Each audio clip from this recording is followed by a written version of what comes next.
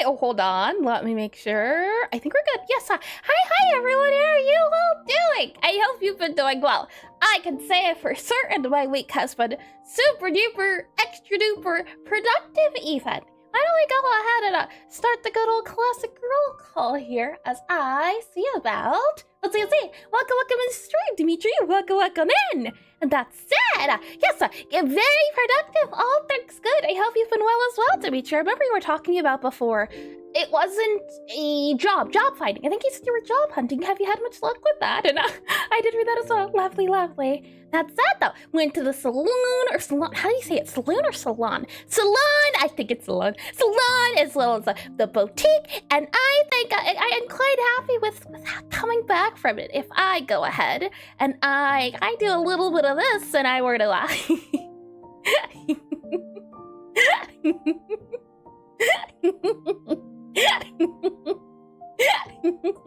what do you think? Nice and shiny, right? I've been enjoying this way too much, though. Welcome back to the stream. Timer has about 1 minute and 30 seconds left, so we should be good to go. We'll see how this works, and then things and changes can be made. But as I said, productivity, can't you see? And what a beautiful model. Thank you, Dimitri. Thank you. This has been a long project, I'd say. It's taken a good few months, and I'm so glad with how everything turned out. I have, as well as I can say, during the week, I didn't get everything I wanted to for the game. I got some things done, not a lot of things. And what we'll do first, I'll talk about it when the things. But that said, before we even talk about that, because technically speaking, we have like a minute left. But and hi, Nima. Welcome in the stream. Welcome in. Hello there, beautiful Nima. Thank you. I can say it's just the hair and clothing. It's still the same body. It's just the hair and clothing is a little bit different. But welcome in the stream. Nima. Welcome in. Lurk. No worries at all. I still need to remember to set up a lurk. What's it called? Lurk message, something of the sort. There's gotta be some cool new gizmo mechanic if I do here. Exclamation LURK. I'll save it for later. And yeah, I've been doing headhunting since this week for real. I'm using Headhunter platform to search for it. Had an online meeting for today and several phone calls regarding my employment. But those are just promises that won't end up as a final offer. I see. Well, I do wish you luck, as I know job hunting can be very strenuous and tiring, and doing them over and over again and signing up in so many places and getting rejected in so many places. I have been through that, and it is tiresome. So I do hope you find something soon. Even if it's not soon, when it eventually does find you, I hope it is well worth the wait. Let me go ahead and slide this guy over to here. And with that said, I should be able to click on this guy here, click on this guy here. We should then be able to click on transition right on over here. And today should be, I can say that. I was hoping to fix a bug by this week. I didn't get to it. I was fixing up another issue. So we'll very quickly fix a bug. Hopefully it won't take the entire stream, but there's currently a bug to do with the, what's it called? The book. We'll fix the book bug. After we fix the book bug, we should be back on track to continue adding on to the tutorial. As right now, the tutorial is running into that bug, so it doesn't work out well. So step 1, fix the book bug. Step 2, continue through the tutorial. I did get the spider working as intended, though, so you'll see that as well. That said, I think you all know what time it is. So, you've been through this. You know it's safe. You don't have to worry about anything. No harm coming. You'll be fine.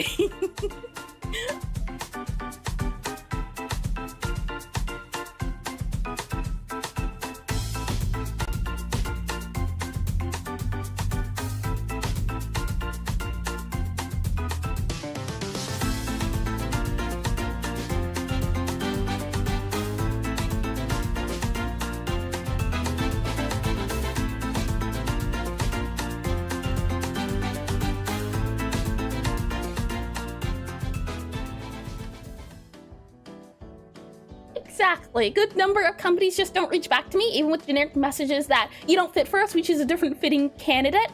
Hoping to hear from some companies by the beginning of next week. Yeah, it's a little strenuous. I'm glad you're sticking through it, though. And it seemed to be, speaking of business, and quite business building, I'd say. You've already walked in, and there's no way to leave, unfortunately. But that's okay. That's all right. You've already pressed the button for the elevator, and you just have to sit here and wait for the elevator to arrive. There's no doors, there's no windows, there's no stairs. There's not really a way to leave. There's no tools for you to use to escape. The plants aren't made of plastic, so it's not like you can choke on them. You're very safe here. That's all that matters. You know, since you have some time, I'd say probably about a minute or so before the elevator arrives. Since you're here, it's not like you're being held captive or anything, but you know, since you're here, I see it easily as a great moment of opportunity. As you know, where there is a market, there needs to be. Oh no, hold on. I did this wrong. Where there is a market, there needs to be profit, stonks, business, surely. So. I'll make sure to provide. Hi there. How are ya? That's it, Anna. Perfect timing for me to send the previous message right before all errors appears. Business, stocks, markets, golden bonds, parachutes. Welcome into the elevator pitch, a section I like to do at the beginning of these programming streams, where we spend about 45 seconds, well, I say we, where I attempt to pitch my game to you in 45 seconds. It shows as a way for me to get better at explaining the game in a small amount of time. As well as if you haven't been here before, or you haven't been here in a second, it gets everyone up to date on the current idea of the game, and hopefully, by the end of it, we'll all be on the same page for what the game will hopefully be. That said, if I go ahead, well, I'm sure by now you're asking, what game is that? Well, look no further than Necrotype Cafe, a real typing cafe game I've been making for 2 years now, technically, since I started making it at the beginning of August 2 years ago. So technically speaking, it's like 2 years and like a few days. So it's been a second or two, and it's the second game I've ever made. The first game I made in 24 hours was more of a mini game, and it wasn't made in a day. It was any time I worked on it, I had a timer going. So I'm still very much a beginner and still learned a lot of this project. I had hoped for it to be a small project, but as you can see, 2 years, not as small as I thought. But I've been having a lot of fun with it. That said, if I go ahead here and click on the sky, there we are. Once this guy reaches 45 seconds, we can go ahead and start. And I believe, you know, this time, I am feeling good. You know, got a new shiny outfit and shoes. We should be good. We should be fine. I'm ready. I'm 100% ready. Welcome to Necrotype Cafe, a rhythm typing cafe game where you play as Gabriella, a necromancer sent by her necromancy family to a prestigious wizard magic academy. The idea behiand the game is that she doesn't want to become a necromancer now. She wants to become a baker, a chef, so she decides to open up a hidden cafe in the part of the school. Not only is the game a cafe sim, it's a rhythm typing game, and this comes into play in the fact that in order to serve your customers, you have to summon the food. And in Magic this world, it's done via poetry. So you have to speak out poems aloud in order to do magic. So the idea is that you have to type out poems to the beat, to different beats, to different rhythms, to different tempos, and the hope is that by the end of the semester you'll be able to show everyone that you don't have to be a necromancer to be successful. You can be you. You can follow your dreams. It'll feature a wide array of sorts of fast music, slow music, different genres, different tempos to show a collective melting pot. Done! How'd I do? You know what? Not my best work. Definitely better than last week. I'm going to give this a solid 8. Maybe a solid 8.5, I'd say. And hi, Polly. Welcome in the stream. Welcome in, and welcome back. And it's been 2 years, 1 month, and 1 day since I've ever touched food. It's been 2 years, 1 month, and 1 day since I've ever touched food delivered on my bicycle. Never going to forget the day when I was in a car crash. Oh, that's no good, Dimitri. I at least hope you made a full recovery as I go ahead and get off this business suit, for we need business no longer. We only need programming. So shall we get into the programming section? As if for whatever reason that pitch didn't 100% sell you, that's okay, that's all right. I have a solution. As if I click on this guy here, and then we go to let's see. It would be in Obsidian here, a good old transition. And then if we were to go into where are we at? Obsidian, click on you. And if I click on this guy here, you should hear the audio come in if I click on that guy there. And hi, Urgis, Magnificus. welcome in the stream, welcome in. And please correct me if I'm wrong on the name, but welcome in, hi. As I can go ahead and click on this guy here, we should be good to go. And what I can see is that if you were to do here, exclamation, Necrotype, there we are. You'll be linked to the itch page where the current prototype is out right now. The thing is, this prototype is pretty outdated. Unfortunately, I'd say it's about a good, maybe 5 months old, 5 months, 6 months since the last update. I'd say, as I can just, technically speaking, if I go down here and I were to check for, okay. So, the last time the game was updated was September of last year. So there's September, October, November, December, and then that's 3 plus 8. So it's a little bit over almost a year. That's 8 plus 3, which is 11. So almost a year since the game's been last updated, which I didn't even realize. My goodness, that's okay though. That is all right, as hopefully once we finish up this prototype that's been taking us a few months to, well, not prototype, tutorial. The tutorial's in the works, and the hope is that because of all the new additions we've made to the game, the tutorial is important to update. And once it's done updating, then the update can come to all of you, since it'll explain everything and how everything works. That said, well, I can do this if I click on this guy here. I then click on this guy here. We should be good to go. With that said, let me go ahead and show you the old tutorial that is up at the moment. And as well, a lot of what you see right now is prototype, it's placeholder. The idea is that we're working on the MVP, so the minimum viable product. What's the bare minimum we have to do to get the idea of what the game's about across? It is a rhythm typing cafe game. So as long as we make sure that rhythm's working, type is working, and cafe is working, we're all good to go. So that was the hope of prototype. Once all of those ideas are fleshed out, then what we can go ahead and do is start adding more music, more rhythms, more wizards. There we are. So if I click on calibration here and I click on start, what you can see is if we wait, hit, wait, hit, wait, hit, wait, hit, wait, hit, wait, hit, wait, hit, wait, hit, wait, hit, wait, hit. There we are. Calibration is done. And I was lucky not to be injured that myself much. Can't say the same for my bicycle, and I will surely be in shock, I was surely in such a shock when I got into the crash. Yeah, I am glad to hear you made the recovery. Another person driving a car found guilty. Driver license revoked for a year and had to complete theory again. And if she wanted to drive the car illegally, let me go to main menu here, let me go to levels here. And with that said, let me show you the old tutorial that we're currently updating as, if I click on this guy here, you'll see that we are in the cafe. And if I go ahead and move the arrow keys around to here, well, you should be able to see that a customer appears. And if we click on the customer here with E, the customer will be seated. The customer will be seated. They'll find a place to sit at. Then they'll wave their little arm around here to say that they're ready for us to take their order. Oh boy, where's the being butchered? So with that, I'll go ahead, take their order, and if I hold down space here, you'll see that we have a little mini menu. The hope is that this will be a recipe book. This will be an order menu book to show what the customers want, what different combinations you can add as. In this world, what you can see is that Gabby here is a Necromancer. You can tell because her color is purple. And not only is there a color associated with different wizard classes, but also different flavors. And when you combine different flavors in the game for your different foods, you'll get different patterns, different spells. For example here, necromancy is associated with the flavor of bitter. And anytime a food has bitter in the flavor, then it has to have super duper fancy music.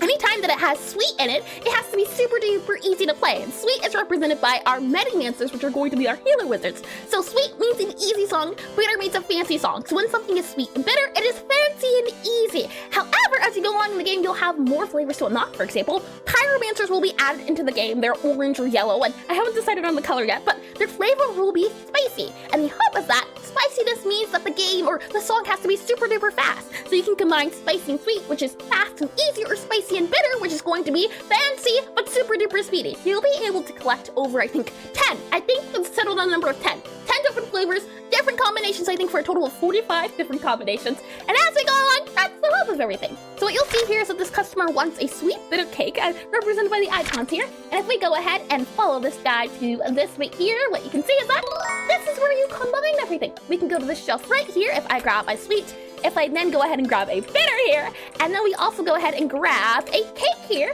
what you should be able to see is, once I hold down Q, it'll show us the slideshow. Now, this is one of the reasons why I wanted to update the tutorial. I'm not a big fan of slideshow tutorials. This was 100% meant to be placeholder until I figured out a solid look of it. But right now, it's just screenshots of everything that goes on in the game. Like with calibration, when the letter of the icon reaches the white circle, you press it. When this guy fills up, congratulations, you have completed the spell. You did good.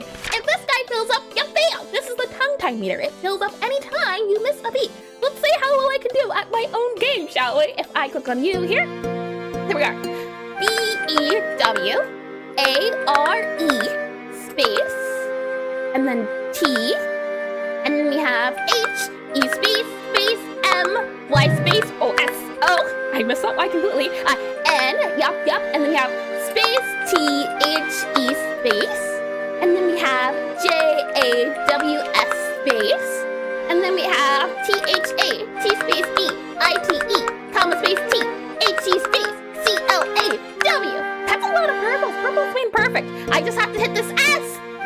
There we are. 78%. I think the highest I've gone is like 85, so I'm getting there eventually. If we click on finalize here, you'll see it. Hi, Night Hunter Thero. Night Hunter Theresa? Possibly, yeah. Please correct me if I'm wrong in the name, but welcome in the stream, welcome in. I hope you've been well, and I tend to butcher names, so it's 100% likely that I may or may not have butchered it. Hi, we are boy. Welcome in the stream, welcome in. Excellent. welcome in. As I grab this guy here, and we go ahead and serve the customer right here. And hi, ears. Hi, everyone. Hi, and welcome in. You can see customer has eaten the dish, they wipe their little mouth here, and they go about their merry way. There's other things that are going to be added in the game. For example, you can see their ghosts served. Ghosts are going to be in the game. They're going to act like customers in the sense of that you have to serve them. The thing with ghosts is that the more ghosts that are in the cafe, the more of a negative effect they happen to give to different customers. So you'll want to make sure that you serve ghosts and customers to make sure that there's an equal balance. And hey, boy, in my opinion, just slideshots is a good choice for tutorial. That's an interesting one, Arthas. I think that's how you say it, or is it a different way to say it? I'd say it differently. Whenever I play a tutorial, if there's a lot of text included in the tutorial, I start to get overwhelmed and there's too much to read, too long, didn't read. So I end up skipping it, or I end up skimming over it and then realizing maybe I shouldn't have skipped it because there's a lot that didn't go missed.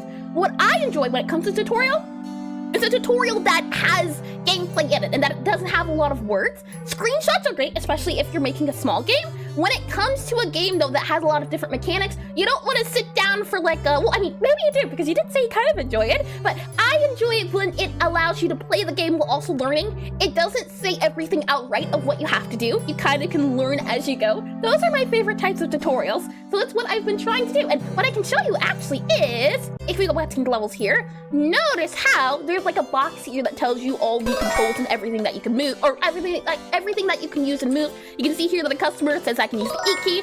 All these instructions, I want to remove them. They have been removed. This is the hope of just, well, not erasing, but simplifying the tutorial so that there's not a lot that the player has to read and it feels more intuitive. And hi, Rodrigo. Welcome to the stream. Welcome in, and welcome back. I hope you've been well.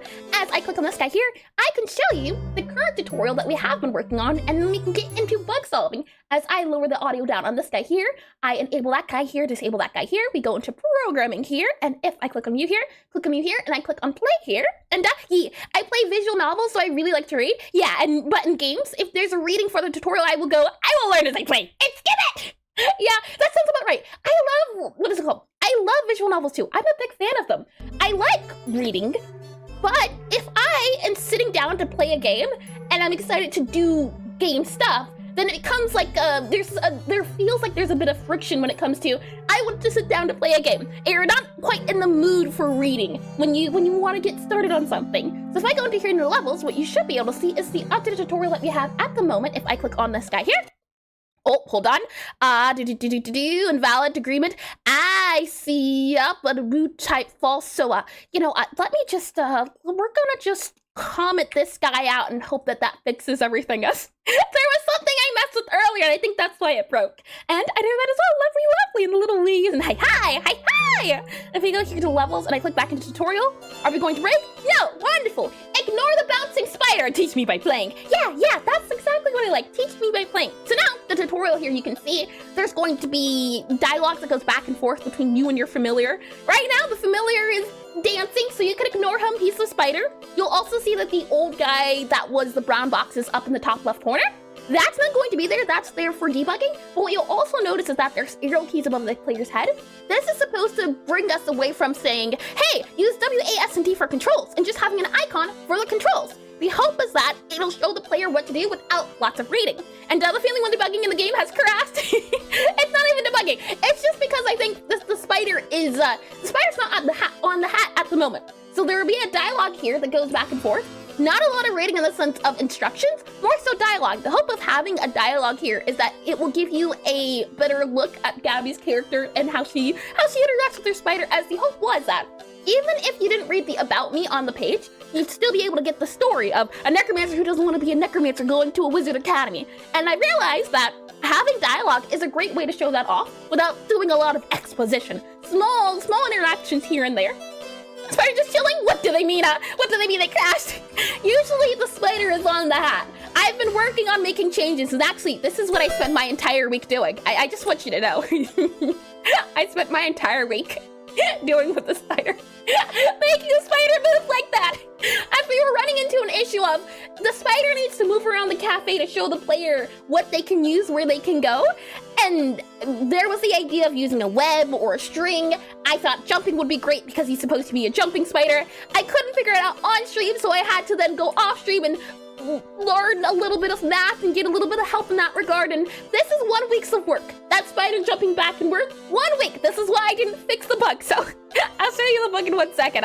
Ignoring the spider, just ignore him. He's here, he's just having fun, really, and I think it's so lovely. Yes, so the idea is that it'll say, they'll have a conversation back and forth. There'll be a thing to hover over WASD, and the hope is that the player will see that arrow key and think to themselves, man, I should go to that spot, using the controls that they were prompted to use. So then, once they go back here, all then they would see is hold Q. So then they hold Q, no more coffee for the spider. You know, I wonder, I don't have a speed meter on the jump. Maybe I could add it so that sometimes he jumps super duper slowly, sometimes he jumps super duper fast. That would be fun.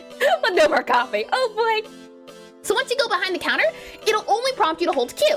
And now, instead of there being a UI for this is what this does, this is what this does, this is what this does, what I've done is I've taken the calibration and I've put it inside of the tutorial. Now the player will be looking at the screen of what they'll have to do for spellcasting, but it won't be as overwhelming is the hope. For example, they know that they have to press the space key when it hits the white circle.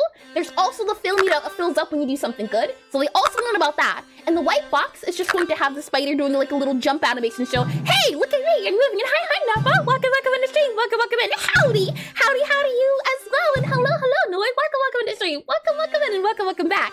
So now the player will have to go through the calibration, and the calibration will hopefully show the player a little bit of the spellcasting. Not everything. For example, there's no tongue-tied meter. There's also no words going on in the white box. That'll be added afterwards. So this is kind of it's a little bit of a teaser. It shows you the general UI, you learn a little bit about it, and then you'll be exposed to it again, but it has new stuff added onto it. Along with that, we've also updated the calibration here so that you can modify it to your heart's content, even retry here. And if we click on continue, this is where we left off when it came to the tutorial. You'll see that it wants us to go to the bookshelf, so the spider is hopping over, that's where he's going to sit. And thank you, Blocked Marker, for the follow. Welcome in the stream, welcome in. I hope you've been well enough. Blocked, did I say blocked? Blocked Marker. Please correct me if I'm wrong with the name. Thankfully, it's 2 words, so hopefully I just didn't misspell 2 words. But welcome in. What you'll do from here is you have to go to the spot here. Once you're here, you'll see that it says to open up the bookshelf. Now, granted, again here, I'm thinking of having some sort of interaction, but the hope is that you can kind of see. When I move near something, notice how there's a white outline now. The hope is that the player sees this and realizes that they can interact with stuff. So again, trying my best to move away from words on text reading. And what you'll also notice, if I make this not bottom right, but bottom left, is that when we are near that object, it lets us know that we can interact with it. So for example here, we also need to lower the radius. I don't know why. That's too big. It should not be that big. Gabby should have to stand here, or rather here. But the radius will show you that, hey, you can interact with this thing. And hopefully that will serve as a better tutorial than saying, press E to interact. Instead, you'll just go up here, so you'll go from the spot here, and it'll be like E on screen. That's the hope of separating the two, and the little adorable emotes. How cute. The issue is we're running at the moment into is that, if I go to our main menu here, and then I go back into our levels here, we go back into this guy here, we go back into the cafe.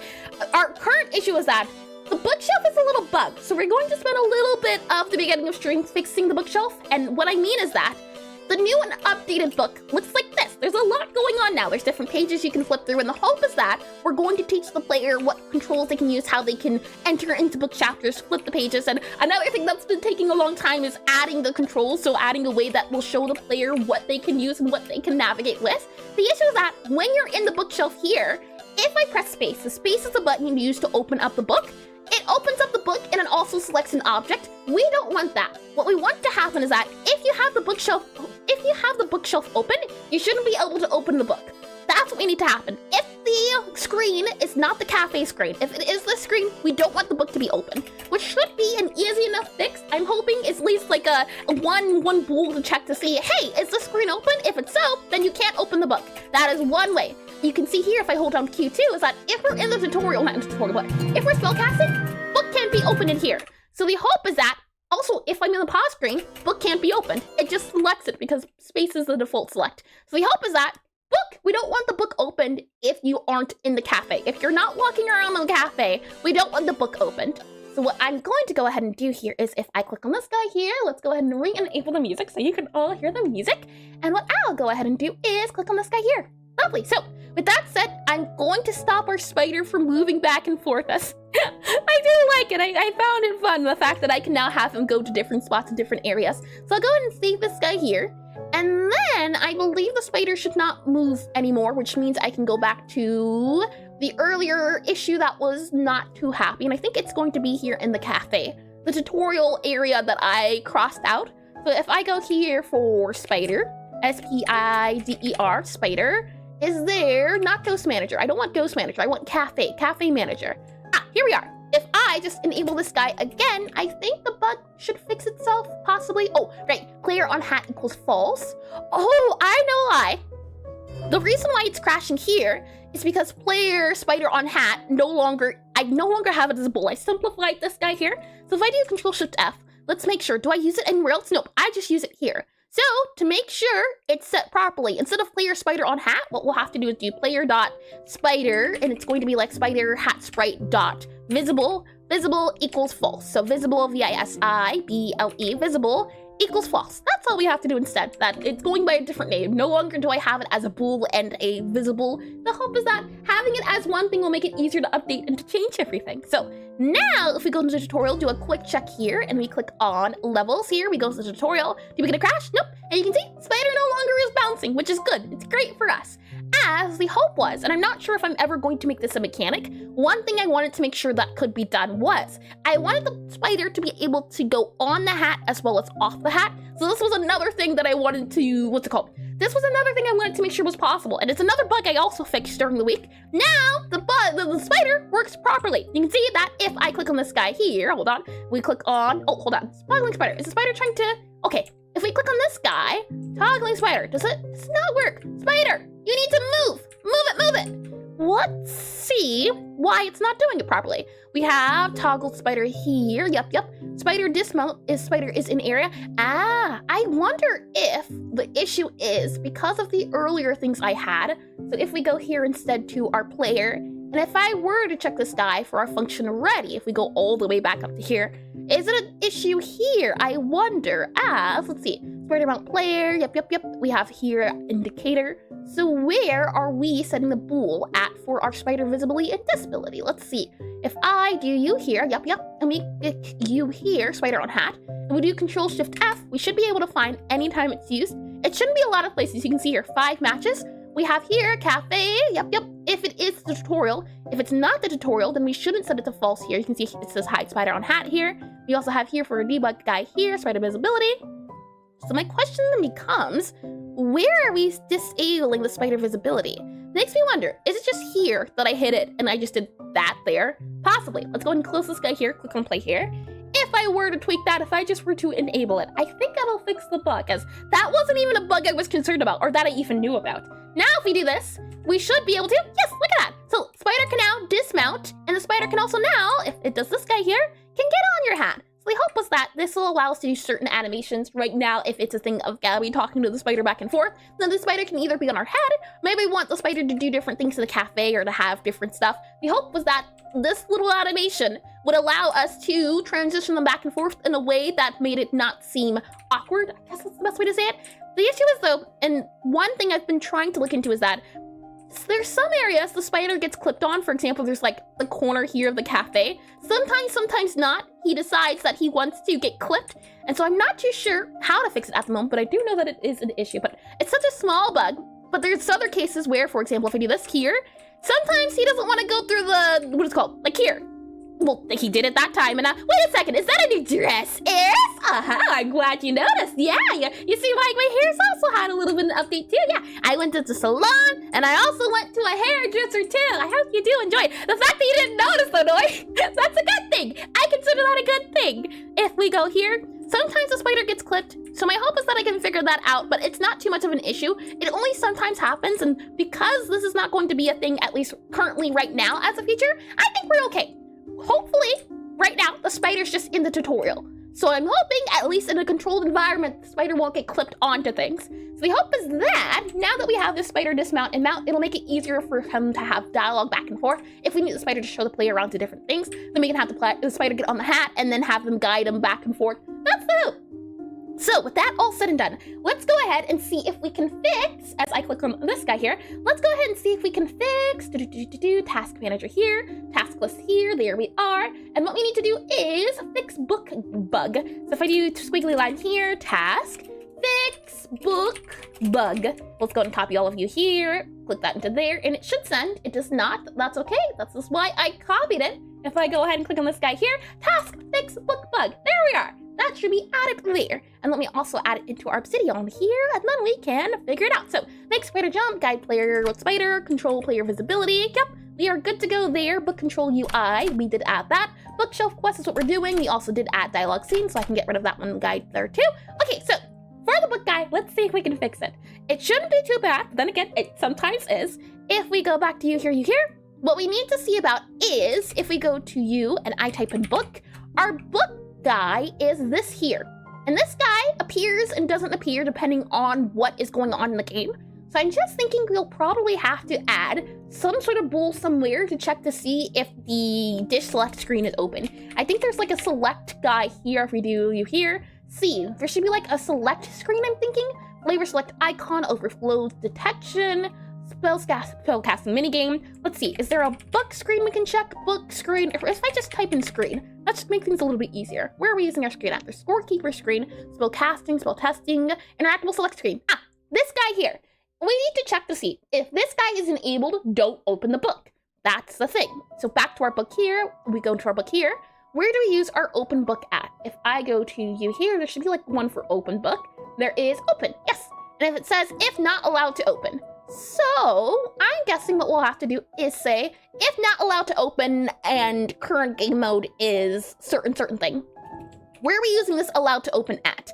We use it here, and var are allowed to open it. Hi, Sandoval. Welcome in the stream. Welcome in and welcome back. I hope you've been well. Let's see if we go to you here. So allow book to open mission and the new model looks great. Thank you. I can say the only thing that's changed is new hair and new clothing. The model stayed the same itself, but I'm glad you did notice. How sweet of you. I hope you've been well as well. If we click here, if not allowed to open, my question is, if not allowed to open, and we'll say and interactable select screen is disabled. Possibly what we can say here. So if we go ahead and do, I'm going to see if this can work. If we say enable to show, disable to show, utility dot select screen open, SELECT select screen, SCREEN dot is underscore open. Select screen is open equal to true. And then we'll say if it's closed. And now that you said it, now that you said I see it, but it looks brand new, so nice. Thank you. As we click on this guy here, we go to here, and then for disabled, we'll set this to false. Select screen is open. And then what I'm thinking is what we can do is go to this guy here. If we do Control F here and do for book here, let's see. If I go back up to here, and here, and all of these guys up here, is there a, nope, there's not. Okay, that's okay. What we'll do here then is do cafe variables for cheats and bug testing. I was hoping I had some sort of variable area for the book. It does not seem to be the case. Oh, var, book is open. Perfect. We'll set this to a var on its own and we'll call it select screen is open. So I'll go and copy you here, paste you here, and then we can see select screen underscore is open. That's a better way to put it. And we'll make sure that this guy here is also select screen underscore is open. That's what it should say. So if I click on this guy here and I hold down Alt and I click on this guy here, what we should then be able to do is if I do underscore here and hi, Rye! Hi, welcome in the stream, welcome in. That name does sound familiar, so I think welcome back, but please correct me if I'm wrong, and how are you? I'm doing wonderfully. Today is a wonderful day, especially since we get to do a little bit of game dev, and I also get to show a thing that's been in the works, hence the outfit in the hair. Let's see here. I copy you here, and then what we can say is that in our book, possibly what we can hope for is that if not allowed to open, or, so we do here, or, and then we can say select screen is open, or, and we'll do utility here, So the hope is that this pool, the single pool, will fix my bug. I'm not even sure you can count it as a bug. It's a cross guard. Yeah, we're fixing a guard. There should be a guard that stops the player from doing this thing. Since the guard doesn't exist, would you count that as a bug? It's not intentional, but nothing has ever been made to make it that way. So I guess, I don't even know if I call it a bug. If we go to levels here, we go back into our book here. The hope is now that if we go into this guy here and we open it up, book can still be opened. What I also want to do is I want to make it so that space is not seen as a select option, and I'm not sure how to do that. How can we disable space as a select option? If we do here, Godot 4, space as select, S-E-L-E-C-T, space as select button. There we are. I want to remove it, possibly. And in Godot, the spacebar activates the last click or focus button because it is bound and default to built-in UI accept actions. Depending on your goal, you can either stop the space from triggering the buttons altogether. I see, okay, hold on. Maybe it's in project settings, in controls, or debug, nope, editor. If I go into the settings of the project, can I take our input map and do select here? Let's see. And we have UI select, possibly? We have UI select is joypad button, UI select all, UI, can we escape? Select is F, deselect. Yeah, if you want space to be used exclusive for gamepad, like jumping, just stop re-triggering from your button menus. Yeah, I don't want it to trigger for buttons. How do I disable it from doing buttons? If you click a button, it will gain focus, allowing.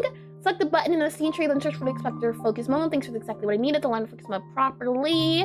Okay, so I think possibly, let's see, button mode tree, method remove space from UI actions, project settings, input map, show built-in actions. Let's see. So you can't see the screen, unfortunately, because it's like an extra window open.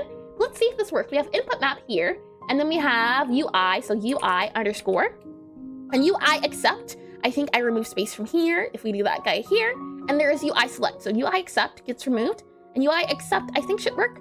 So now if we're in the game here and I destroy this guy, I don't know if I have to open up the books. Let's see if I close this guy here, click on this guy here. Let's see, did it fix it? So now the guy can't open, hopefully.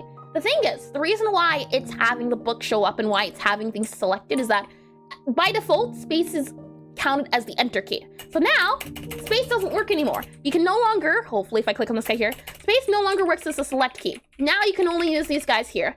Now, my question is, likely what we'll want to do is make our left and right key work. Or I guess, I don't know. This is the player keys. This is how you modify and control things. And hi, Matt, and hi, Flying Priest. Welcome in the two of you. Welcome in the stream. Welcome in. I hope you've both done wonderfully well. I wonder, in our book at least, when we're flipping chapters, it's also seen as A and D. So, do we want to add controls to show, when we're in this screen, we don't want it to say E to interact. If the screen pops up, there's different controls you would do instead. For example, there is the left and right key for showing or selecting what you can use, and it's interesting. Sometimes it's this button here. If I go here, I pick this up, I put this guy down, I click E. A and D don't work. Right now it's set to be left and right. So left and right. The thing is, E to interact, we have F to select as the current select button. So what I'm thinking is, likely what we'll have to do is add a screen here when this flavor guy pops up to show. Unfortunately, we're going to have to modify this a little bit in the sense of add controls that the player can use for our book here. And I don't know, do we want to add an escape? I think escape is intuitive enough. So I'm thinking at least we need to add a control area to show that you can use left and right. And then we need to click F for select. That way, it allows the player to know that select is the F key. As if I hold down the book here, you can see that F is select chapters. So, since F is select here, I think it would be fair to make F select everywhere else that's UI based. That way the controls stay consistent. For here, for example, E is interact, which I think is good. E instead, F. F feels a little bit nicer. The thing is, the player will be able to mod. And should it enter be the select key? It can be.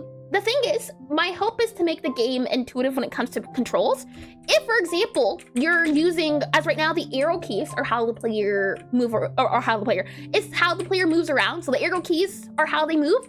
It feels a little bit funny if you have, and I don't know if you're on a computer at the moment, but how it works is that hand is on the arrow keys. The right hand's on the arrow keys, and then your left hand is on W, A, S, and D. The thing is, in order to click on enter, you either kind of have to shift your hands off of the enter key to go to enter, or you'd have to pick your hand up and click to enter. So the hope is that one hand uses it for arrow keys, and your left hand, because it already has access to every other area on your route. Because it has access to buttons, the F key is easier to get to than the enter key. I'm thinking again, hi, ISO Falcon, welcome to the stream. That name does sound familiar, so hold on here, let me double check. I believe so, yes. Welcome in and welcome back. And I love the cafe part of the game and the main character design. Thank you. She recently went through an update in terms of hairstyle as well. And well, you could also use the common RPG controls, ZXC. That's true. I remember doing that in Deltarune, it being Z, X, or C. The thing is, good news is that if the player wants to set them to be the controls, we do have a controls page. So if they do want to set them, I'm thinking default-wise, what my hand goes for is F. So I'm going to make it F. But should it be a case that someone doesn't want it to be F, we also do have, they can also refix it. As I think F is nice, and if they want to change it, they can. So what we need to do is add a control area, control scheme, like we did for our book, and like we did for the player here, where you can see it says E to interact, and when I move away from something, oh, you're broken. Well then, it seems like we are in for a ride and everything, as yeah, our E to interact guy, oh, there's a few bugs here. Yeah, that guy should disappear. If we do restart here, you can see he's not appearing anymore. So where does it, we go here, you can see now it's appearing and disappearing. I go to select it, it enters and appears, and I think, no. And some RPGs have both A, S, W, D, and arrow key schemes at the same time so people can choose. Yeah, well, the thing is, arrow keys are moving for the player here. When you're in the book, I have it as A and D for controlling the book. So that's why those guys are there, because the hope is that the player will be able to walk around while they're navigating through the strait here. I'm thinking at least, and I'm not sure why it is the case, that there was a bug there too. That bug can be fixed. For now, I think what would be a good idea to do is let's see if we can lower down her range so that this doesn't pick up until you're about in this area here. So if I close this guy and we were to go to project, oh no, we go to editor and we look at the collision shapes, it should give us a good idea of what's triggering the interact area. So if we click on this guy here, click on this guy here, wait for it to load, we can take a better look at it. As I click on this guy and we click on this guy here. So this little bubble circle is Gabby's area to select things. I'm guessing, yeah, I see. Okay, so we're going to have to make Gabby's range a little bit smaller here, which shouldn't be too bad. So we'll go ahead, go to here, and I believe the green thing is her collision shape in general. So if we just kind of make this a little bit smaller here, this will disable her from going in the area too much. And then if we move this scene up a little bit more, so that she has to be closer, as in, if we go to our bookshelf guy here, grab our bookshelf, so we grab this scene here, we should be able to just also grab our collision shape, make it go up by like a little bit here too, and that should, hopefully, if I go and click on save here, that should hopefully, and I don't know, why is it red? Bad comparison function? Poor template? Why did it go red, you think? Undo. No, it was red before. Maybe I have to close the game and reopen it? I'm not sure why it got, well, was it red before? I can't remember. Might have to make it a different color, as that's no good. That's not what I thought it would be. We go back here into our game, we go back into here and here, and we get these guys here. Okay, they're fine. So now, Gabby can go up to it, and I think that's a little bit better of a range. Technically speaking, I think it's probably best to make it less, but I mean, already, she has to be near it. So my guess is, likely what we have to do for this area 2D guy is make it something like this. Instead, that way if Gabby goes near it, as I click on this guy here, and this is something that I can change too, but something I wanted to just touch on since I noticed it, and it's a little bit easier to fix a problem when you notice it than setting it for later. Now, she has to be here. She's not close. She's close enough. I do like that. I think that works out a little bit better. So let's just up the area here a little bit, about here, I think would be our best place to do it at. And the closest guy, reopen this guy, we should be good to go. Let's see. As I wait on this guy here. And then after that, we'll add the controls to the menu, as that is another thing that will be important from the tutorial. So now here, Gabby has to go right up to the bookshelf, and I think I want her to be able to go about here-ish. So let's give a little bit more forgiveness to our bookshelf, and then we should be good to go. I add a little bit more in that area there. I think that's good. I think this will be a good, nice medium. Not just as much range as she was allowed to do before. That's the important part here. So we go back to here, we go back to levels, go back to you here, go back into the cafe here. Now, she doesn't have to be right up next to the bookshelf, but she does have to be pretty close to the bookshelf, which I think is a good medium. You can't be in both the bookshelf and or you can. Ah, interesting. Okay, I think in this case, you would do the trash can because it's closer, but in this case, the player will be able to see that they're both highlighted, so I think this is good. Now it's not as easy to get to the bookshelf. You have to stand right next to it, which was what I wanted to do. So we can go ahead and lower down our collision shapes. Next thing is, we need to figure out what we want the player to be able to do and what we want them to be able to tweak when they're in the screen setting. So if I click on play here, what I can show you is that there's a few buttons that the player can use to navigate between the areas. If I go here and we go here, what you can see is, one, you click on it to interact with E, and player has interacted with flavor. Huh, why can't we interact with the book anymore? Hold on, what did I break? I broke something and now the screen's not popping up. I am so confused. What did I break? Oh no, I didn't touch anything mostly. Huh?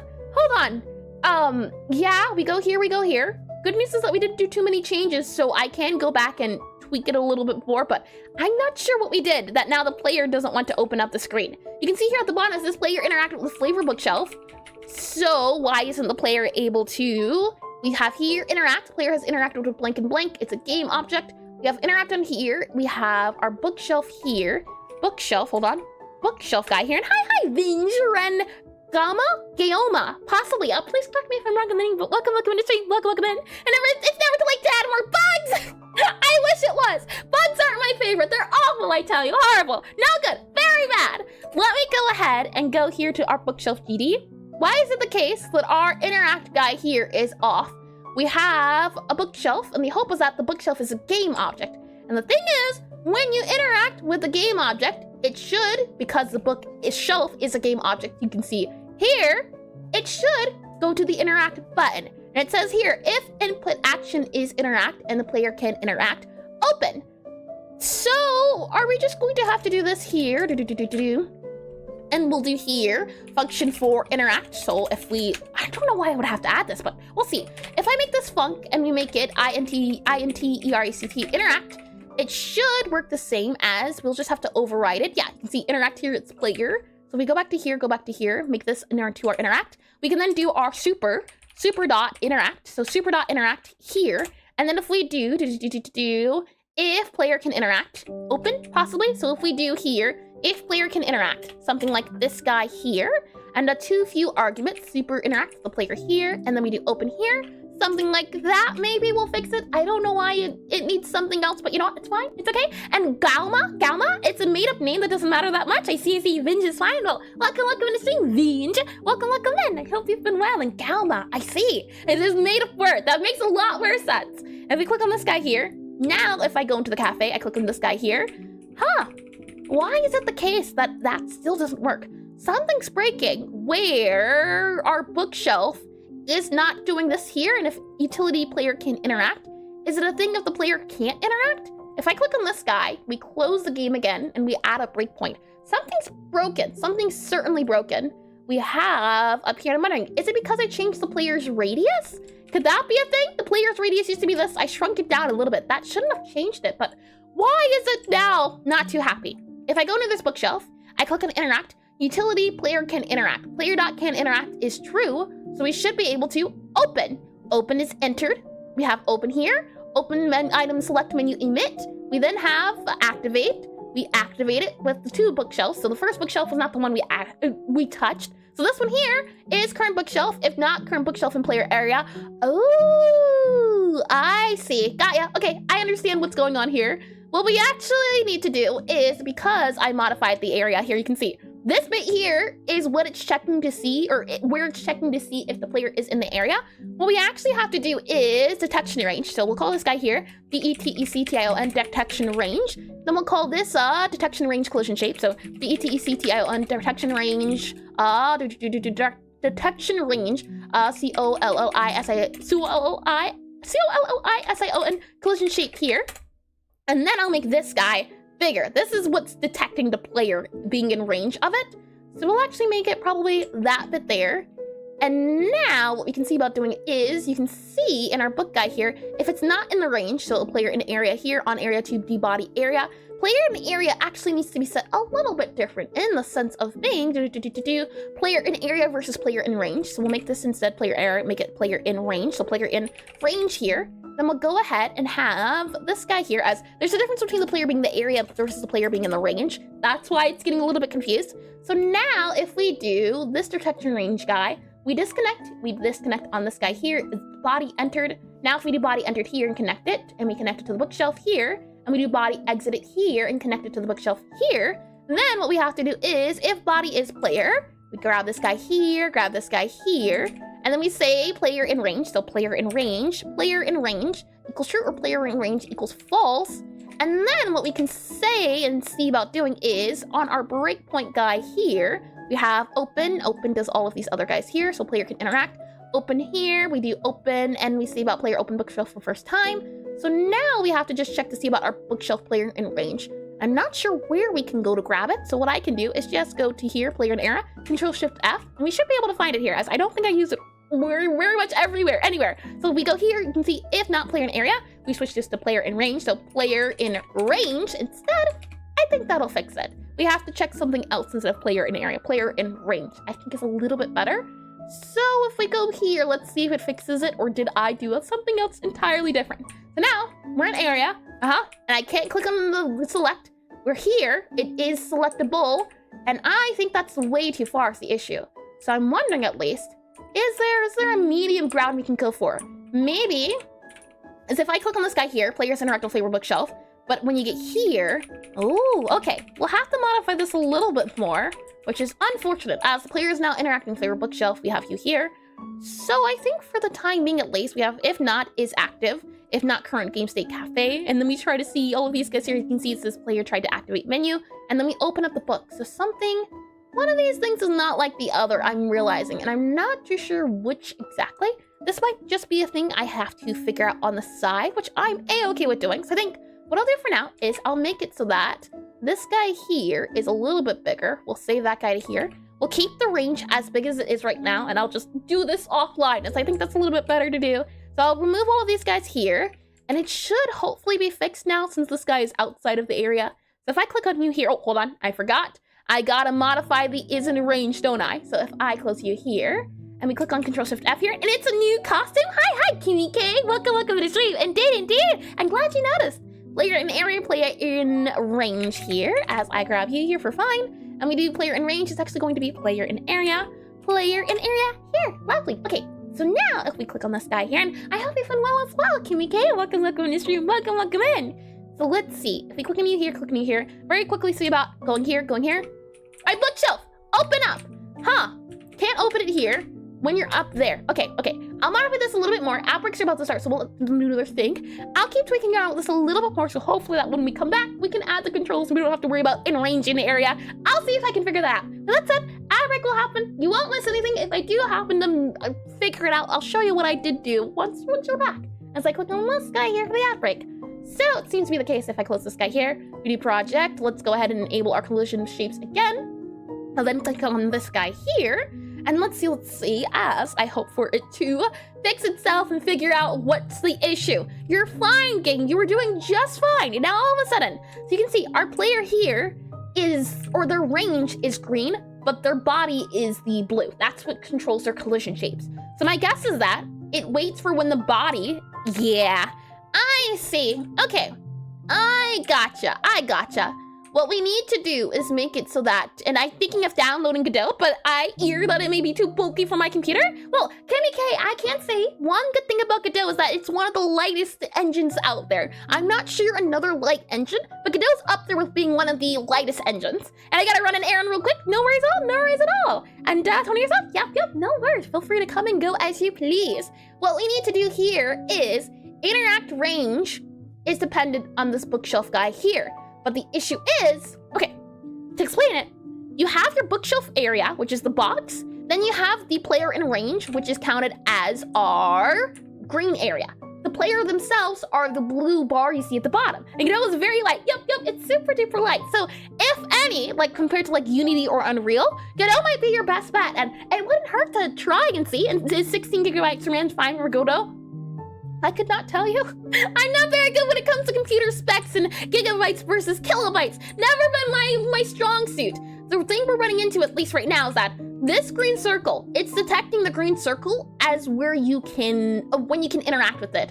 which is not what we want. It's doing it for everything else, for example, this guy here. So if it is the case that the green circle is where we detect interaction on, then what we need to do, as this doesn't count, the green circle is when interaction takes place.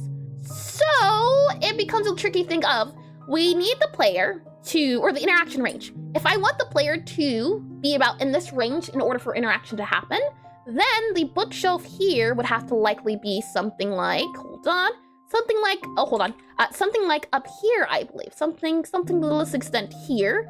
And I can't see the color, so let's see if we can change the color here to make it a little bit easier to spot. As I do debug color, let's set it to like orange, I guess, would be our best bet here. We save the sky, and it's much better than Unity Unreal, and good luck to me. Yep, and I'm doing it right now. Yeah, I think you should. At least give it a try. There's no harm. It's not like the computer, and knock on wood, it's going to die and do the horrible things. If it lags or anything, then you'll know that you can't really run the lightweight stuff, but I say give it a try. We go back into here. Okay, so now, well, you'll notice that we can't select it, we can't interact with it, because, or at least the interact thing isn't popping up. We have to, or our green circle has to be in that orange box. So now, if I go up here, you can see it is near the orange box. So now when I click on E to selected, it's not popping up because the player technically isn't counted as being in range. So my guess is going to be that we need to, and welcome back from the ad break. Welcome back in. And there's an Android version. Wow, woo, how fun, how nice. I know when I was looking into Ace Raid at least that there was different versions, but it's good to know that Godot has a vid, and it must be very light. It is super light. Welcome back in.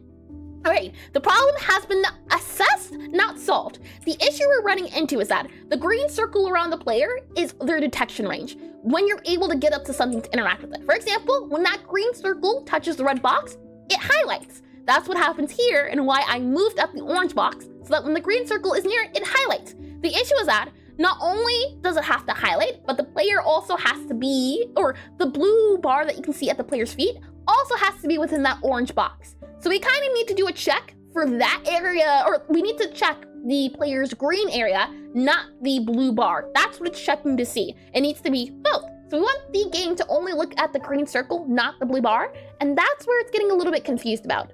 So what I'm seeing about is exactly player has entered, or exited, entered, exited. There's no entered, which is interesting. Arrow go to, oh no, it's arrow, got ya. So we need to detect the green circle, not the blue bar. And if we go into here, what we can say is that if not player in area, and this player in area is detected when the player is in this area here, which is why I thought at least the player should be able to. And what I'm thinking is at least this detection range, this collision shape, I think it might be better to grab this guy here and see the detection range, the player's detection range. So I'm going to go back up to here and I think grab the detection range. So if we go here and check to see the parent, I think that'll work. If we go to our bookshelf here and we see about the parent is a player or something like that. And I don't mind downloading export packages. I've been through much worse. And it is, we have to download additional packages. And that's like, and it doesn't take forever to start up like Unreal. Let's see, go back to here. So what I'm thinking is at least we need to check the detection range. That's what needs to happen. We need to make sure that this guy here, his parent, is player. If the parent is the player, then we know that the player is in range. So you can see down here, for example, if body is player, what we need to do, I think, is do if body.parent. So if parent, if body.getParent, I think is a little bit better. .getParent here, get underscore parent. So if body.getParent is player, I think that'll be our best bet to show if the player is in the area or not, because it's going to grab at least our collision shape for our player. So I think this will fix it. Let's see if it does. And oh, lovely. Actually, it's not even going to be body. It's probably going to be area. Likely, because there's a difference between area, I'm pretty sure, and body. If we go to signals here, you can see that there is body and area. And then it takes a node 2T, which is these guys, compared to a area rigid, this guy. So let's see. If I click on you and there was no notification on Discord, it lied. And hi, Paolo. Welcome to stream. Welcome in and welcome back. Hold on here. Let me go ahead and do that. I'm not sure why. Hi, Jack. Welcome to stream. Welcome in. I see it's time for applied metric topology. No, stay away with that big brain stuff. I'll do that here at going live. There we go. And if how do you share the screen or stream? I click on that guy there, and we just do visit site here. We copy this guy here. Oh, Close that guy. Yep, should be good to go. Going live, and then we'll do this guy here. The bot has failed. Bot has failed. And then we'll go ahead and do this guy here. There we are. Okay, that should work. I think, possibly. I don't know if it's going to do a little icon art. It does. Lovely, lovely. Okay, thank you for that one, Palos. Yeah, I know at least when I woke up and I was setting things up, it said that Twitch logged me out, so I had to log back in. How odd! I didn't even think to consider the Discord bot. So I'll actually, you know what? Hold on. Let me make sure I write it down too. That way you don't forget. I already have one here, some sort of lurk command. Let me go ahead and see about also adding or update bot for Discord notifications. We'll see. UPDATESCORDBOTNOTIF. There we go. Update Discord bot node. All good to go. Thank you for that one. So let's go ahead now, and if we go back into this guy here, my hope is that it will now see the player as in the area because of the body parent. However, I'm guessing at least that the player has interacted with the bookshelf. My guess is that this doesn't count because it is not counted as a body. It's an area. Yeah. So I think what we're going to have to do instead is go back to player here, not player, bookshelf. On our bookshelf, what we're going to have to do is do on area entered. So if I do connect here, area entered here for our bookshelf, we do area entered here, exit it for this guy here, it's actually going to be this.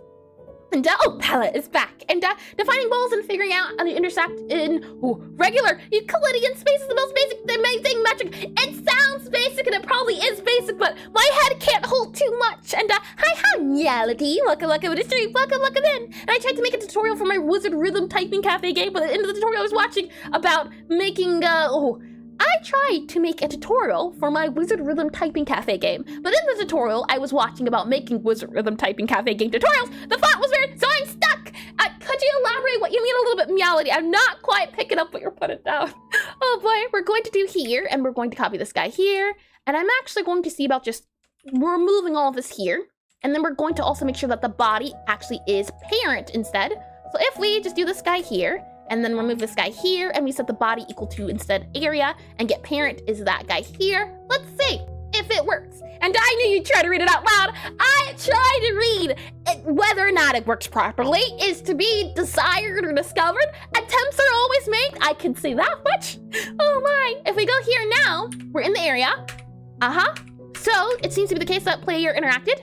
If we go to you here in our remote, is the bookshelf picking it up? What I can do here is I can go to our, I believe it's going to be our flavor bookshelf. So if I type in here bookshelf, we have our game objects. This is going to be our flavor bookshelf. This guy here is player in area. It says, it doesn't say players in area. It says can hold, sprite can be highlighted, but it doesn't have player in area.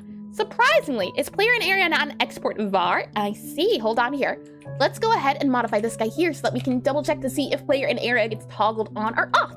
So now if I click on play, hopefully we can get a little bit more data to understand why we're working on the bookshelf when the whole point was working on the menu. Hold on. Okay, so now we're back here. We can see in our remote guy here, cafe here, game objects is going to be a flavor guy. So you can see up on the side here, player in area.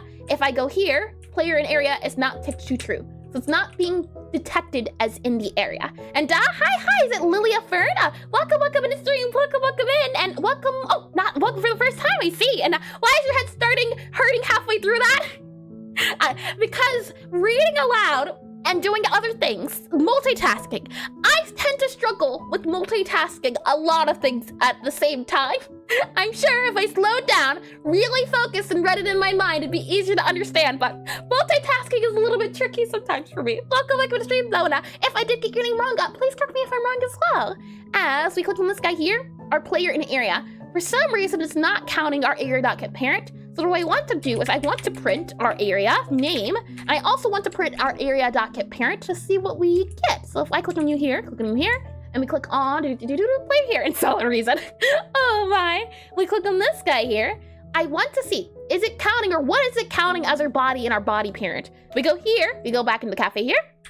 You can see that it counts nothing. So technically speaking, this guy isn't detecting a thing. Interesting. Okay. That makes me think that it's going to be an issue with the layers. For example, if we go back to our area guy here, what you'll notice is that this guy lives in the world layer and it also sees the objects layer. And it can, or no, it lives in the world and objects layer, and it can see the player layer. And if we go to our player here, and we go to our detection range, so we go to, I believe it's going to be this guy here is our detection range, yes. Our detection range doesn't live anywhere, which is why it's having an issue finding the bookshelf. You can see it doesn't live in any spot. So to fix this, what I would have to do is I would have to add a special layer for example, we have so many layers already. I'm going to call this here our detection, player detector. We'll just call it player detector. PLAYERDETECTION, detection range. So if we set it to player detection range, we make it live in layer 10.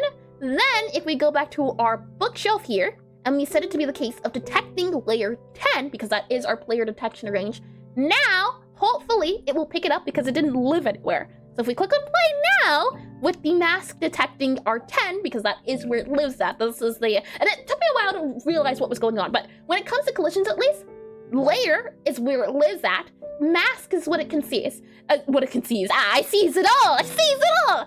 Layer is the body, mask are the eyes. So if there's a little bit of confusion there, that's the best way I find that it's easiest to remember. Mask is what it can see, layer is where it lives. And now, if we go in and out, you can see that it has the detection range and the player. So we go back into our book guy here, we go back into this guy here, we can go ahead and remove our on area 2D guy here, and then remove this guy here, and hopefully, because it's now detecting everything because it found the layer it was living on, if we click on play, fingers crossed, we'll now be able to detect the player properly. We won't have to mess around with anything else. Fingers crossed.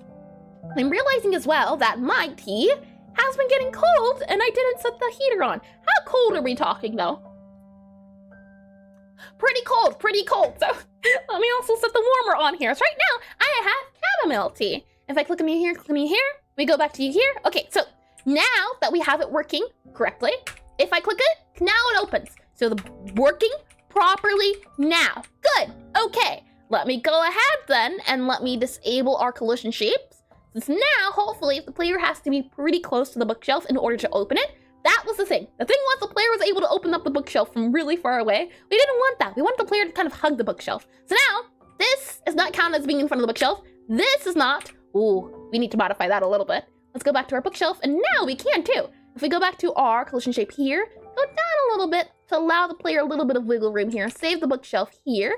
I believe that should, and if I do restart on here, I think that'll fix it. So now, here's not, but here is. You're in front of the bookshelf. This is counted as in front, this is not counted. I think that's a pretty good range. It counts just enough to be in range versus out of range. I like it. So what I'll go ahead and do is I'll make a backup just so that if it is the case that I end up breaking something, we'll have a backup and we can always go back to this version that does technically function. Oh, you know what we forgot to check as well is, as before we do that, let me also make sure I add the backup. We go for games here, and thank you, Dracomatic for the follow. Thank you, and welcome in the stream, welcome in. I hope you've been well, and if I happen to have mispronounced your name, please correct me. I tend to be wrong, but with all that said, welcome in the stream, welcome in, and thank you for the follow.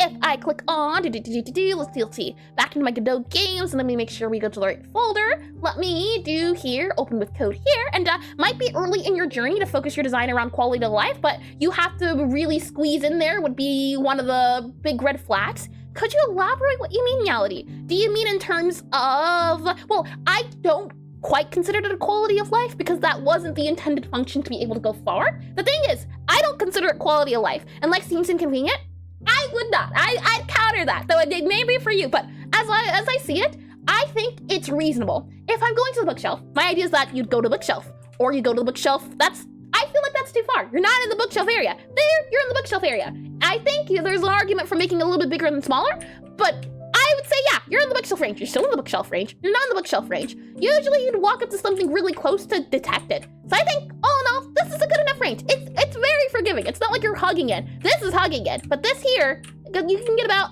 here, which I think is enough forgiveness range. As I close this guy here, and then we go back to you here, yep. And if we go to you here, we'll make sure that all of you guys here are updated so that the player in range has been lowered. So player in range lowered, L-O-W-E-R-E-D, player in range lowered, lovely. Click on changes here, commit and push, lovely. And go one step, to go one step deeper into it, what about going to the bookshelf makes the journey there feel good? I don't quite get the question, Melody. Could you elaborate a little bit? And thank you for the subscription, Dracomatic. Thank you. How kind of you. I do hope you like the little emotes and how sweet all over again. Thank you. If I click on this guy here, we click on then this guy right here. Oh, wrong guy. Don't click on that guy. That might break the game. Maybe. I don't know. Okay, it didn't. Oh boy. We click on this guy here, and yeah, what about going to the bookshelf makes the journey feel good?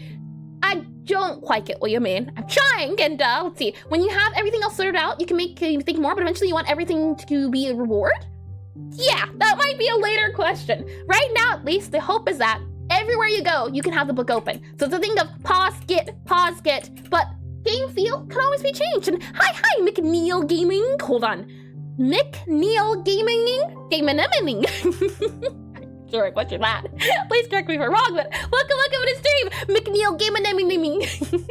Welcome in, and hey, how are you doing? I'm doing lovely. A little worse because we're working on bugs that I didn't expect to appear, but that is the life of bugs. I hope you've been well. That aside, it's been going great. I can let you know that. As we go up to here, okay, so the other issue was space. Space now no longer acts as a book selection, which is good. We use the arrow keys to select everything, and if we go here, there was a bug also that I didn't realize that existed, but I'm not sure. The issue with this guy here, we have this guy here. Yeah. Oh, I found the bug, and now I will be editing my name to be easier to say. Well, no worries, you don't have to change it. I just know me and words don't get along always, and I'm procrastinating working on my game because I don't want to do multiplayer. What does memory taste like? Probably very bitter, like a Nintendo cartridge or a DS card. And procrastinating working on my game. The fact that you said multiplayer sounds painful enough. You have my condolences. And that's a funny story about something happening right now. I created a puzzle game concept a while ago and made a few levels for it. They were fine. Now I've made a way for the game to generate completely random puzzles. And somehow they're better than the ones I... You know, I'm not a fan of puzzle games. I don't like puzzles. But I thought, I think it's been a thought that if I were to make a puzzle game, I'd want to make a puzzle game that can make its own puzzles randomly generated. So, that does sound good. It's sad, but I can believe it, Flag Priest. I can believe it. The flag we're running into now is, if I click on this guy here, you should be able to see it a little bit easier. So, we have a UI that tells you what buttons you can press. You can see E to interact. The thing is, this E to interact should not appear because there's nothing we can interact with. If I go ahead and, yeah, don't do that. Big hit to ego. All right, that'll be good at making puzzles. You know, we all have our strong suits. You can say that this guy here is highlighted because we can interact with it. We can interact with this guy. When we move out of range of anything we can interact with, it hides itself. And the issue is that in the book here, bookshelf, you can see E to interact. When I leave it, no longer E to interact. It doesn't get highlighted. And if I select into the book here, E to interact, if I click on escape here, it still appears properly. The issue is, and the bug I've realized is that if you're in the bookshelf, you select an object and you leave it, the E to interact still exists. And I'm not sure why it exists. That's the bug I just found, and I thought I did realize so lovely. Yeah, why is that? Why is it doing this thing here? My guess is that, I don't know. When you open up this book here, we are going to make it so that it's its own UI, as I think this guy here needs a little bit of explanation on what's going on. For example, you can use the left and right arrow keys, or whatever arrow keys are used to go back and forth will be buttons that you can do. And I think then we'll make sure that our either enter key is one a player can use. There will also be, I think, an F for select. I think that is a good trade-off too, is that F can also be counted as a select key. And bittersweet memory, that's great, yeah. Funny enough, we also do have here, hold on. I think it would taste like, bittersweet memory. That's a lot. We have, no, this is fine. We can grab here bitter, we can grab sweet, and we can also grab memory. It works out perfectly. And I am moved back over to YouTube from my Twitch. I see. Well, welcome to YouTube side of things. Bittersweet memory. There we are. It is bittersweet memory. Yeah, I think that would be the flavor of licking one of those. Oh my. We can go ahead and close this guy here. So I think one issue is, or one resolution is going to be, make sure that our F key can count as select, as that is already a select button. So I think if I go to my project settings here, and we go into globals here, and we go for button, it should allow us to do input map here, and I do UI accept. Yep, UI accept. I think I can just click F here for UI accept, and we click on OK here. That should add it as a possible key that you can use. And then now, like nostalgia, I'd say, you know what? Something is that right now we have the flavor of memory. There was the idea of having a flavor for nostalgia, but I think memory is nostalgia. I think that settles it. And bittersweet memories are usually bittersweet because you can't return to them. That's true, yeah. And the shelf hitbox is off-centered and it's bothering me. Hold on here. Oh, I see your complaint. Hold on, I can fix this. Yeah, like that. There you go. Oh my, thank you for pointing that out. There we are. It is now centered properly. And what I'm thinking is that sometimes I'm also noticing that the A and D keys work for controlling the UI. Other times, it's the arrow keys. And I'm not sure why sometimes A and D functions properly. Other times, it's the arrow keys. I'm not too sure on the fact of that. It's not, again, too much of a concern. I think for right now, we'll just make the button F to select and leave the player in. Oh, hi, check. Welcome at the stream. Welcome back in. The model is crazy. I hope you like it. The new shiny improvements is going to the parlor, as well as the shop and store. I'm glad to see you. The reaction I was having for was received. That's good. I'm thinking at least, let's just add a thing here that says F to select. So, what we're going to need to do is that in our control screen here, we have a control hit panel hub, which you can see, hit panel hub here. There we are, control hit panel hub. As I go down here, there we are. And then we can see that we have book controls, we have game controls. What we need to do here, at least, is for our game control guy, if it is the case that our bookshelf menu is open, so if we're in the menu of this, we need to modify our control screen to do something else instead. So what I'm thinking at least, we'll have a select button that says press this button to select. And hi, Claude. Welcome to stream. Welcome in. And hi, hi, nice new. And look, Eris. Thank you, Claude. Thank you. I'm glad you like it. As I click on this guy here. So I think what we're going to have to do is that if it is the case that the player is in this certain screen, then we need to have this guy enabled, this guy disabled. And then when you leave the screen, then you need to close it. I think that's our best bet. And can't be here for so, but have a good one at the best of luck. Thank you, checking. No worries at all. Thanks for checking in. And I hope you have a lovely one. Doing whatever it is you need to get up to. It's always nice to see your neighbor out here. I'm going to see you that and can't be here for long. I see. Well, no worries at all. The tiniest one here is wonderful enough. We go back into here to our control screen hub. You can see that this is our control screen hub. And then we have a game control screen hub here, which adds our interact button here. There's also game controls appear here. Another one I want to add is our select. So we'll do here SELECT, and then we'll make it not our interact button. I believe it's going to be our game select button. However, this guy is going to appear depending on if you are in the bookshelf. Yeah, that is right. If you're in the bookshelf. So what we can do here and say is that we can see here it says set visibility. If game state equals null, then we show the panels. Otherwise, we hide the test panels. So here we show the test panel group. Otherwise, we do control hit panel group hide test panels. And then we can see if things are in range, then we use that button. Oh, you know what I just realized? I think I know why it's doing that. Possibly. Hold on. Let me test a theory here before we modify things. If I go into the game here and I were to go in here, right? If I grab an object and I pick an object up, yeah. Do you see the issue? The reason why it's angry and why it's F is staying active is because we're holding an object. The object that we're holding is counted as an object to be detected. So it's forever going to be interact because we're picking something up. And then, no, I take it back. I don't know. I thought it was the case. It kind of sort of is. If we restart here, restart the game here, we go back to here. Right now, interact is selected. It's not appearing. If we click on this guy here, we pick it up. Again, it's appearing, and then we drop this guy down. It seems to be the case that, yeah, that's what's breaking it. The bookshelf's not breaking it. The item itself is breaking it. So we need to add a clause for if the player is holding that object, it is not an object that can be selected. Something like that. So, how can we do that specifically? We have here something that says interactable things in range. And then this guy here shows the panel on if we can see it or not. For our player here, at least, there's a few things we have to do. There's interactable things in range. How do we control and find that out? I believe that is an option we can do for our debug. So if I go to here for our sandbox levels, I believe we should be able to just do this guy here, and then we'll be able to see a little bit better what it's counting as interactable objects in range and what it's not counting. So if I click on this guy here, we go into the game, then the debug menu should be appearing. This guy here, and what we're specifically looking at is our highlighted things. You can see it up there in the top left. if I grab possibly your little wand here, if it lets me, I don't know, is he appearing? I don't see him here. Ah, he's broken. Okay, if I click on you here, I can't find it, which is unfortunate, but you should be able to see it says level data on the top left, how it says current game state, pause screen, exit game state. Specifically, what you should be looking at is the highlighted things. What we're looking for is when the sky goes up and down. For example, here, it says 1 because the trash can is here. If we go here, it says 1. If we go here, it should say 2. And if I go here, it should say 3, or do we get 3? I don't know if the range is big enough for 3.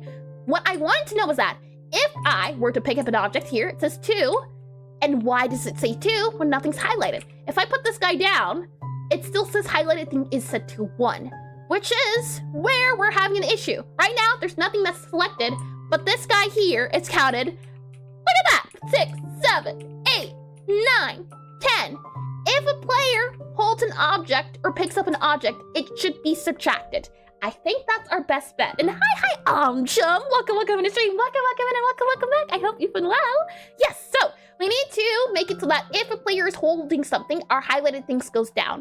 So if we go back to our player here, we go back to this here, when we interact with an object, so collect item, we need to do, see here, player has collected item collect. Where do we do our objects in range at? And is the counter updated by events that fire when objects enter into range? Yep.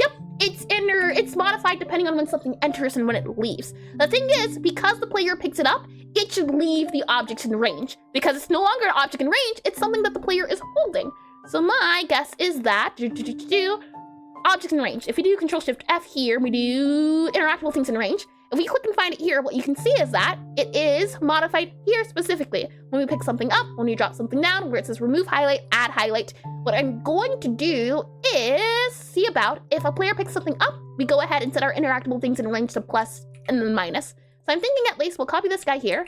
And the fix, hopefully that should work, is that if the player is not holding an item anymore, then we should subtract whatever we have from the object. So no, we should add objects in range, and we'll do utility dot here. So if I just grab this guy here, if we're removing the item from the player, otherwise, if we're collecting the object, then we should subtract the objects in range. So we'll go back to here, we should just be able to minus, and I think that'll fix it. Since it's not accounting for the things that the player are holding, I think, or holding, or is holding. The player is holding. The player is holding. That sounds a lot more correct. Let me click on this guy here, click on this guy here. All right, so now if we go back into the game area here, you can see highlighted things set to 0. When we go in this area, 1, 0, 1, 0. This guy here, 1, 0. When I pick it up, it should be set to 0. And it is player's interactive displayed. Is it? Oh, this plate here, I see. Hold on, pick it up. It's set to 1. It should be set to 2. Interesting. Pick up 1, drop 1. Pick up 1, drop 1. It's still counting it. You can see it going up by a few numbers here. So it's not counting that. And a quick and relatively robust fix could be to figure out some conditions to check all the objects in range and compute the appropriate counter with sufficient. That does sound robust. I can agree. It might be we might have to do something a little bit more robust. I do agree. Yes. That, yeah, appropriate counter. Right now, the counter's super duper simple, and that's why it's breaking, because it's not very complicated. Having some conditions to check all the objects in range, yeah. The hope was to keep it small in the sense of it only detects it when it enters and exits. The thing is, and what I'm wondering is there a way, because we have to remove objects, we also have the interactable things. When we collect the items to collect, I'm wondering why is it the case of here. And I have returned. Welcome back into stream, Vinge. Welcome back in. I'll click on this guy here, we'll click on this guy here, and with that said, we'll go ahead and then click on you here, So, you here, objects in range 1, 2, 1, 2, yep, and then we have you here, 1, and if we pick you up, it should subtract it. That's the thing. And I'm wondering, is it even subtracting it when we pick it up? So we have collect item, we should subtract utility objects in range. So my question is, let's go into here, let's click on play then, and let's see about what happens when we pick it up, and if it does modify it. Frankly, my first approach would have been to have a stateless counter computed at need anyway. Could you elaborate what you mean a little bit, Check? There is a counter at least in terms of what's in range as a player, since it's a number of getting added. There's no array, because I thought adding to an array, removing an array would be a little bit more, what's the word I'm looking for? A little bit harder on the computer to check the items in range instead of the number. That's why I choose to do an int instead of using an array of objects in the area. This guy here, 1, 2, 1, 2. We have 1, I pick you up. We have objects in range as currently interactable things in range is set to 0 at the moment. which is interesting that it's set to 0. Huh. Yeah, because this guy here should be set to 0. So let's see about this guy here. Let's go ahead and then enter it in here. Item highlight. Oh, I see. Hold on. We'll go ahead and do here. Move that there. Add that there. There we go. Just move that to that there. There we go. Okay. Try that now. And I think that as well. Lovely. So the thing is, when you highlight an item, it adds it to the range. So I'm thinking, at least, we do this guy here. We do this guy here. Now we go back. Okay. Pick it up. It's set to 1. Put it down. Never mind. That did not fix it. Something else is off. Highlighted thing is set to 0. Yeah. So we collect the item. The player picks up the item. Player has collected item. We do item highlight here. Yep, it just does a highlight here, it says. And this message means an interactable class is not set to initiate the highlight. So my guess is that maybe when we item to collect training vector, and yes, I get it. It's significantly more economical to keep the counter as a state than it is updated by events. If the range checks are done less often, the counter is accessed.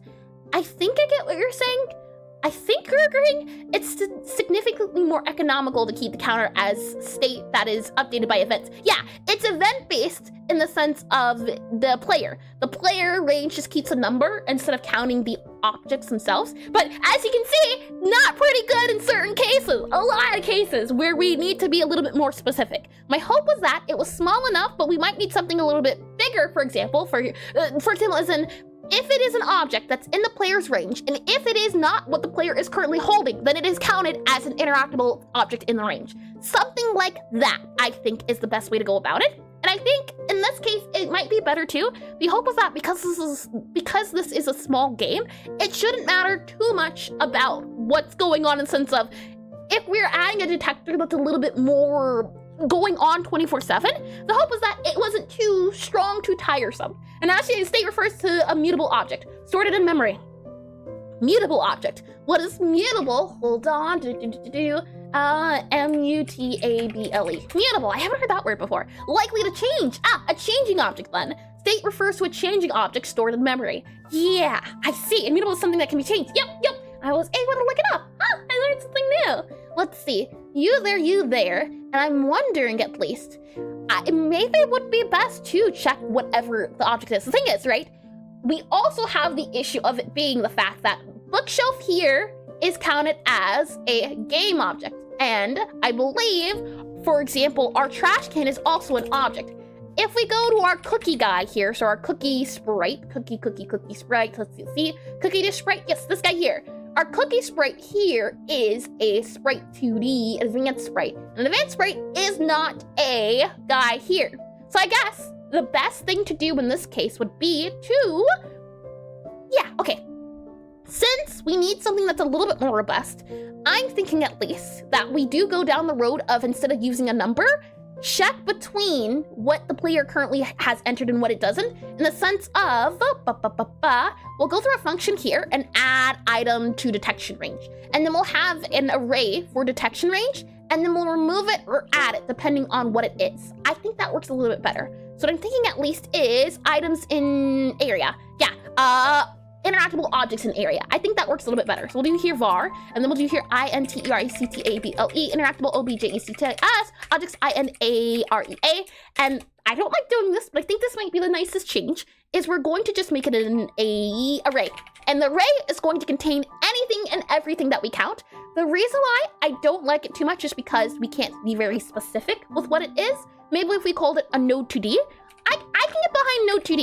Node2D. I think node2D might be our best case to call it as an object can be a node2D. Our bookshelf is also a node2D. So I think having an array of node2D, let's make it empty here.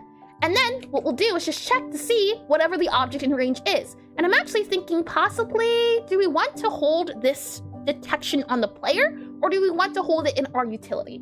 It might be better to do in utility since we're already using it in utility. If I go back to here, what you'll be able to see is that here in our guy here, you can see interactable things in range. This is currently a variable of utility. So what I'm wondering is, do we want to keep it as a variable of utility? Probably not. Since the player is what owns the interactable things in range, maybe we want to keep it attached to the player and not to utility instead. And since utility also does know about the player, then we just have to go to utility and then player, which I think is okay. I think that's all right.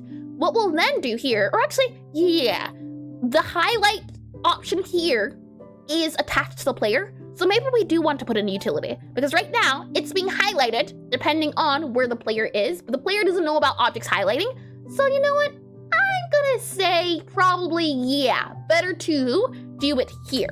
So instead of utility interaction objects in range, what we're going to do instead is do this guy here, and then upon doing our player like here, and our utility here, utility is over here. What I'm thinking at least is that we're going to do here interactable objects in range.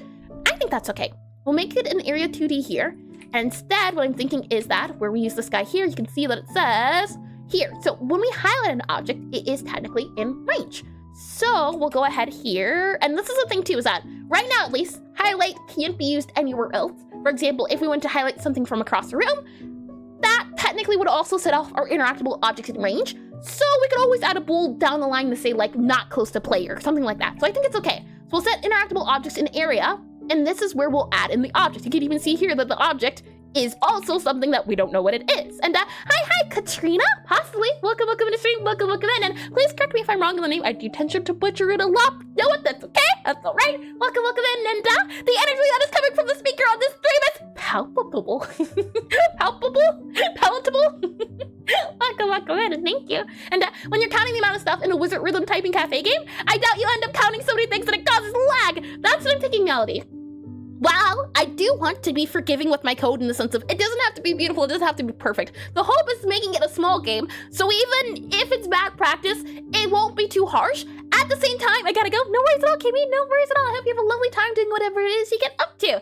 While on one hand, it's okay and it's good that this game is going to be forgiving in terms of intensity when it comes to being harsh on the computer, I still don't want to fall into bad habits, because if I start doing bad habits now, they're going to be harder to get rid of down the line. So the hope is to be moderately okay with things, but not just go full duct tape mode. I'm looking for more of like a 50-50. And Nasia, and you're so smart and still trying to understand the flow of GDScript. Oh, thank you, Vince. No worries at all. And it comes down to experience. I've been making this game, Vince, for a total of 2 years. Since the second game I've ever made, so I'm still very much a beginner. First game I made was in 24 hours. Anytime I worked on the game, I had a timer going. So it wasn't I made it in a day, it was just anytime I worked on it, I had a timer going. So technically speaking, I'm still very much a beginner at this. The only thing that I have going for me is that I did go to college for game development, so I learned C++. I ended up dropping out about 2 years into college though, so I didn't get the degree, but I did get taught certain things like memory allocation and array sorting and data sorting. So I do have a little bit of a background in programming. And when writing the code, do you keep in mind, and oh, hold on, let me grab this guy here. I think that's off of, if I'm not mistaken. Here we are. Thank you for becoming, oh, hold on. My goodness, that's the wrong message here. I see. And thank you for being a member of 4 entire months, the Alpha Yak. Thank you, and welcome to the stream as well. And I finally managed to catch the stream. Hi, Eris and chat. Hi, and welcome in, and thank you all around. I do hope you do like the shiny emotes, and I hope you've had a lovely one, since it says, or you said you haven't had a chance to catch stream, so welcome in. I hope whatever it is that you were able to get up to was enjoyable. A new model or new fit? New fit, and welcome in the stream. Welcome in. Nope. Only thing that's changed is the hair and the clothing. Same model, just new fit. Hip and cool. Welcome in the stream though, and that makes sense. I've been working on mine for like 2 years, but I switched to Godot from Unreal last year because there was literally nowhere. I was literally getting nowhere with Unreal. Yeah, the thing is, C++, a lot different from GDScript. I've heard that GDScript's pretty comparable to Python. I wouldn't know. I only know C++. After learning C++, a little bit of it, because I didn't get to later years of college, I went immediately into GDScript. So I have 2 years technically speaking of GDScript. And actually, I changed my mind. Rewrite the game in assembly. You just want me to suffer, don't you? And you seem to steam ahead at such a pace, I wouldn't have noticed any inexperience. Perhaps if the game was mechanically more demanding. Yeah. Likely, if it was more demanding. I'm hoping that I can ride it out in the sense of, because it's small, I could get away with a few things. I'm not going to try to, but if it does happen to be the case I don't catch something, at least it's a small game. And I think the funniest thing about GDScript is you can use the Swift highlights on Discord. It just works. Could you elaborate what you mean a little bit, Dracomatic? I am quite curious about that one, but Kimmy, yeah, I hope you have a lovely one, Kimmy. Let's see. What I'm going to do here is do append, and we're going to do object here. Object, like this. Back. Object, O-B-J-E-C-T, object. We add the object here, and then we remove the object here. So, object here, there we go. And what we can also say is that, remove object, yep, remove object here. Interactable object dot, erase, I think should allow us to do it. Erase, E-R-A-S-E, erase, and it erases whatever the object. Now, the thing is, I'm not too sure. If we add it to the array, if we do erase, is it going to delete it from the entire game? I was never too sure, because sometimes it's a pointer, other times it's actually the literal object that's being added and removed, and this is where I'm not too sure if it's going to be too stressful on the game. For example, at the moment, the game does take a while to load. Beforehand, it was instant. Now it takes like a good 10 seconds, I think. And you can ask Discord to use the syntax highlight of a specific language. Oh, how nice when you make code blocks. And asking Discord to use Swift syntax highlighted, it works with GDScript. Oh, hold on. I want to save that for later. Let me grab my pencil here. GDScript, DiscordD, Discord, block, Swift, SWIFT, Swift, SYNTAX, Swift syntax. I see. Thank you. I will try that out. Yeah, I have shared code before. Yes, I have shared code before on Discord, but the syntax wasn't quite right. And I learned Java, then C#, and I'm learning Python and Swift together. And it's painful. Something about them just doesn't want to doesn't work in my brain yet. I can believe it, yeah. Learning a lot of different languages, it's like start getting crossed and you forget that. This way is actually not this way for this function. The good news is that they're in the same family, so it makes it not as painful. And thank you, Katrina, for the follow. Thank you, and welcome in full time.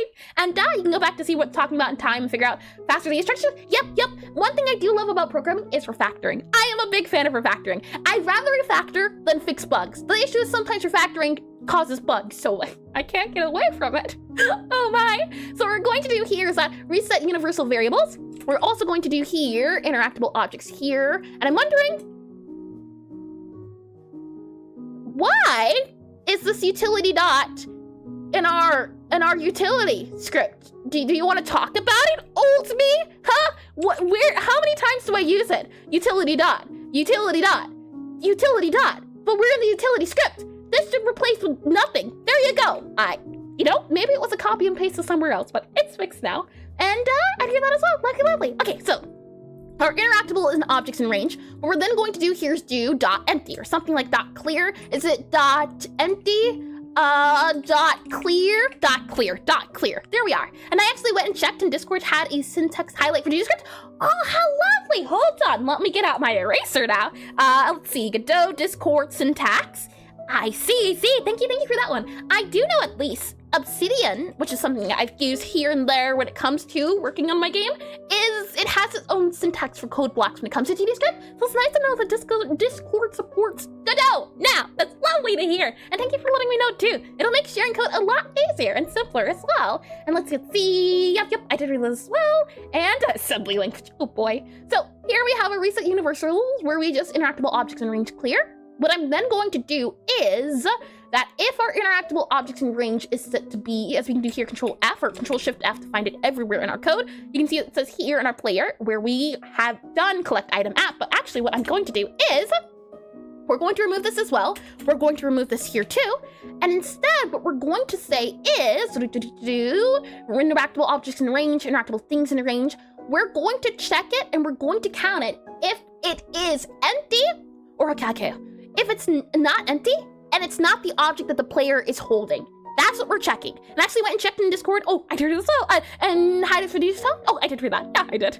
All right, so here instead, what we're going to do for our panels is we're going to say if, and I'm just double checking here as this guy, yep, and remove an add. So what I'm thinking is now that we have the objects, we can say if not empty, so if not, utility dot interactable objects in range. So interactable objects in range dot is empty. If it's not empty, and we say if it's not empty and it does not have, or how can we say this? We need to make sure that there's one object in range, and if it has, or rather, if it's not empty, if it has the, how can we say that? Oh, that's tricky. if it's not empty, and actually what we're going to do is in this case, just check to see how many objects in range. I think that's a little bit better. So we're going to make a function to make this a lot easier to check. Function for has objects, object has objects in range. Has objects in range, and we'll make this into a bool here. And then we're going to do instead grab our interactable objects, and it is counted as having an objects in range if there's two things.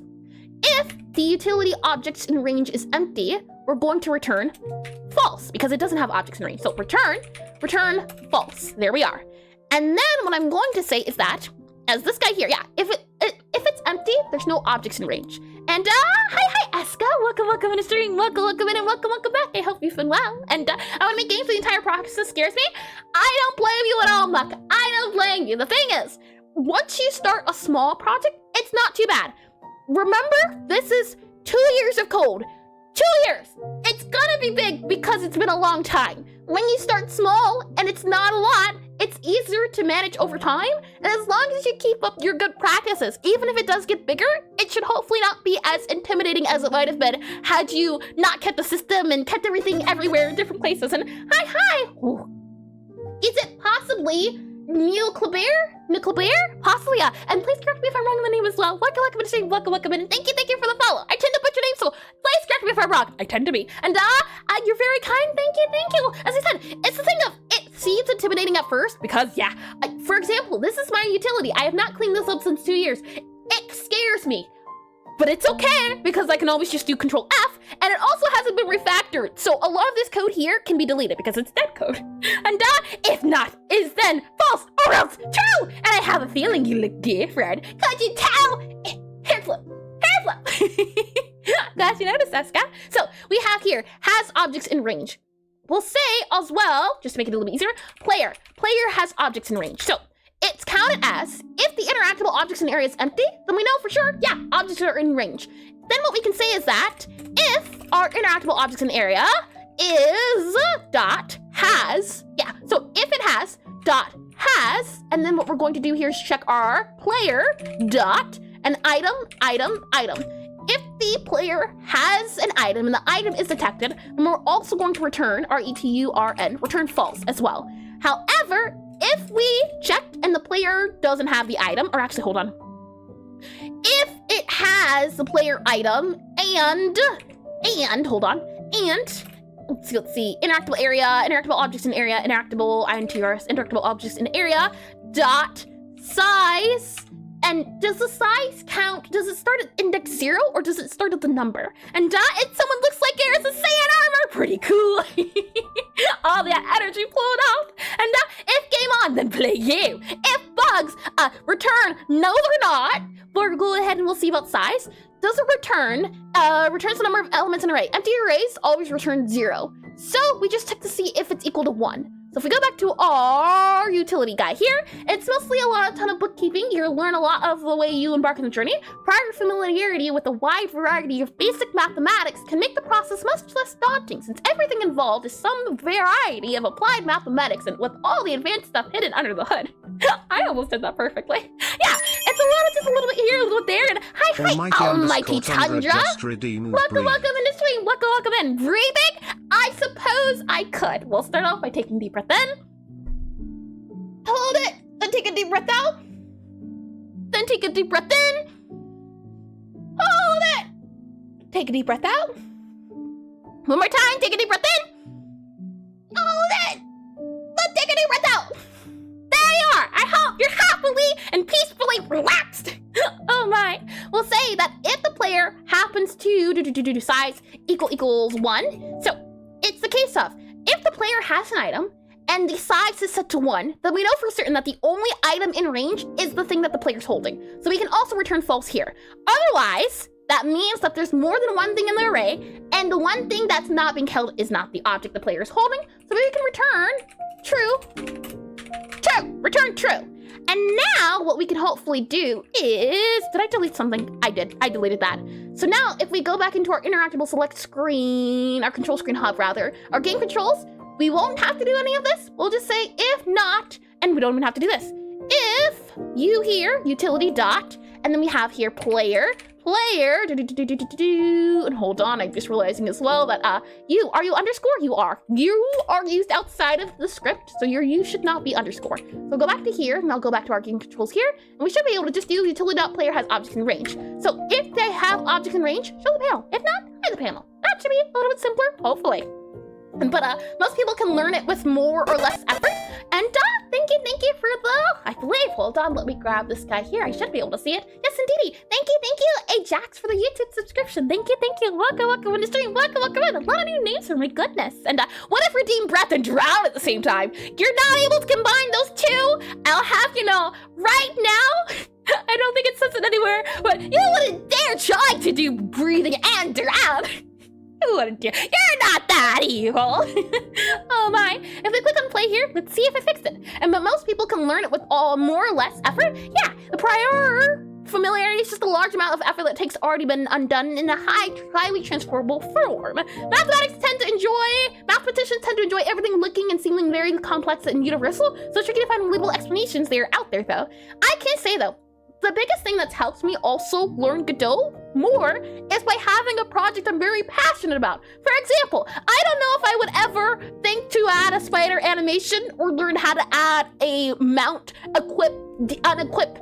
And because I get that knowledge, I had to learn how to smooth out animations, how to get animations working with like function templates and calls. So it also comes down to finding things that you really enjoy, and by using that method of I like this thing, you can make learning a lot easier too. As we go to this area here, and let's see. So right now, highlight things 0. We go here 1. Okay. So are we not removing it from our inventory? We are adding it, but are we removing it? We should be. Player has objects in range. It should be. Oh, you know, actually, hold on. If we go to our screen, our debug screen, I think we have to change it here. We go to our debug screen here, and we were to check for interactable things in range. Yep, here.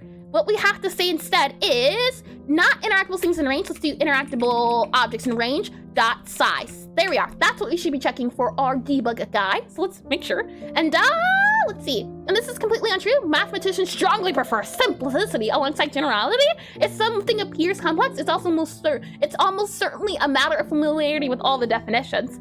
I don't know. I guess it depends on the mathematician. So speaking of like a general whole, it would depend on person to person. And so familiarity, familiarity originates from. And let's see what that said. Let me go here.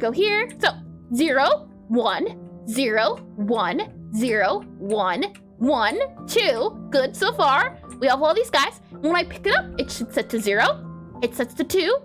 So this still needs to be modified a little bit, it seems like. As this guy here should be, oh, hold on. Let me rephrase that actually.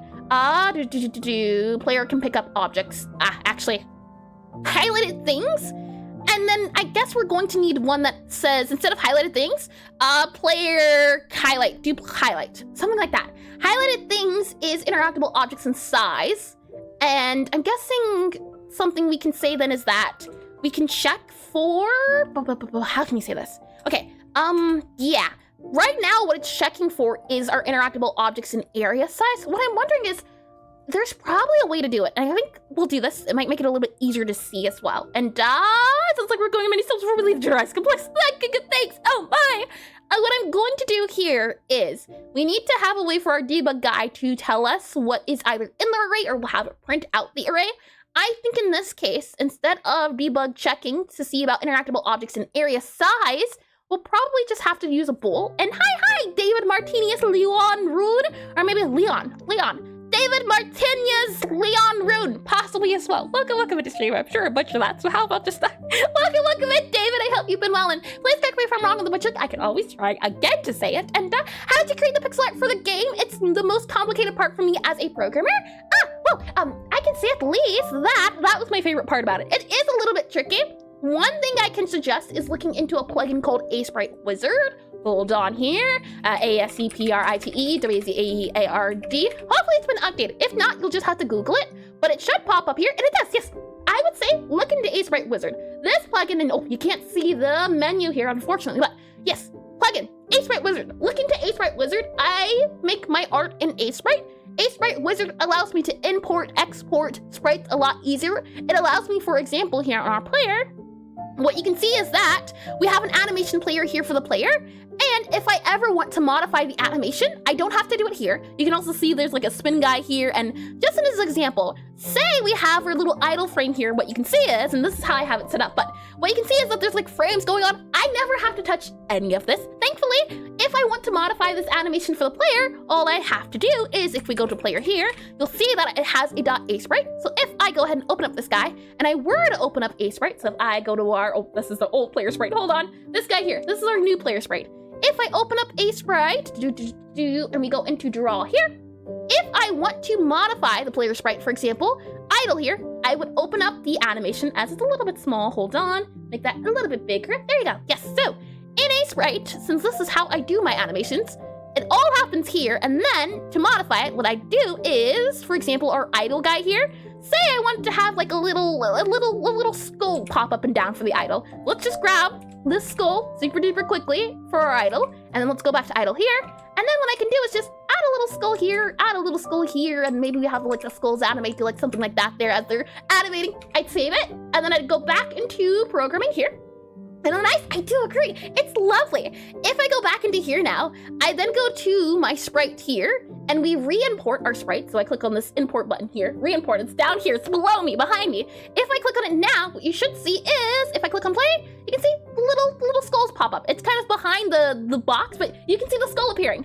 So it makes it a lot easier to import animations so I don't have to worry about timing. I can do all of the timing I want in a sprite, and then I just import it into Godot. So it's made it a lot easier to modify things. As I close this guy here, we can go ahead and remove all these guys. I don't want to save. Oh, never mind, it did save. Oh no, hold on, I gotta open up the file. Grab you here, go back to here, yep, go back to our idle guy here. Let me delete the little skulls that did appear as I grab this guy here, remove you here, remove you here. Should be good to go. No more skulls, yep, and then I just re-imported to here. It's right, that there, re-import. No more skulls, all done, all fixed. And with that said, I can go and remove this guy here. Thank you for asking, by the way, too. I hope that was handy. My question is then, did I mess up something else? Because nope, we're good, we're fine. Spider's still attached. Lovely. Okay, with that said, ads are about to start, so we're fine with that. What I wanted to do and what I'm trying to see is, why is our UI acting up? I'm going to do, at least for now, just have a true and false spool. I think that might be easiest to check. So if we go back to this guy, you can kind of see it says interactable objects area and area size. We're not going to do size, we're going to do is empty, or rather, we'll do the utility bool. So for example here, what we'll do instead is say utility dot player, and then we have enter beat, and I forget what it's called. So let's see, is it at the bottom here possibly?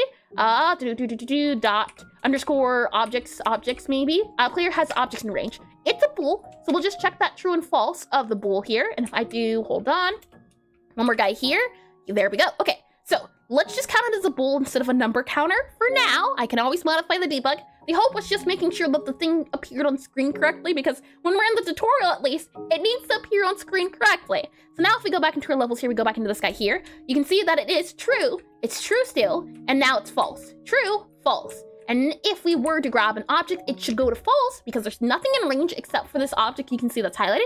So when I pick it up, it should go to false. And it does not go to false. And this is the issue we run into, is that the object that the player is carrying should say false, but it does not say false.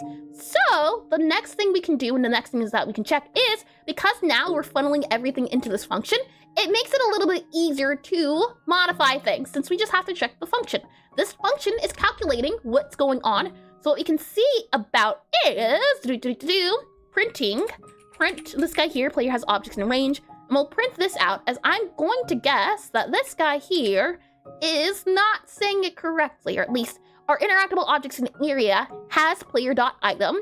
And what we need to see about doing is if the object area size. So it makes me wonder as well, do we want to remove the object in the player's inventory? I don't know, we'll see. It's probably just a bool thing we have to modify a little bit here and there. And I did read that as well. Lovely, lovely. So we go back to here, go back to here. You can see it says false. It still says false, and it's actually printing a lot. Yeah, I don't know if you can see the numbers at the very bottom.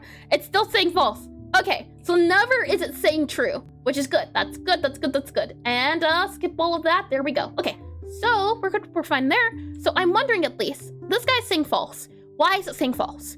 We know at least if the player has if the interactable objects has the player item in it, then we know that the player is holding the item. What we need to check to see is if the object in size, I guess maybe not set it equal to 1. What if we make it greater than 1? So if it's greater than 1, it's less than 1. Less than or equal to 1. How about that? Less than or equal to 1. I think that might work better if you only have that in the range. Then it also should be set to false. I should start saying function calculates something. I should start saying a function calculates something. Thus far, I frequently typo them computing something. Could you elaborate what you mean, check and double ads? I hope not. It's just saying that ads are coming sooner. It does a mark, I believe, at 5 minutes and then 3 minutes, or 5 minutes and then 1 minute. Hold on, I know the ads are about to start, but I just wanted to see. Pick up. Okay, it's still not working. I'll keep working on it. When we come back from ads, I'll tell you if I found a solution or not. You should be fine. Nothing else will happen. Ad break. Now, going. Now. There we are. Oh my. With that said, yes, so our guy here, I'm wondering at least, is it a case of this bit here? This guy's always constantly being printed. So it makes me wonder. Interactable objects in area has player item and interactable objects area and size. My question becomes, maybe it's the size itself that we need to print. So if we print interactable objects in size, is that right? Interactable objects in area? Yeah, okay, that's right. Never mind. Interactable objects in area is correct. And I want to print this guy out to see what it prints when the player's holding something versus not holding something. So we'll click on this guy here, click on this guy here, and I told you, I thought we might be able to get away with, what's it called? Bugs. I wanted to be done with this the first hour of stream. Now we're reaching 2 hours, which is so surprising. And hold on, let me get that name here. Thank you to an Animu, possibly. Thank you for the subscription on YouTube, and welcome in the stream. Welcome in. And please correct me if I'm wrong on the name as well. And hi, not Noah Pause. Welcome back in the stream. Hi, welcome in. I hope you've been well. Let me go ahead and go back to this guy here. And with all of that said, let's go back into this area. And I wanted to see about objects. You can see it says 1. We wanted to say 0 when the player picks it up. And then Animu. It's an adorable name. I can't say that. We have 1. When it picks it up, it should say 2, or you can see it says 2 here. Yeah, objects in area size is set to 2. It should be set to 1, which is why I'm thinking at least, possibly, it's counting it as 2, less than or equal to 2. Maybe? And I'm doing well! Oh, I'm doing well! Thank you for asking! What about you? Well, no, I need to shout. I'm doing lovely. Outside of the bug fixing, that part's very painful, I can say. Back to here, pick an object up, 1, 2, 1, 2. Yep, that's 3. And it keeps going up is my thing. Is it just not getting removed from the range? Is that it? Because we should erase it. You can see here it says erase object area when we add the highlight here. So it makes me wonder, are we not highlighting the object? What's going on? It should get removed from range. You can see here it says remove item from player. Yeah, I guess here it's not. We have items with range here, remove item from player, and then we don't do anything else. I see. Okay. In that case, I think it's here. When we remove the item from the player, it doesn't remove it from the list. So I think for our purposes, possibly, I don't know, how would you set it up? Because right now it seems like it's adding it and it's removing it. It removes it from the list when we remove the highlight. I think, but I'm not too sure about this here. If it's already on the list, don't add it again. Probably better. And, oh, bug, sorry to hear that. Thank you. I need all the sniff support I can get. And I discovered you by 1-bit pixel art videos. Those have been helpful. Drawing for me has still been stressful, but 1-bit is manageable. Well, thank you. And I'm glad that you enjoy it. Yeah, I do hope to get back to the 1-bit stuff very soon. There's a few other things I want to do outside of that project, but I have been enjoying it, and I'm glad that you've been finding 1-bit a lot of fun. And is that what it sounds like? 1 black/white pixel? 2 colors check. I could actually show you. And hi, subversity. Subversity? Maybe subverse? Blueberry. Subverse blueberry. Welcome to stream. Please correct me if I'm wrong on that. And it does sound like I am, at least butchering name-wise. I can show you what it is. Check as if I go to we go to, I believe it should be in this guy here, our 1-bit.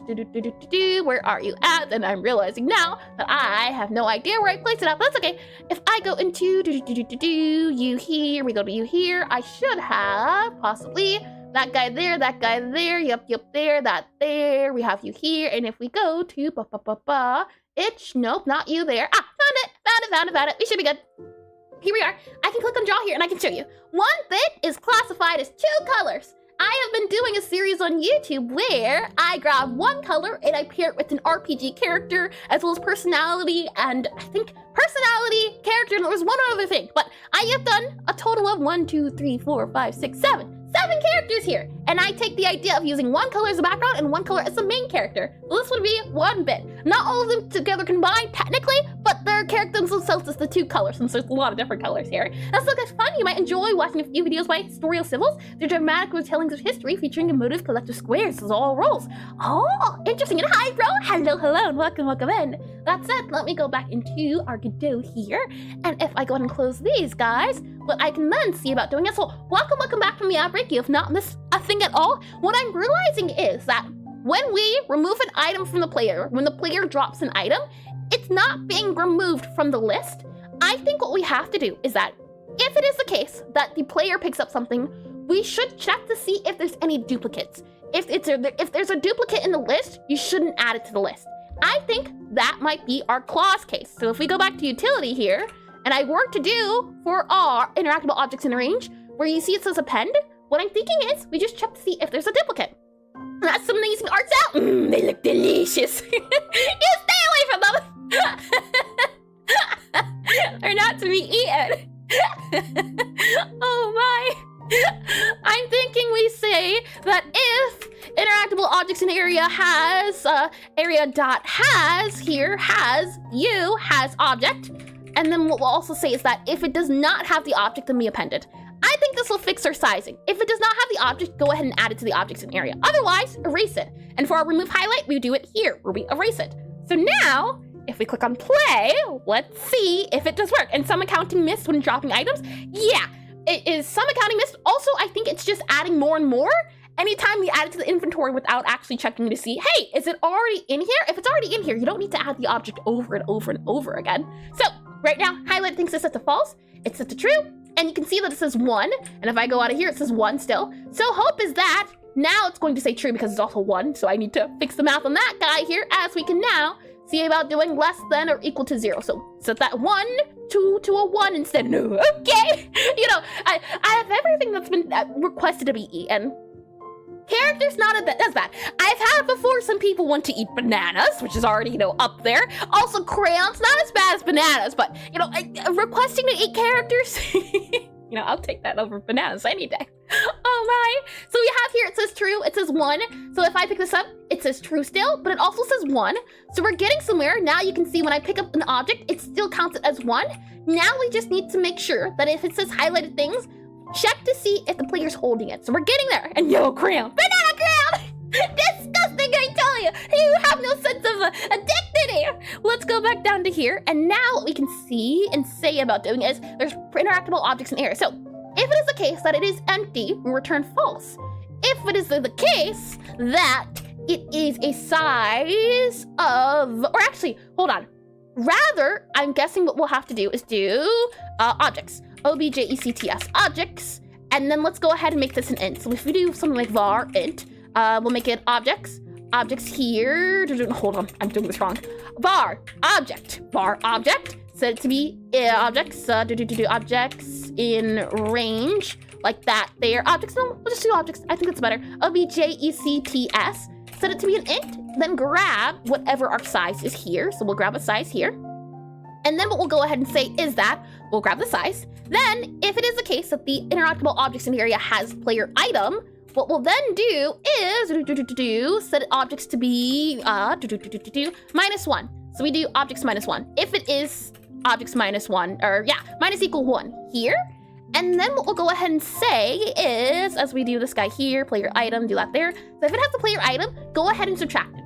Otherwise, return, and then we'll remove this guy here too.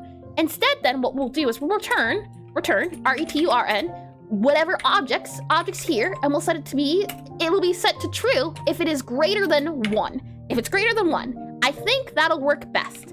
and we'll see. And I also remember the square visiting King William the Fifth. Or is that Ivy? Fourth, and moving to stand next to window askew after Prime Minister Earl Grey.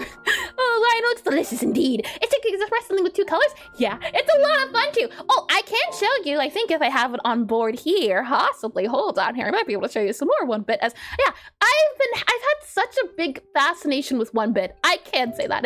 It's when I think of when it works well, it worked well. For example, Undertale, Deltarune, those 2 games have 1-bit, and I've always, yes, the art does look delicious. It looks wonderful and delightful. I can show you, truth be told, this guy here, if I go back into draw. Another 1-bit piece I did, which was of Gabby, since we're doing the game. Gabby here. And the hope was to make her look like a shopkeeper or something. You can even see the little spider here too. So again, 2 colors, but the fact that you're able to express 2 colors like this, I just find it so neat. Let me go back into our programming here, and if range is less than splitting, then shotgun fire! Oh my. Let me go back into this guy here. Let me click on play here, and hopefully now it'll work as intended. Let's see. We go back to Godot here. I should be able to enable Godot on here. We go back to the levels here. We go back to here. Hopefully our numbers work properly. It's set to false. It's set to false. It's set to false. False. So it seems to be the case that something is a little bit off. What did I break? If it is empty, return false. Otherwise, if the interactable objects has player item, but if the player.item, you know what? Hold on. we're just gonna print objects now. There we go. Print objects now. And actually, yeah, we'll print objects now. It should say 1 because we're in the area. What does it say? Let's see what it says. If I click on you here, click on you here, click on you here, it should say you here. It's right now false. This guy here is set to 1. It should then be set to 0. And actually, I didn't realize this, but the 0, yeah, it's not printing anymore. You can kind of see that 194, not set to a number. So it's not counting objects in range. Now it's counting objects in range. Now no longer objects in range. Object in range. No longer objects in range. Objects in range. So this bool, or not the bool, but the debug is a little bit wonky. It's a little bit wonky. What we'll go ahead and now do is, and I should be able to hopefully, is that player adds objects in range. We go back to our debug guy here. Let's just double check. What are you doing here? Utility can show. Nope. We just have utility players objects has objects in range. Huh.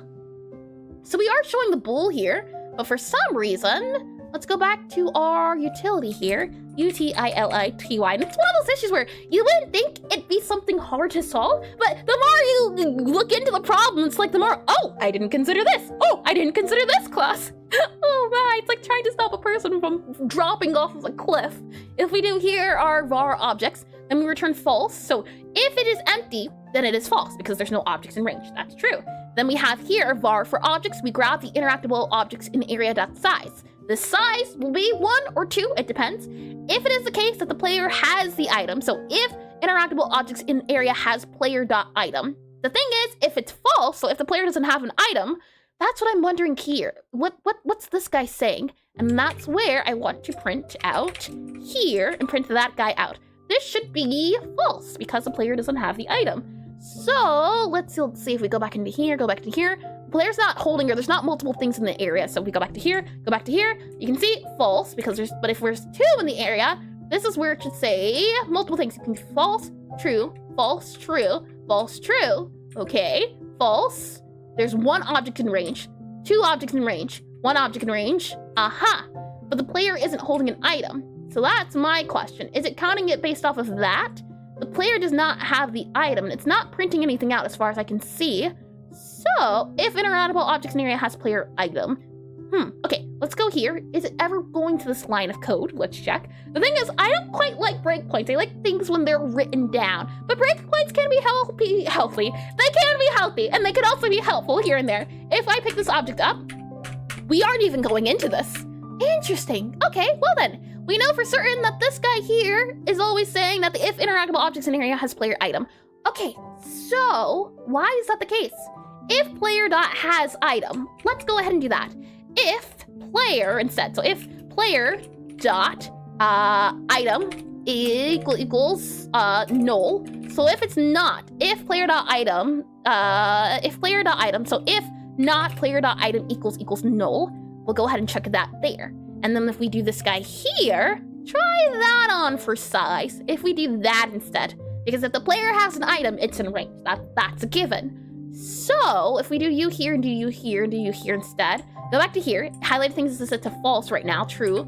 False is set to one guy here. So again, we see about doing objects is greater than or equal to 1 here. And then we click on play again. Oh. You know what I'm realizing? Maybe it was because it was greater than or equal to. So we don't even have to do a player.item. And technically, we could still do dot has player item. I think that would still work. And I kind of do like that one a little bit better just because it sounds nicer. So if we set it to greater than or equal to the little equal sign, I think that'll work. So if we click on this guy here and we save it, let's see. Now we're in this guy here, okay? And then we're in here, it's set to true, it's set to true. We pick it up, it should be set to false. So no. And this is one of the reasons why setting down concrete definitions for objects and their associated behaviors is good. It makes it much easier for the reason about things even prone to something about their behavior. Yeah, I've heard a good way of doing it is grouping things by groups. I don't know too much about groups, and the hope was at least this time around, I didn't want to touch groups just because it was its own system. Having objects kind of grouped together by group, you can't quite see it because chat's in the way. So if I just hide chat for 1 second here, there's this thing in Godot groups. It's its own system. And my hope is that I wouldn't touch it this time around with learning Godot because it's a lot blurred. Well, I mean, I've heard it's very simple. Even if it's simple, it's another part of Godot that I don't know about. So my hope was to learn some things about Godot, not explore all the things. For example, I wasn't expecting to touch, what's it called? I wasn't ready to touch shaders, but I've had to touch shaders here and there. For example, with the highlight, I had to learn about shaders a little bit. So little things like that where if I don't have to learn about it, I'm going to avoid it because right now the game has been in development for 2 years. So my hope is at least do the bare minimum, get the game published, and then I can go back and start adding other things. And then going into my 3rd game, I can then add more stuff that I didn't know about. I wanted to keep my scope small. And I know the debug console could be animated. Nice. Isn't that lovely? For animation, at least, what you do is, if I click on this guy here, I can show you. What you would do is you can do print rich. And if you do print rich, you can add BB code to the text. So for example, I changed the color of it. In this case, if you want to add animation, you can see this says wave, rainbow frequency, saturation value. So this guy here is responsible for making it have a little bit of a rainbow wave, but you have to make sure you do print rich, not just print, and it treats it like a rich text. That's how that guy works. If we go back into our debug guy here, go back into debug here, yeah. So you're printing out this guy, and hi, Alien, welcome in, and I like BB code, yep, like BB code, and hi, I'm gonna have to join and leave, just want to say hi, no worries at all, Alien, thanks for stopping by and saying hello, and if you have other things you need to attend to, thanks for stopping by and saying hi, it's always very sweet. Let's see, so utility controls, this string here is, no, we're here, player has objects in range, this is a string, and this is guy here, okay, so, what if we say instead, you here, if player, if not, and then we do here, player item equal null. Don't tell me that fixes it. I don't know if it does, but I'm just curious to see. If we treat it like that, if not player item equal null. So if it is null, then we don't need to count it. If it is, let's go back to here, true, false, true. That did fix it. That did fix it. Well, you know what? It's working now. You can see it says highlighted things true, false, true, false, true, false. Even if we're near something, it says say true, and then it should say false. Yep. And then if we're in this guy here, it still says true. No. False. Oh no, it says say true. Yep. And if we're in here, it says true. We're still selected on something. True. If we walk away, it says false. True. And then we go back into here. False. True. False. My question is, why is the object behind us now? What did I break? I didn't modify anything, so why did the player model change direction? And what I would really like is if the hashtag messages could be colored. That would help a lot with my hyperactivity disorder. I know at least there is a thing here. There's like a plugin called To Do. That might help a little bit in the sense of at least there's a way that it grabs the different code here. So you can see it says To Do here, which seems like an orange. There might be a plugin out there. Have you searched for it? As I don't know too much about it, but I do know at least this To Do guy here gets highlighted, and then a plugin allows me to have the highlights all collected to one spot. So this here, when it's orange, that's not a plugin, that's Godot.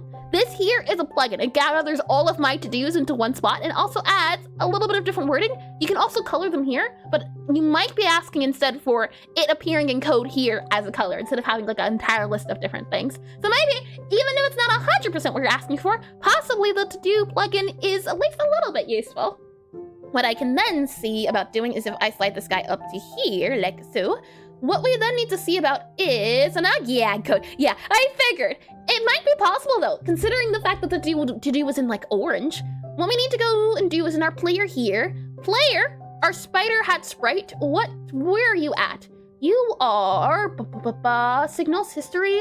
No, I want to look at you. That's not what inspector. Yes, so your offset is set to -24. The player sprite here should also be set to -24. So let's see, is this it? No, I'm guessing it's something to do with the position because I modified the sprite position, right? When I was showing off the different animations earlier, and I think that's why. That's why it's a little bit angry. You can see here, position of this guy here is set to -1. The player, I'm guessing position probably has to be set to -1, like that. And I think that'll fix it. I'm guessing. And to know about that, I make a to-do, and I hope we'll remember later. Yeah, there's a few to-do. I don't remember specifically what's the one I used, but if you type to-do in the asset store, there should be like a lot of to-do different lists. Specifically, I might have the to-do list on hand. If I go into concepts here, let's see. Do I have it on hand? I found it in a video once, and I downloaded it, and I haven't used it even. But if I go all the way to over, where are we at? Over here. Here we are. To-do? Are you in here? No, it's not. I don't have the to-do. These are most of the plugins I use, but not the to-do one. Interesting. I'll have to add it to there. Let me go back into our programming here. Lovely. Okay, so I've made it so the player sprite should hopefully be aligned properly. And now, if I click on you here and I click on you here, let's see, and then you click on you here, you should be able to see Godot properly now. We go back into this guy here, and now hopefully when I pick up an object, it is in front of me, yeah. Oh boy, we click on this guy, you can see it says false, true, false, and now if I'm selecting a guy off of here, it says true because we're in the area. This guy says true still because we're in the area. However, if we leave it, it says false. So highlight is working now. That was a bug. Let's go ahead and just save this guy, make sure we make a backup here. So I'll go ahead and just save you here. Highlight bug fixed. So I'll just do here, highlight bug fixed. HIGHLIGHT, highlight bug fixed. And there's one more thing that needs to be tweaked a little bit. And hi, Clark, possibly. Welcome back into stream. Welcome back in. Please correct me if I'm wrong in the name. It takes me a few times around to eventually get it right consistently. But hello, and welcome in. So now that we have this guy working, what we need to check for in our control screen here is whether this guy is enabled or disabled. So you can see in our control screen hub, our game controls, where we're checking to see if the player has objects in range. This show panel, all of these guys here, what we need to check to see is if the UI has been enabled. So what we're going to do is, if utility dot screen, so I think it's called screen something. If we click screen, how are you doing? I'm doing lovely. We've moved past the bug into other bugs, but we're moving along, so I will 100% take it. It's lovely to see. I hope you're doing well too, Clark. So here we have, if utility select screen is open, then we're going to do something here. Otherwise, actually, no, let's do this instead. If utility select screen is open, then let's go ahead and return. Otherwise, if it has the player objects in range, then we're also going to do show panels and return. Otherwise, we've made it down here and we're going to do this. That way it's not if else. And your VTP looks so cool. Thank you. And thank you, of course. The thing is, I got a new hair change and clothing change just today, so I'm glad to hear. I am super duper glad to hear it. If I, you know, actually, I can say this too, that if I, very quickly, just to all of you, because there are a lot of new names here, if I super duper quickly here just were to slide off screen, like so, if I just were to slide down here for a quick old second, oh my, I slide down there for a quick second, and I were to do a little bit of a costume change here, like so. This is what I've looked like for the past, or this is what it used to look like for the past entire, what would it be called? 2 years, yeah, 2 years. I've been streaming for 2 years.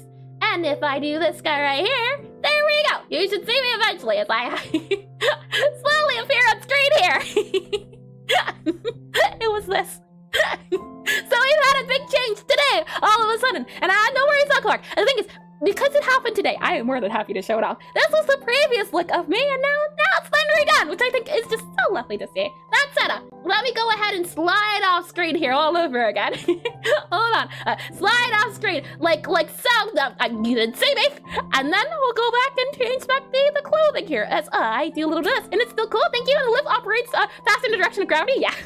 You see, we're cost effective perspective here at Eris Ezra Industries. Here we're about using green energy. It's very important. Oh my, so I do this guy here, and we do this guy here, and we should be good to go. I should slowly slide all the way back up.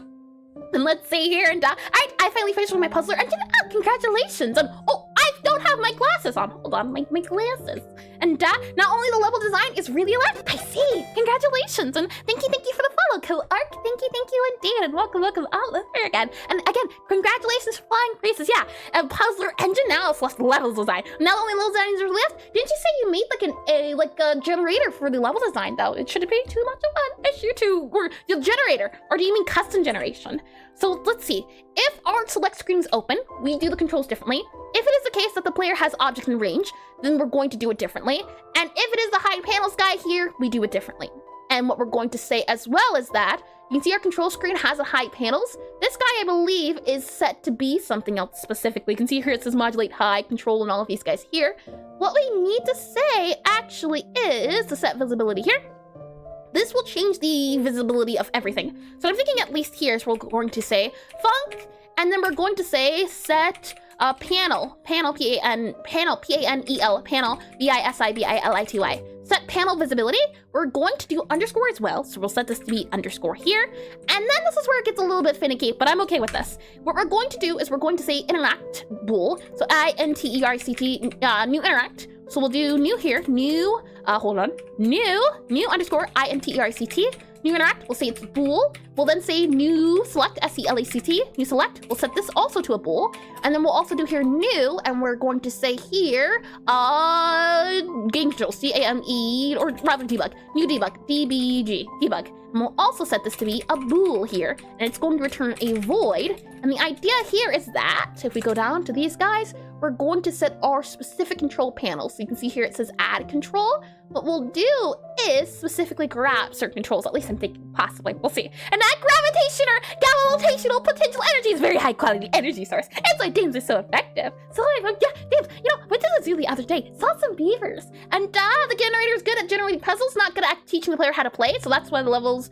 what the levels would basically. But now there's an issue for future present praise is going to sit back, relax, and watch you do your programming. I see.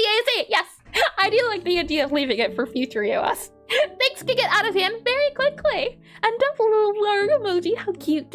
That said, yes, so I was thinking at least the set panel visibility. You can see here, if I click on add control, it adds control new mode, and it should add it, I'm guessing, to, you can see here, control hit panel group, we get the anchor, all of these guys here, new panel.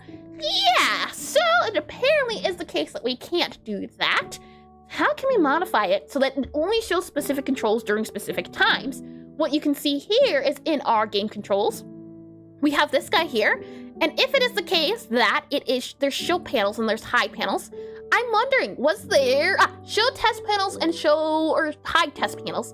This itself, I think, if we go here to control hit panel group, yeah, and then there was a show hint test panel. So how are we doing that specifically, I wonder? We have change layout position here. Where are you coming from specifically? You can see here, it says here, show test panel, hide test panel. If we go into this guy, it says control hit panel group. There is a hide test panels and there's show test panels. I wonder. And somehow, sometimes people ask me about my writing standards, like, why do you type underscore new? And I'm like, I don't know, man. I saw someone do it once. Well, the reason why you do underscore, at least from my understanding of the documentation, is if something is called outside of the script, you don't add an underscore. If it's only ever used inside of the script, then you add an underscore. So I know that this add panel is called outside of this area. I know I haven't used this anywhere else because there's a little underscore here. That's at least as far as I've been doing it. It's pretty impressive how you can keep talking and developing the game at the same time. Do you keep working on it off stream as well? Yes, and Arthas, let me show you. I think I can still show you if I didn't disable this, we can see. Let me show you what I worked on this week. Never mind, I can't show you what I worked on this week. It broke! Well, never mind. And that's so you're gonna pro? Hold on, I am not. This is the second game I've ever made. I'm still very much a beginner. I've been working on this game for 2 years, so... and you get a little bit familiar with it every so often. Now, why are you breaking? Could not parse class game controls. So something's wrong with game controls. Game controls you're the reason why it's broken. So let's go ahead and do pass here, save it, close it. Let's see if it works now. And does. Someone did it once. Is the reason for 60% of my coding standards. Oh my. Oh, no, I actually can't show you. Hold on. We go here to cafe. Yep. We go here to you manager here. We go to you here. And then we just go ahead and just uncomment that for a quick second here. This is what I decided to spend my week doing, as I do program outside of it. I was hoping to do the stuff I did now during the week. I wasn't able to get to it because I was very busy with something else that was very important. And let me do debug panel here. Debug screen visibility set to false. That way it's not on the screen. Right. So this is what I did during my week.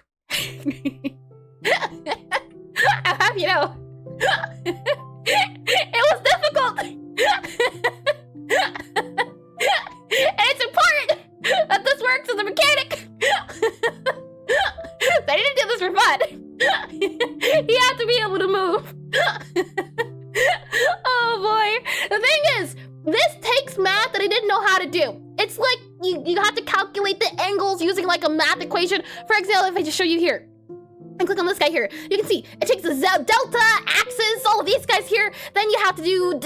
It was confusing, so that is what I spent my week doing. Oh my, he's beautiful now. He's beautiful, bouncing baby boy. We'll see this guy here. And hi, is it Catalyze? Callies? Maybe. Please correct me if I'm wrong in the name, but you tend to butcher it. Welcome to the stream, and jumping spider. Yes, he is a jumping spider. That was the hope of adding the jumpiness.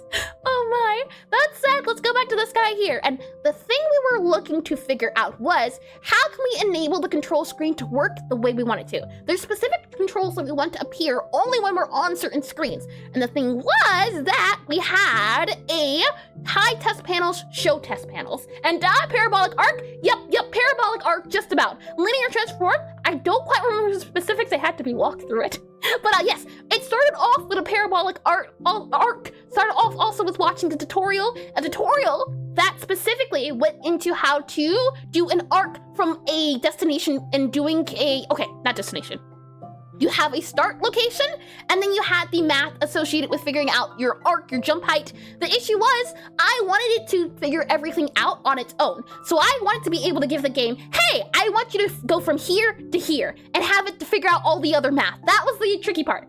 Every tutorial I looked up, it only had the ability to do start location and then arc, but it didn't have an end location in the function. So that was really important figuring out, because we want the spider to jump around the cafe depending on where we want him to show the tutorial or something else. Hence why it was tricky to figure out, but I'm glad I did. I do like the way he looks. He's adorable. So we have here, for example, our control test panel group, hide test panel.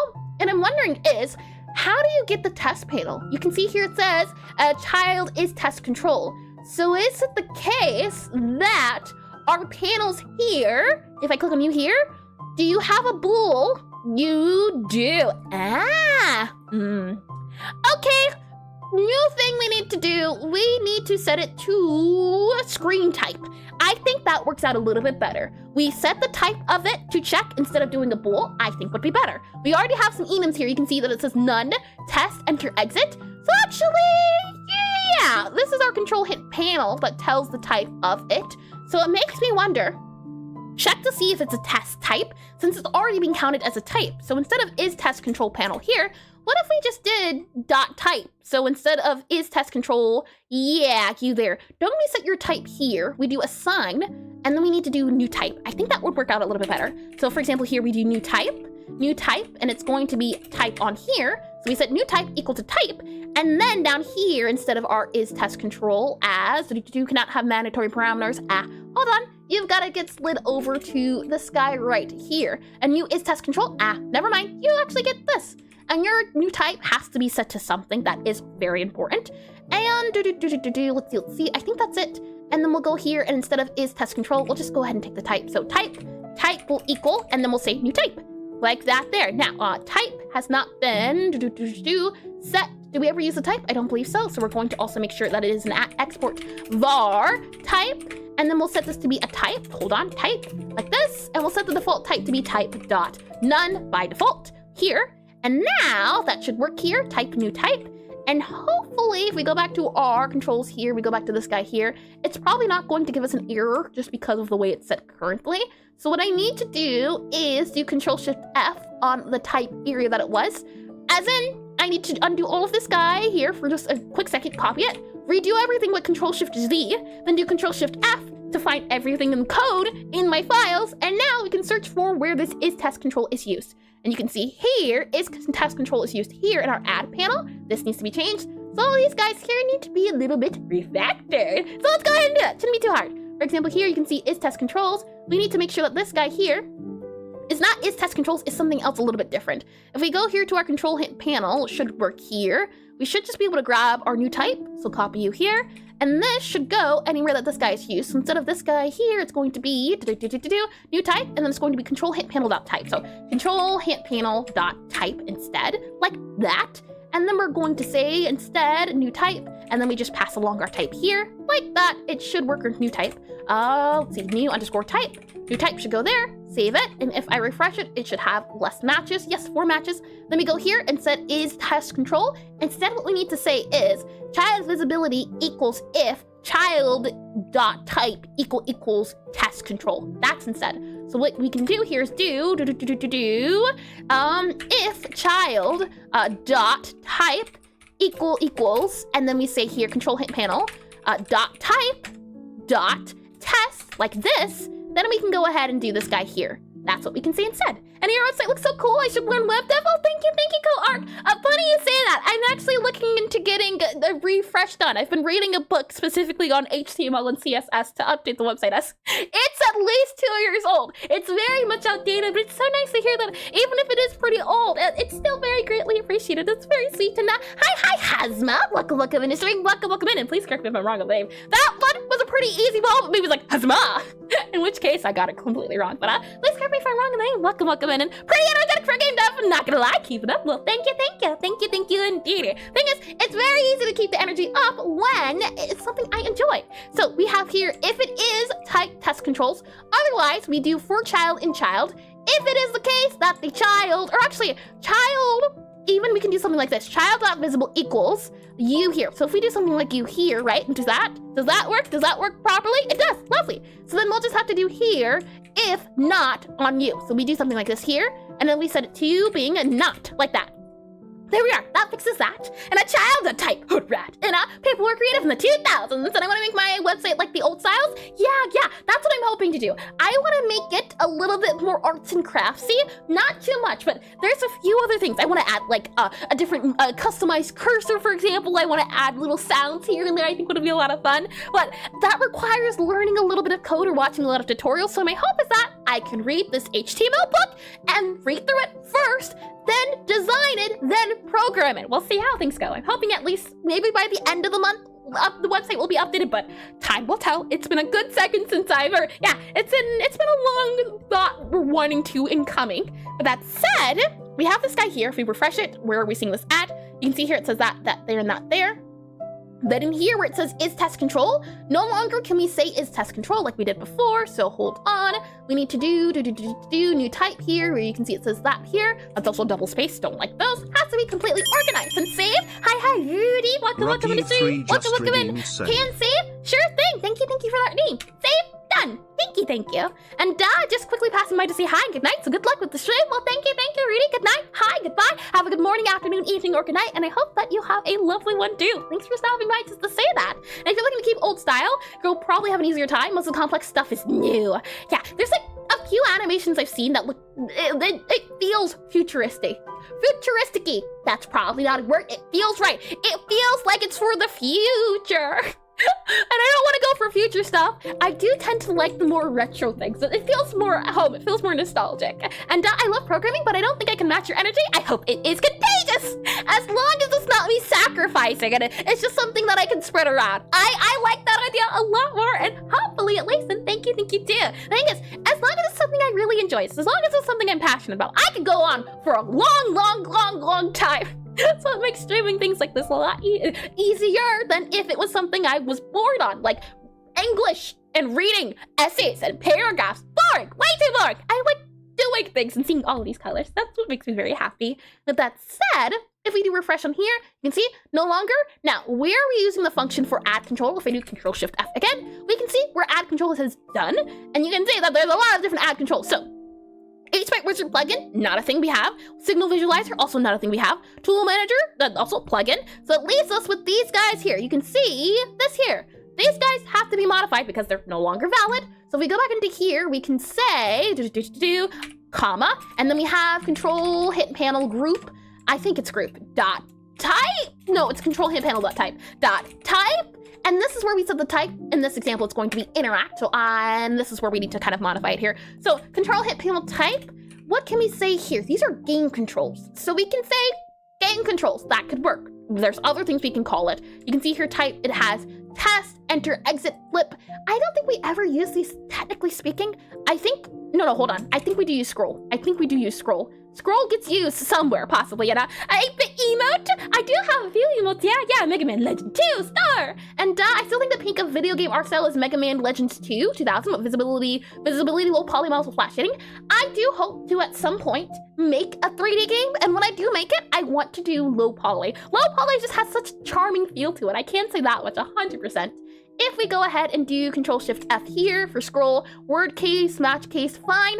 It should show us anytime we use control or scroll. And you can see here, we grab the scroll type, and we have get child, type scroll here. So where are we using it? Get or add, and we do it here too, where we set the control hit panel type scroll. We add the control hit panel here, and then we set the type, so panel to index, get or add. I see. Panel to index, we do the type here. Okay, that's still doable. If we have type here, test, turn, all of these guys, which are also good to go A-okay. So let's just go through these. For example here, this guy should be set to scroll. So I should be able to just do, let's see, comma here. And if I do controls, hit panel, dot, and then we set it to be scroll. So dot type, dot scroll, it should already exist, and that would go there. This guy here is set to be test. So we just have to copy these guys and do a double dip. I don't like it for now, but it's okay for now. We'll set this guy to be test since it already does have a guy there. We just have to kind of go through all of these and reset them. So this guy here is enter exit. And then this guy here, as we paste all of these guys here. So you're supposed to be flip. So we'll set you to flip. And then we'll also set you to be enter exit since you're enter exit there. Like that. Should be good. And then let's see, where else do we use, as I refresh this guy here, do we ever use scroll anywhere else? We use it here to grab the type of panel that it is. This is how we're sorting all the panels and knowing which ones to gather. So it should be fine. I'm wondering then, where are we using this add panel? Because we had it somewhere earlier. No, little scribble. Cute. Let's go ahead then and see about. And after playing modern games and the cutscenes have a slightly eerie feeling, there's a lot of still images with no movement. But when the models move, they're incredibly smooth, which can clash with expectations for low fidelity models. I think the biggest thing I've noticed that I like a lot of movement. I don't know if you can tell. Oh my, but I like it when the models have like a little like move animation where it's going like up, down, up, or it's going side to side. I like it when it has a little bit of bounce to it, which I've realized. And it's the thing of a lot of the newer games don't have that sort of cartoony animation or cartoony motion compared to older styles. And initially, I didn't want to make a 3D game because I didn't want to deal with high intensity models. Then I realized my issue with 3D games is that they're high poly. Low poly just has such a charm to it. What we'll do here for our add controls is make sure that this mode single is set to be, well, actually, this should be interact. So if I do control hit panel type dot, this should be interact. So interact here, and it is not interact. So we have to modify it a little bit here. You can also see that this game controls here has a select. My question is for our select guy at least. Yeah. So let's go here to type, make sure it has interact and select. So comma under here, interact. So N-I-N-T-E-R-C-T, interact. And also here for S-E-L-E-C-T, select as well. And that's like, are we there yet? I can't remember names quite well. If I just quickly do are we there? Are we there yet? Let's see. Are we there yet? That is quite charming. I can agree. Not my type of game, but yeah, something low poly, a little bit more simple. It seems like a lot of the games are rather, it feels as though very recently we've gone from very low poly then to very high poly and back to very low poly. For example, games like Peak that have come out that aren't as highly detailed. They though, they don't quite feel retro-y though. They're low poly. I do find them charming. And I guess these can make it look tacky, as in unsatisfying when the idle animations are performative but not genuinely inspired. What I'm trying to say is I'm a hipster. I see, and the movement can have bounce, but the statue-looking models go from complete stillness to complete natural movement instantaneously. They're stylistic. Yeah, stylistic. It's all about stylistic choices. Some people prefer different things, which I think is also lovely too, because it's the thing of, even if I don't like it, maybe there's someone out there somewhere somehow that enjoys it, which makes it good. Even if it's not the overall audience, if it's one specific audience that's trying to be targeted, hopefully they like it. We have here interact. If I do here, hold on, why are you angry? Yeah. So if I do you here, yep, you need to have that there, and then you need to do this guy here, and then you need to be interact here. There you are, INTERACT. Now, why are you angry? Interact is not set. Are you saved? You're not saved. Save you. Go back to our game controls here. Now you're good. Lovely. Okay, so let's do interact here. We need to set you to be select. So select SELECT here, and then we also need to do game control. So this guy here is going to be our test. Let's just go ahead and set this guy here. Let's set this to be test here, like that. That should save everything. I don't think anything else needs to be modified. So let's go back to our control hint panel screen, which is going to be this guy here. And in this guy is where we specifically check for our design. You can see in all of these bits here. So the hope is now if we create a new, as I think we do it here, type of mode single, all of these guys here. Yep. So my hope is back to our interactable select screen. Nope, not that. We're looking for our control screen hub, which we're in. Back in our game controls, here where we do a hide, you can see here show. There's also here show test panels. Now we need to add one for our menu, our interactable menu, our screen menu. What counts as screen menu? So here where it says hide test panels at, now we need to do a function for show, not underscore, because we're using outside the function. And she is Viola, just trying to survive and not and die from watching her with all that energy. Well, don't go dying. That's not good for your health. Oh boy. We'll do here show screen panels. So show screen PANELS. Show screen panels here, and then we can go ahead and do void here. And then we'll also do a pass, and then we'll do hide. So we show screen panels here. We'll also do one for hide, so HIDE, hide here. And then the hope is that if it is part of the screen panels, in this case, it's going to be this here. So let's see, show here, hide here, like that. And what we're looking for specifically is if it is a screen panel. The thing is at the moment that we might have more controls that we want to do for screen, but momentarily what we're going to say, fingers crossed, is we'll just say select. Select is the only one we have, and if we need to add more, we can always add more too. And maybe it's just it isn't the most achievable goal, but for the game I'm working on, my goal is visual fidelity into something more like Elden Ring or Starfield. Whew, that's intense. That's like a lot of polygons, if I remember. I think Elden Ring, very realistic. I'm not a fan of the more hyper-realistic games. I even tried to get into Witcher. I tried to get into a Vampire, but it didn't end up working. The realistic ones I can't get behind. But I'm glad you do enjoy it, and I do wish you luck, because yeah, it's not the most achievable goal, something super hyper-realistic, but if it's the style you're going for, I think you can do it. I think you can. The first time I watched it, I was like, oh, well, she's just a ball of energy, ain't she? Yeah, we'll go back into here. And now what we can say is, if it is the case that the current game state is how can we do this? How can we do this? Take a look here. I was hoping for, and this thing is like if else. I don't like that. I don't know how to fix it a little bit. And I don't think it's required a lot of visual realism. Yeah, and how if we're not going to reuse some ready-made rendering engines. So here we have, if not current game state visible. You can see here, if our select screen is opened, then we're going to say to show, and this is where I think having a toggle might be a little bit better. I'm not sure what that toggle is going to entail, but possibly we can say, if it is the case, and kind of match it to a specific thing. So for example here, you can see, it says show panels if the current game state is null, or the option screen is visible. So if the option screen is open, then we go ahead and show the panels. Otherwise, it says show panels here, then you can see it says to show test panels. Otherwise, we hide the test panels and just show the overall panels. So it makes me wonder, do I already have it built in to work, or is it not going to work? Let's see. And I would say it's realistic rather than detailed. It shouldn't be that big of an issue considering the road Voskov was made in Godot. It's definitely achievable. I have heard Godot's not the best with 3D, but they've been pushing out a lot of 3D support for it. And that's the hard part is lighting model. So let's see. What we're going to do here is that we have show test panel, otherwise hide test panel. So what it makes me wonder is if this guy here, else this guy here, and then we can say you here, and then we do you here. So if it is the case that we are in the select screen and it is open, we're going to show the screen panels here. Otherwise, we can go ahead and do here, hide screen panels. So this guy here, show screen panels, otherwise we're going to hide the screen panels. So hide screen panels here. Otherwise, if the player has objects in range, show panels, and then return, and we have hide panels here. So let's see if we do return here, and this is where, yeah, well, we're gonna, and I want to clean this up. This feels wrong. It feels super duper wrong. So what I'm thinking of, at least, is modifying it a little bit. And it sounds a lot more reachable. If you haven't done it before, it'd be a challenge to analyze what the fidelity means in the form of a shopping list. So this show screen, what it does is it hides, or it goes through all the children, and it sets the visibility. So this guy toggles on test panels, this guy toggles on our screen panels. So it doesn't disable it or it doesn't enable it, it just does those specific guys. So what I'm thinking is, at least, maybe we can have a function that is a little bit similar in the sense of this guy here, this guy here, this guy here. And what we can say is a var for visibility settings, or something like this, visibility, visibility, and then we can say here visibility _ settings.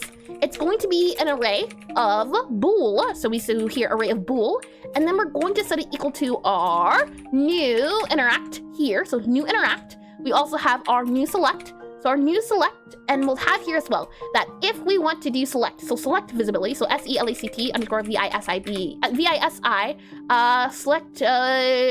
select VISI select visibility. I like that a little bit better. We have select visibility, general visibility, so GENERAL, general game visibility. I like that a little bit better. Game _ CONTRL, game control VI, here, game control VISIBILITY. And others deformable materials like hair, and IE anti-aliasing is turned off by default. And the works fine, it's just not as advanced as graphically. Yeah, I've heard that initially it was super bad, wasn't very good, but it's working a lot better. There's been a lot of updates to support it. So while a lot of people would initially say that 3D for Godot is its downfall, a lot more recently I've heard that they've been adding a lot of updates for support for 3D specifically. And a lot of tools that have been making it easier to enjoy the 3D aspects of Godot. That's the best way I can phrase it a little bit better. New debug, so let's see, game controls visibility, select screen. So here, select _ screen visibility here, and then we'll also go and we'll do here for our options menu. So options screen visibility. So options, OPTIONS, options visibility, something like that. And then we'll grab this guy here, we'll grab this guy here, and then we'll grab this guy here and do comma here. And then what we're going to say is, we're going to match it to our visibility here, so visibility settings.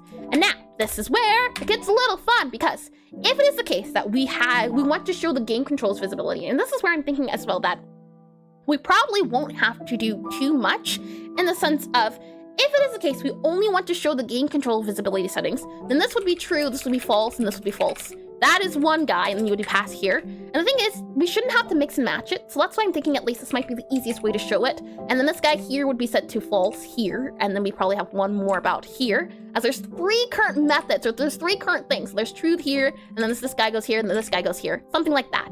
And then what we can say is, you can 100% make a character controller you enjoy playing with via Godot, and just takes some work, and Godot 3D is now really good. Yeah, and I don't find shaders that difficult to make. I wouldn't be surprised if you could find some good ones online already. There are online shaders you can find. I can say that. I've looked into a little bit. I'm not too experienced in shaders. Until Godot, I didn't even know what they were. I still don't know what they are. And I'm doing my best to stay away from them because they're a whole other can of worms. It's like web development where it's an entire different realm of programming that you didn't know that you might have needed to learn. What we'll go ahead and do is, from here, what I'll say is that if it is the case that our visibility setting is this guy here, what we'll then say is that we want to show. So the first guy here is our game controls visibility. So in this case, we want to hide the test panels. So we'll go ahead and do here, hide test panels here, because test panels should be hidden. If it's the case that the select screen is also shown, then we also want to hide the test panels here. However, if it is the case that we're using our options, we want to show our guy here. So we'll do here, show. So show here,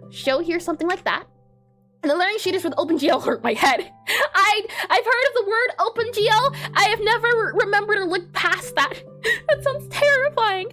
We'll then have here are, we can see here it even has hide panel. So if it is the case that we want to show the game controls visibility, then it means that we want to hide our guy here. If it says it here, yes. So we'll want to also hide our screen panels here. So we can go ahead and do hide here, as this needs to be hidden. However, if we want to show our select screen visibility, then we know that we don't want our test panels to be enabled. So we'll go ahead here and set our show screen panels visibility. So we can go here and do show here. So show screen panels like that there. To be fair, my background is in programming. I've messed around with engineless code.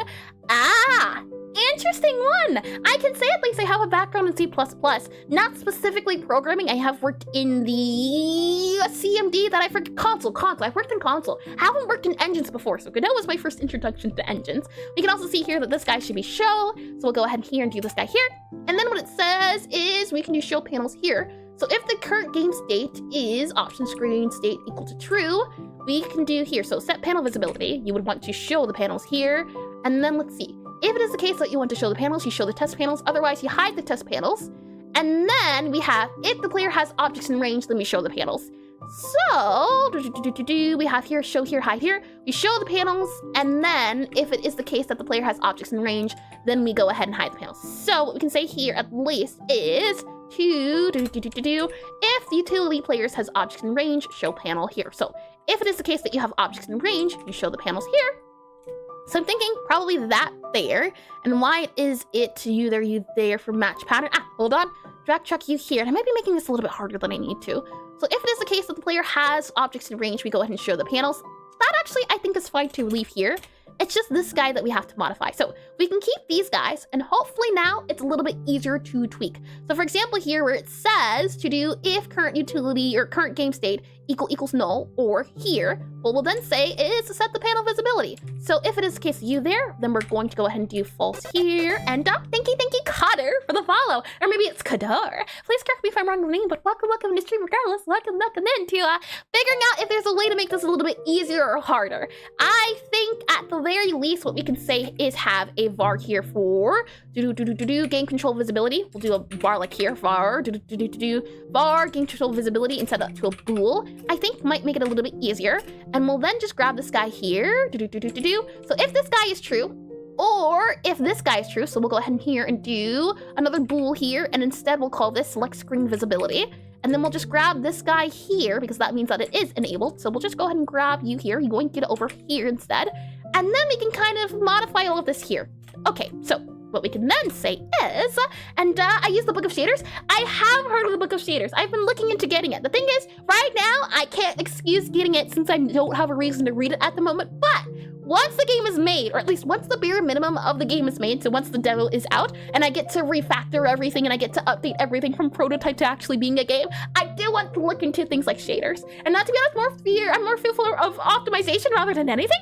Another, it is Coder. I see it. Coder or Coder? Probably Coder. Interesting. Wow, welcome in, and thank you for that one. My guess is Coder then, like a fish. So we'll go here. And then what we need to do is actually not even do game controls visibility. Not even need it. Not even need it. Not really. So we'll go ahead and do this guy here. Remove our game controls visibility here. Then we can go ahead and grab all of these guys since game controls visibility shows up at the very beginning here. So we'll go ahead and remove all of you here. We only need 2 here. So we have false, false, true, false, and false, true. That is true as well. But given, granted. And then we'll go ahead and copy here. So we do you here, and then paste this guy here. So we set the panel visibility depending on our select screen visibility. So I can go ahead here and just do select screen visibility. And then we can also do game control visibility here, game control visibility.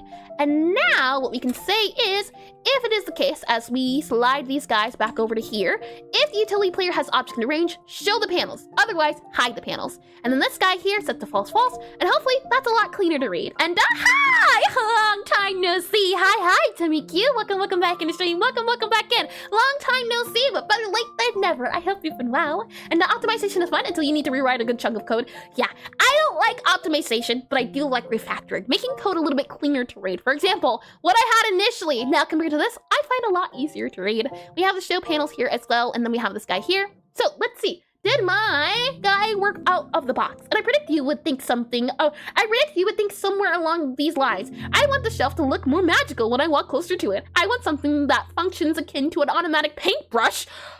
And that is a fragment shader. I can say, for example, the background, the moving background is a shader. For example, Another shader I have in the game as I do debug here, actually no, it's fine.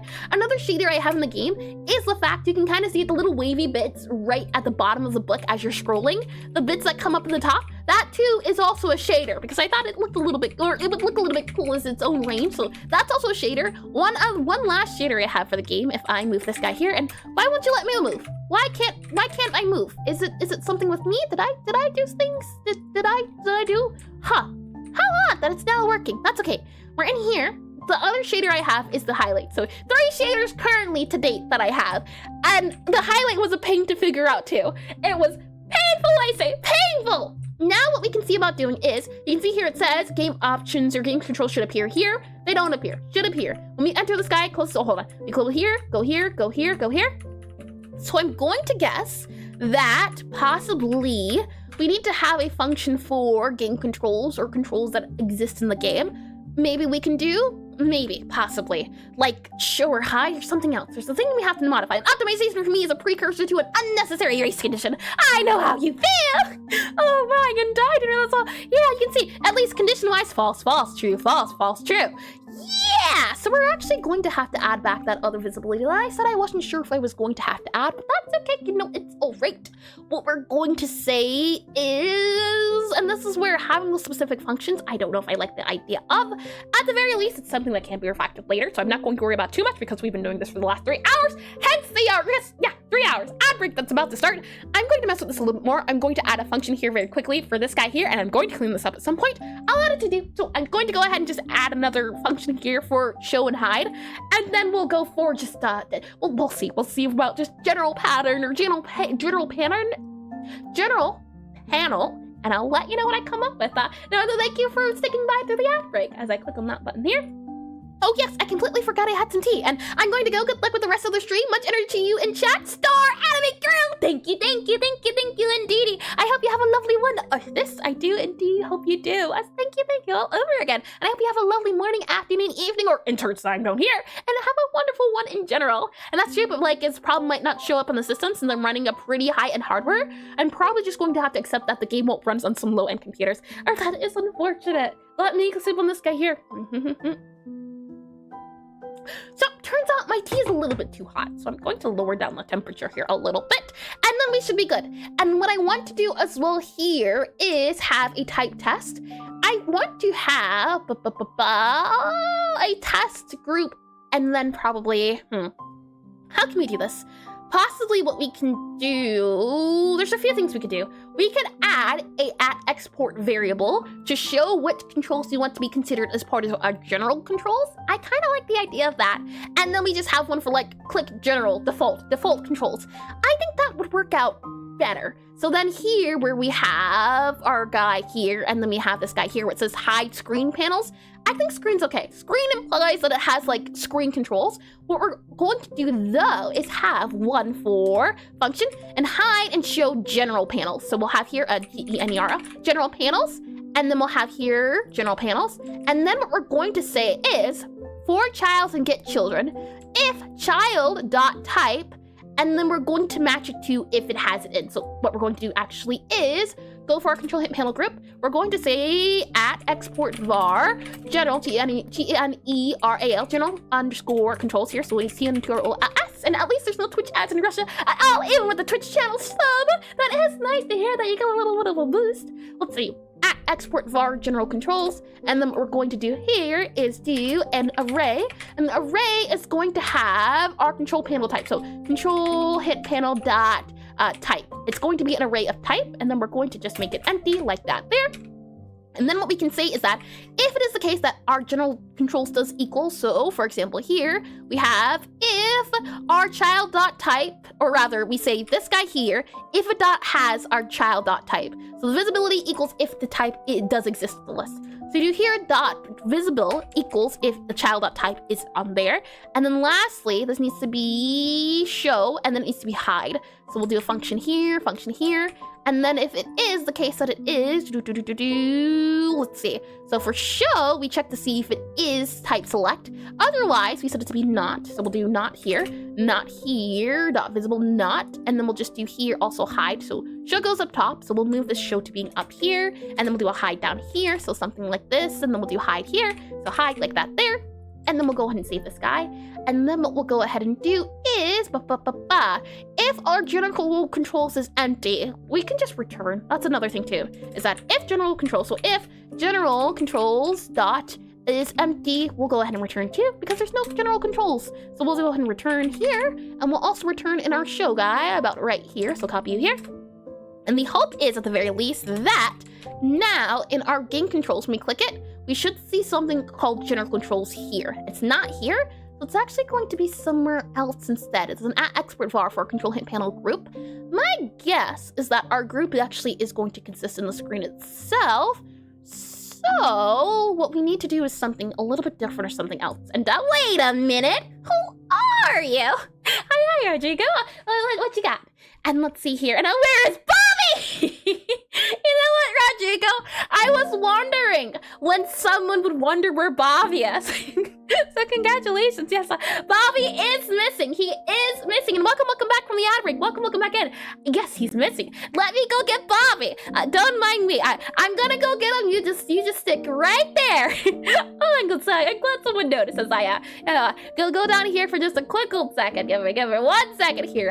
Yes, Bobby, very important to notice as I do this guy here. We do this guy here, and then do this bit here, and we grab this bit here. Right, grabbing Bobby. I can then go ahead and go to where are we? Buttons. I gotta get used to my different buttons. And show this guy here. All right, Bobby has been yoinked. Here he is. What do you think now?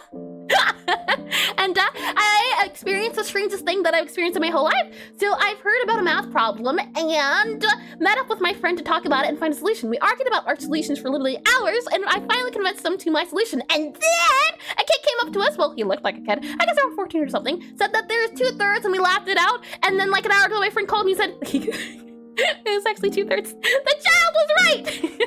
Who would have thunk? I've had that happen before where it feels, or someone says an obvious answer. You think to yourself, man, it can't be that answer because it's too obvious. But then you try it and you realize, okay, maybe it actually was that obvious. Or maybe it's super hard and that kid was just a genius. That can work too. And what do you think, Rodrigo? What do you adorable now?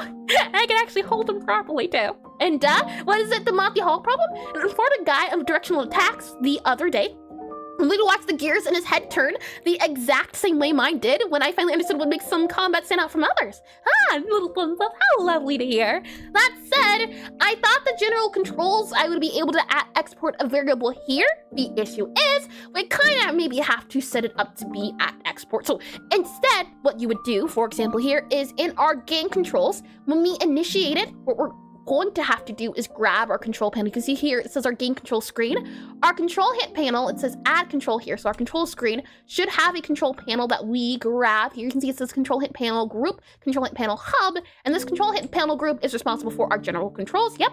So actually what we're going to have to do is do something more akin to this bit here. Grab our, hold on, our control screen here, grab you here, go for our control hint panel group here, copy you then here, and what we're going to do here is do this bit here, add this bit here. So control hint panel group dot general controls, and we're going to set this guy equal to be our interact, since our interact button. So we're going to do control hint panel type dot interact, because that's exactly how I proved the Monty Hall Python problem to myself by running a small simulation. Let me go ahead and copy you here. So this is our general control here, so I can go ahead and just copy you here, so it gets enabled and disabled, and then we can go ahead and save this guy here, copy, save. Go back to our book controls, and all of these guys here should be considered our general controls, as we have initialized here. They're all our general controls, so we can also just add these bits here. So we have interact, which is not, it's going to be flip, enter, exit, scroll, and test, or not test. It's going to be flip, there's also going to be our enter, exit, and also scroll is the general consistency. So we can just do this guy here, and I think this will work if we copy you here, and they'll get added to their group here, like that, hopefully, fingers crossed. And now, if I go back to here, slide this, oh, never mind. I thought I could slide it over. Guess I can't. And I mean, yeah, 2/3 came out of our mind, but we just couldn't prove it with math. And I turned it out so lovely. Okay, we'll click on this guy here. Let me go ahead and click on then. Oh, not click, but grab some tea. I wanted to grab tea. Tasty, tasty. With that said, we click into levels here and let's see if my solution did work. Oh, hold on. Actually, we need to modify it a little bit more so that we do show the panels that are this guy here. And hi, Chapel. Welcome to the stream. Welcome in. Kit here at Starbucks. Y'all want something? I will take a double mocha frappuccino with some extra white cream as well as white chocolate. And then I'd also like a little bit of caramel drizzle on top. And you can't forget about the extra 12 pumps of sugar because that's like super important. And I also want a little pop cup. Did you get all that down, Chapel? And also sick fit. Thank you. Thank you. Yes, good. Oh boy. We'll also see here and here. We want show panels. I also want to do here show show panels, as well as we should be able to do show general panels here. So if I click on here, show general panels, and when we do hide panels, actually never mind, our show panels, hide panels here, we should just be able to do show general panels here should work, or hide panels. Let's see, control hit panel group, that, and she gave you a long list and got you. And I kind of miss Starbucks presence over in Russia, and that sounds like a wife's order. Oh my, I am a big fan of coffee and stuff, but went to Starbucks a few times, and the coffee just doesn't taste as good as I would have hoped. The coffee I make at home tastes a lot better, and I know what's going into it a lot more. And me, an Americano, please. And, you know, the thing is, like, the fact that there's so many different names, like Frappuccino, Americano, Latte, it's so lovely. I like the little, gotta go for a frappe grande instead of a, what's it called? Grande versus, I don't remember the other word, but like, I remember grande. We have here control hit panel dot, general controls, and then we'll do here, hide general panels, and then we can do here, show general panels here. So I'm thinking at least probably something like this, and then you show general panels here, like that there can work out better. And then we hide and show. What is it going on here for our show panels? And then why could not receive, I'm going to copy you here, then do you here, yep, undo, and, oh, that's weird. Undo, you redo you, yeah, redo you, but why our show panel here, yeah, hide panel, shouldn't it be like that?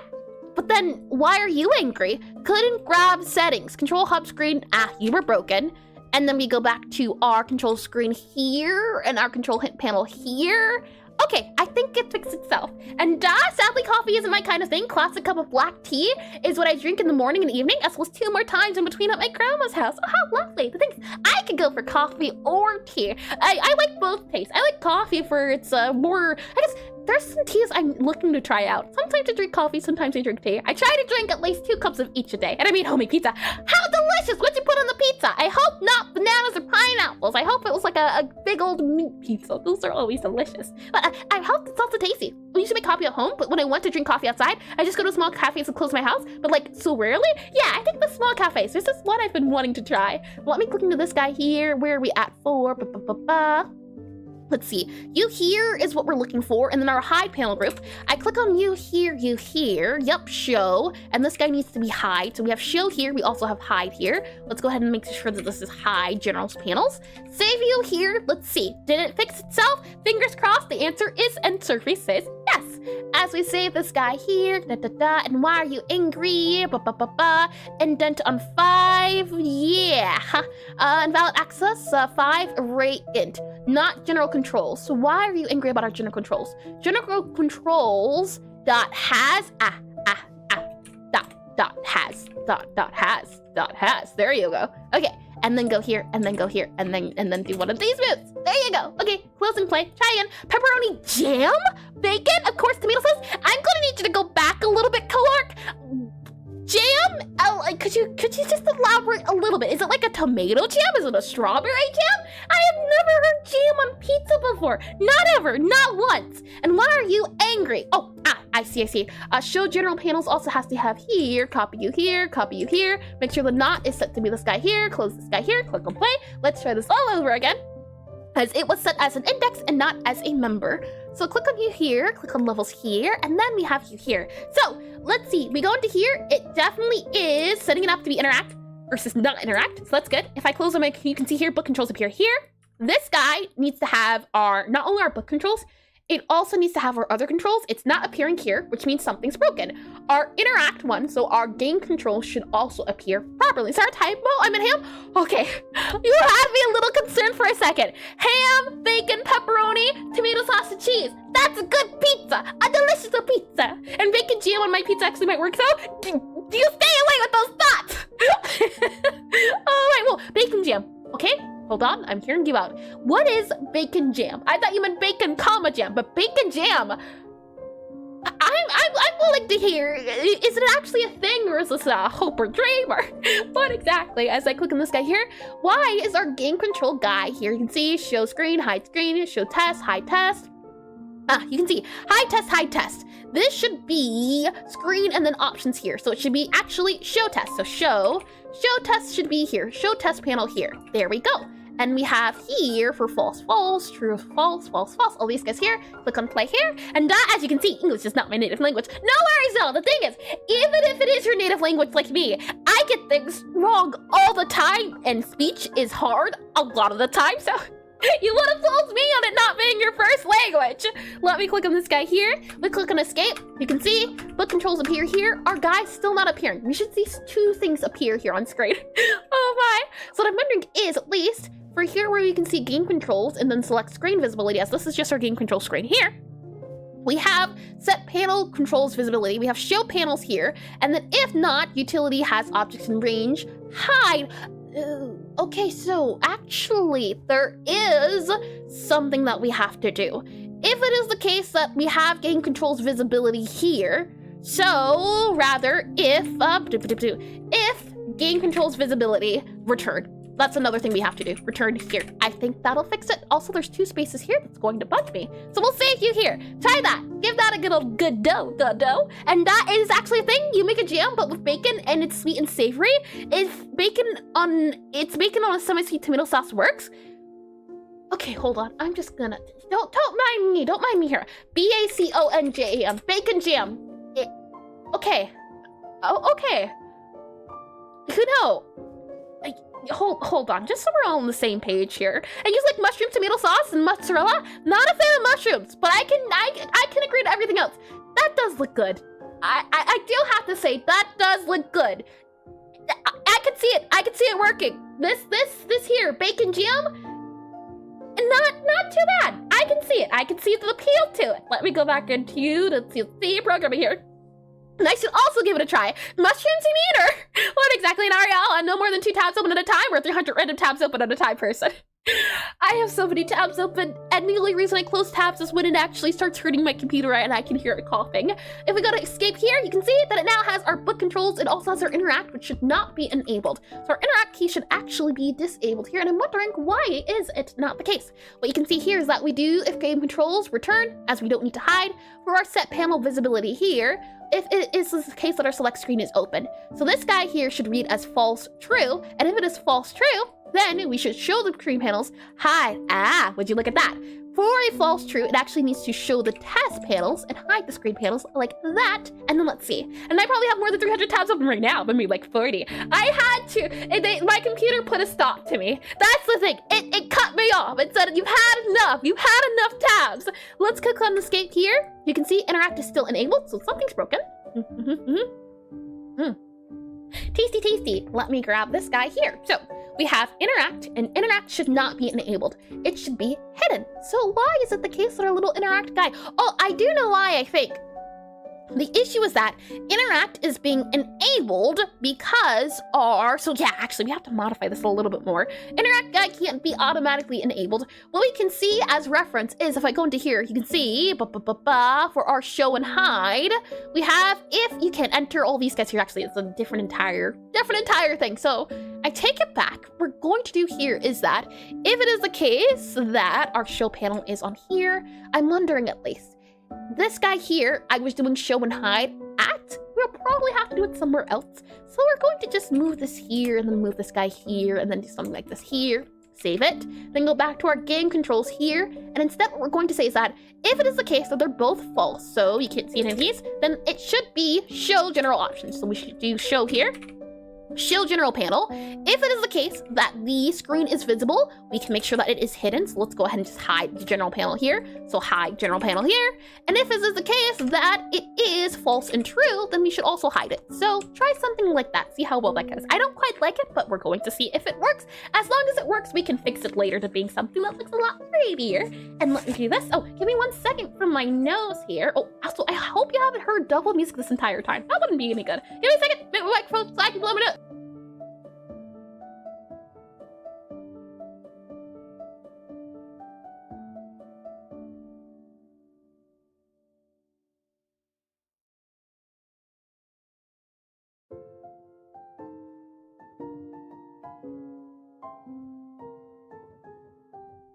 We're all good to go. And speaking of PC, I should get an AIO PC. I thought you were about to say an IOU PC. I haven't heard of an AI. Do I even want to know how? That sounds complicated. And occasionally my browser automatically updates itself and kicks all my tabs off the table. Whew. And while you want to keep the number down, I spread them over several windows too. You madman! Oh my. We'll click on this guy here. Nah. So select here should be hidden, but it's not hidden is what I'm wondering about. We should be getting show test screen, hide screen panels, hide general panels here. And this hide general panel should do here. If the child is in, then child.visible should equal, and this guy here should work, but it's not. For child get children, if it is the case that the child.has, so maybe what we say for child and children, if, and then we can say here game controls has, then oh no, that works. Yeah, not should work, not should actually work. If it is the case that the, no, that never mind, I take it back. If general controls has the child, then set the child visibility to false. That's what it should be, equal to false, something like that. That's what it should be instead.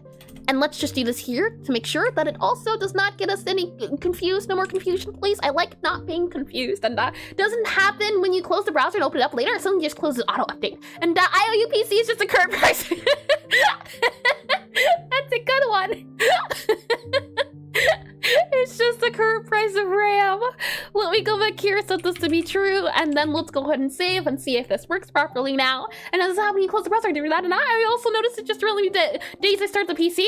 Oof, that sounds painful. Let me click on levels here, click on you here. Okay, escape. Okay, it's working. You see how it doesn't say interact? Because interact is not enabled. It shouldn't allow the player to interact, or it shouldn't prompt the player to interact. Here, interact is enabled. Game controls should be disabled. So I think here as well, we're going to have to modify it a little bit in the sense of if it is a game control. So you can see here how it says show general controls here, but we'll also say here is for child and get children. If it is the case that it is child, if child type equals you here, then we set it to true. So we'll do this here, and then we'll also do this here for false. So if it's true, we do this guy here. Oh, hold on. And we do this true for here. So this is going to be set to be false here. And then we can also do the same for our select guy here.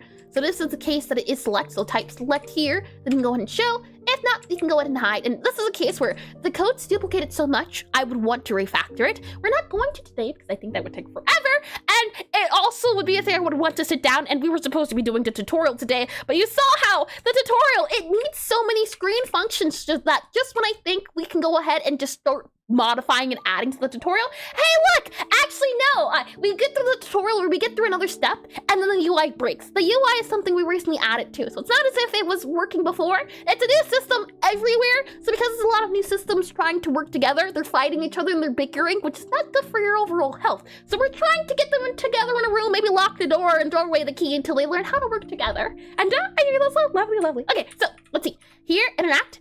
So we have here interact, open, close. For escape here, it should be book controls. Now our flip characters doesn't want to work, or flip chapters doesn't want to work, and also our book controls doesn't want to work as well as it could. So we'll go ahead here and see about doing likely we'll have to do show panels, add panels, show general panels here. Let's go back to our book controls. Where are we showing and where are we hiding at? You can see here it says modulate, depending on if it's showing or hiding. You can see here it says set, enter, exit. My guess is that our guys here at Midjourney just redeemed full self-care package. And hi, welcome to the stream, welcome in, can do. Alrighty then, well, let's start off by taking some deep breaths in. Hold it, then do a deep breath out. Hi. Then we'll take a deep breath in. Hold it. Take a deep breath out. Then we'll take a deep breath in. Last one. Hold it. Then do a deep breath out. And I see you're extra colorful today. I'm glad you noticed. Welcome in. I hope you do enjoy the color changes. Yes, I am all colorful now. My internal emotions now show through my exterior emotions. Let's go ahead and do some stretching. Let's do neck stretches. Oh no, back stretches. We'll start off by going to the left here, do a little bit of a lean. We'll then want to do right lean, slowly but surely. If anything happens, if anything cracks, breaks, snaps, pops, call Dr. Call don't call me. I should not be held Call a doctor, call a lord. Don't call me. I should not be held liable for anything that happens to you at your own transgression. Words! I haven't said that in forever. Let's go to the right here, slowly but surely. And then let's go to doctor. Go to the left here. And then let's go to the back here a little bit. And then let's go to the front here a little bit. There we are. Stretching's good to go. Abe, did you see the Discord update for the game? I can't recall if you have or haven't, as I'd like to show you if you haven't. Oh boy. Let's go ahead and click on escape here. You can see it says turn chapters. All these guys. Yeah. Okay. So then what I'm thinking is at least our flip here, all of these guys good to go here. And I did not. I have been offering Discord the last 2 days. You're ready for a treat here then. Look good. You know, I wasn't able to do the bug defixing for the book because I had higher priorities, you see. If I just go ahead here and do default, and then we go ahead and just toggle, see, debug is what it should be called, and we go ahead and just hide the screen here so that you can see it. And gaming streamer, we have done, oh, I said hide. It should be false. Hold on here. Set it to false. There we are, false. There we go. Right, so what I worked on for the entirety of last week was, oh, you're not doing it. Hold on, let me just go back to here, go check this guy here a little bit, yep, and then go back to here, yep, and then we're just gonna enable this bit there, and then let's click on play, and then let's see. Also, I can go ahead and disable our sandbox guy, since it should be working properly now. So our sandbox here, go back to this guy here. I think you can just toggle that off, and then hopefully levels here. There we go. All right, so speaking of, this is what I did. This is entirely what I spent my week working on. Worth it. Very much worth it. I'm still quite happy with the default jumping spider. I tried the web idea, it didn't work. But you know what's cool about the jumping spider is, when I want to change the location of the spider, it's easy to do because I can just grab the location. So for example, here we have our location markers, a cafe location. Let's see, spider, desk, target, spider, bookshelf. If I want to change where the spider jumps to, I could put it here, and then I could put this guy over there, and now if I click on play, it's automatically going to calculate everything, which I just think is nice and love it. That's a fun addition. It's beautiful, isn't it? And you should make it play 10099 random stock audio noises with each bounce. Oh my, I can imagine like a boing, boing, boing. Oh my, there it goes. Very much worth it. Oh my, we'll go ahead and move this here, back to where it was, and then let me go ahead and disable the spider bounce on here too with our spider jump module here as I remove this guy. We'll comment it out. Our current issue at the moment was not silly spider jump controls, it was our book controls not working properly, so let's fix that. And that machine, that's just a jumping spider I found in my kitchen last night. Oh, that's not good. We're going for cute here, Abe. That doesn't sound cute at all if it's jumping that high. That sounds scary. Oh my. For our set visibility here, what we have, you can see is our control test panel, show, hide, all of these guys here. What we also want to do is, for our show test panels, hide test panels, we're also going to do here, hide, or hold on, undo that guy here, duplicate you here, and no, a legitimate jumping spider, a cute one at least. I know jumping spiders are a species of spiders that do tend to be on the cuter side of things. We'll go ahead and do this guy here, and we'll do show test panel, hide test panel. This actually needs to be hide general controls. So see, so hide general panels here. And then we'll do show general panels here. So this guy here, and then we need to do show general panels here, like that. I think that'll fix it. And we are sitting on the ceiling. Oh, the cute ones. And back when they were hatching, there was a spider running 3D laps around my entire desktop. It was like, can I help you? May I take your order? May I take your hat, sir? All right, our book controls seem to be working properly. You can see it says book controls appear here, game controls appear here. That is important, that is functional. You can see here, interact, and when I close and open this, it also does change it so that we can see the debug. When we are in the main menu here, you should be able to see game controls, book controls, that is properly set. And if I were to make our game controls go on the top left, then when I enter into the game, it should also appear in the top left when I hover over something, like here. Good, it's working. And I was sitting on a ceiling. That's adorable. And now, if I pick up something, it should no longer appear because it's in our inventory. So that also works too if something is nearby and we then go ahead and drop the guy down. You can see interact is still enabled because when we go into here, next up, when we go into this guy, you can see it says interact, select, and game controls appear here. These guys need to be modified. They're not right setting currently. So let's also make sure this guy here, but we're getting there. We're getting there, and it's all coming together now. Yeah. Let's go ahead here, and let's very quickly, for our book controls, so I think the book control settings, if book control is open, show panels, otherwise hide panels. Our show panels here, or hide panels here, should also be, this guy here, show panels. Let's also make this to show general panels, and then we'll also make this to hide general panels just in case. So this guy here, I guess technically speaking, if we just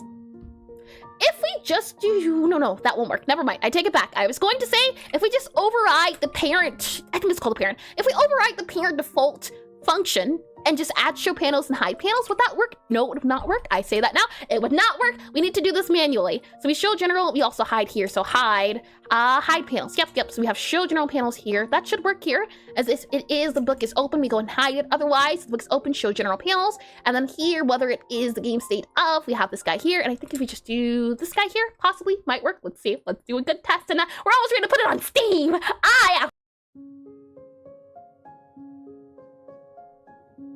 I had to sneeze. Yes, totally right around the corner with putting it up on Steam, 100%. Book controls appear here, game controls appear here. We have this guy open, close, open, close. You can see flip chapters, it still works properly. We have the tab, scroll, all of these guys here. We press click escape, book controls here, book controls here, good. Go back to here, go back to here, go back to here. Game controls appear here. So we got rid of the book controls, and I can click escape here. So now we just need to make it a skirton, possibly. Please correct me if I'm wrong in the name. I too tend to butcher it, but welcome to streaming. Yay! Oh my. What we need to do then is make sure that all of these guys do. You can see here, all three are appearing.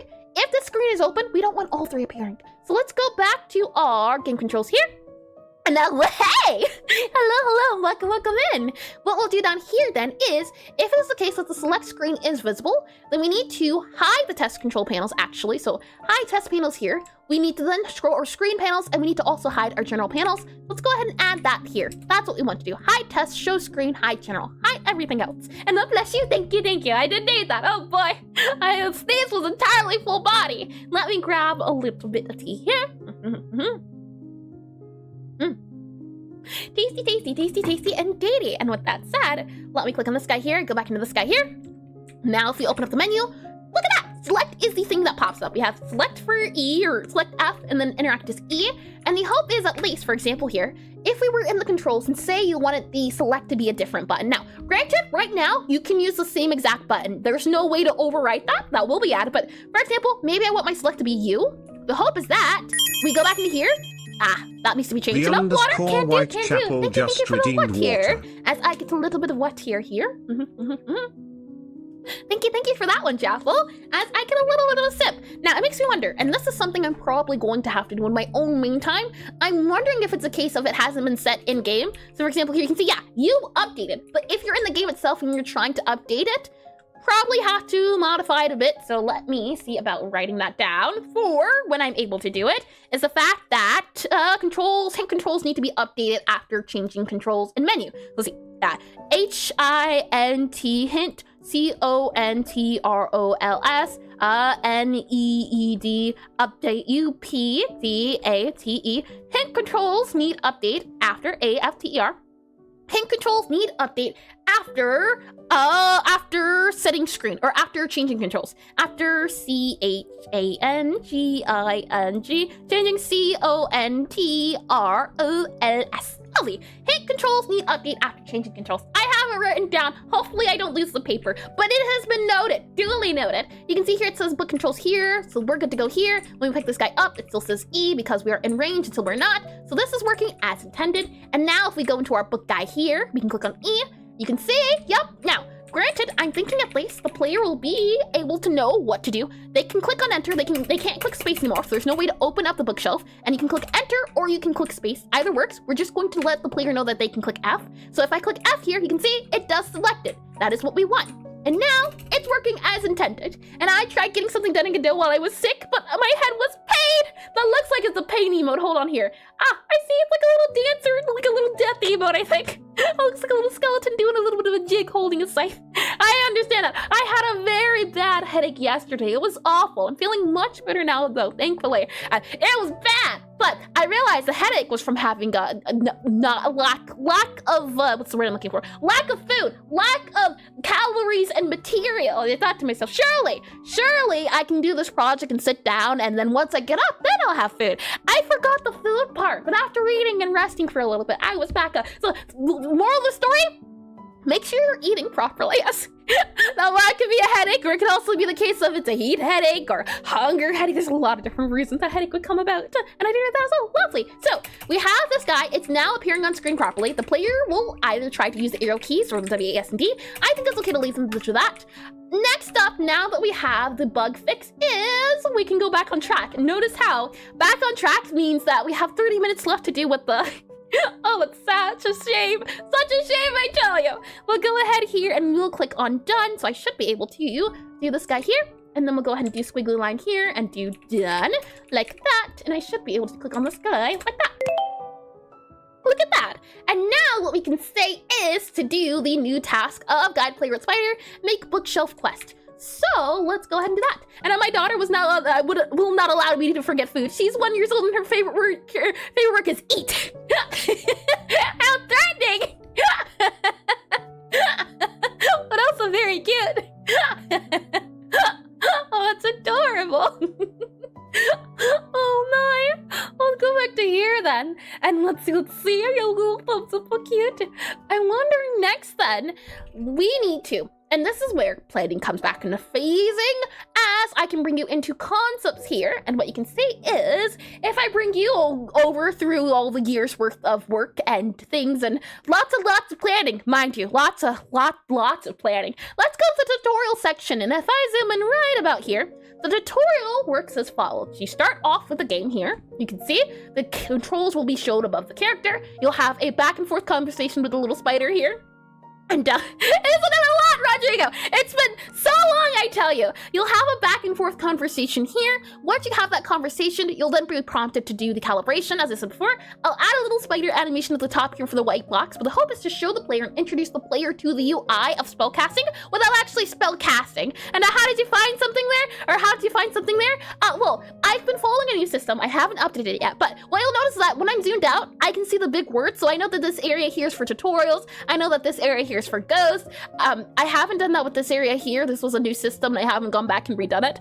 So hopefully new system idea is that this area here, because it's the big word of big bold letter tutorial, I know that this is a tutorial area. This is a ghost area. And I know this is the ideas area. And from there, because I've been working on it so much, I know specifically that, yeah, it's about right there. I know it's about right there. Oh my, at least now, next time I make a game or next time I do a project, I know to make sure that I have big bold words for different areas. That is pretty important. So what we have here after calibration is you exit calibration, and the spider goes, hey, Gabby, actually, can you make me a dish before you get started in the game? This is where we have the arrow key pointing to the spot where the player needs to go, specifically the bookshelf, which we have. And then after that, the player will be prompted to open up the bookshelf. This is where it already does prompt you, since you can go into the bookshelf and it'll say click E. Once you click on the bookshelf and click on E, what we need to have happen is, hi, Delta, welcome to stream, welcome in, and oh, Delta, I thought it said death. Delta, welcome in. And I envy the organization. It is a talented organization, so you know what, I'll take it. Oh my, what we want to have here is, we want to cover the box up if it is under certain circumstances. The hope is that the player will be prompted to open up the bookshelf. You'll open up the bookshelf, and you're not sure what you're looking at. So what you'll do is, player will hopefully open up the bookshelf, select something, or press escape because they don't know what they're looking at. And once they exit out of it, the spider will then go something like, oh, Gabby, did you forget, or is your mind a little bit befuddled at the moment? You can make sure to check through your book. And this is where the player will be prompted to click on space. So when you click on space, you'll then be prompted to look at the book.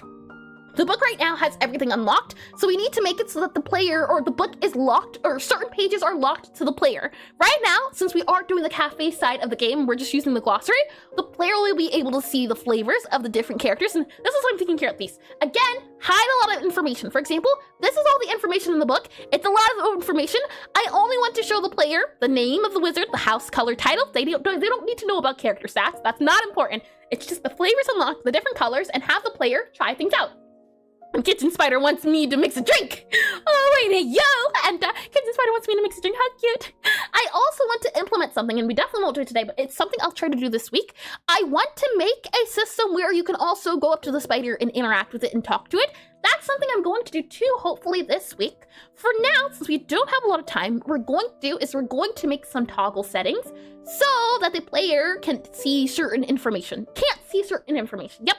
So we're going to hide some things, show some things. That way, when the player is prompted to open the book, they're not met with a lot of information and they can't use a lot of the book. So let's go back into here with that said, and hopefully things clarified a little bit more. For example, here, you can see, and then Kitchen Spider wants me to mix a drink. Depends, it might be a cake or it might be a drink. You can see here, there's cocoa, there's cake, and there's cookies right now. If I go back into here, what you'll see is, oh, right, it's set to you. Should not be set to you. Let me make sure it's set to be, you. Let me set it back to be F, and then let me go ahead and restart here, restart the game. That way I'm back in F as the key, I believe. Right, F's good? Yep, F, lovely. So, now, one thing we need to do first is we need to make it so that the player isn't allowed to open up the orders page. We only want the player to be able to see the dish page and the character page. So these two pages. So I'm thinking at least we'll probably have a blue of some sort for ticking on and off the certain visibility of these pages, possibly. The thing is, when you're back here in the tutorial, you only need to know about these 3 pages. Once you finish learning how to make dishes, then this page will be opened up, since this page deals with customer orders when customers come in, when they sit down. So, for example, here, if I go ahead and spawn in a customer, you'll see if this will be disabled. Hold on. Spawn in customer here. Spawn in customer here. When a customer is spawned in and when they sit down, once they figure out what they... Why are you so slow? It seems that I need to modify, hold on here, I'm just curious. Profile, what's your speed at? Let's clock the speed. Line patience, fear. You feel very slow, Necromancer. I don't know, your speed. You're lacking in speed or something. That felt very slow. And game where the character's magic is just the immune system fighting off microplastics. That does sound a little bit fun, or like a Cells game where you have to defend off of viruses. That does sound enjoyable. I know that there was one anime, I can't remember it, but I think it's Cells at Work, that kind of with the idea of that, at least with like the white blood cell. And hi Torin, welcome in the stream, welcome back. You thought you were safe? Now my time of sweet revenge has finally come! Oh my, hold on, I forgot to do these 2 guys here. Torin, we're about to end the stream, so, is that organization here? Is that optimization I hear? Oh, Torin, you stay back, you. Stay back, I say. You'll see here, customer, when I open up this guy here, the spider does, oh, hold on, that needs to be modified. Let's go ahead, go back to the player animation here, as that's something too.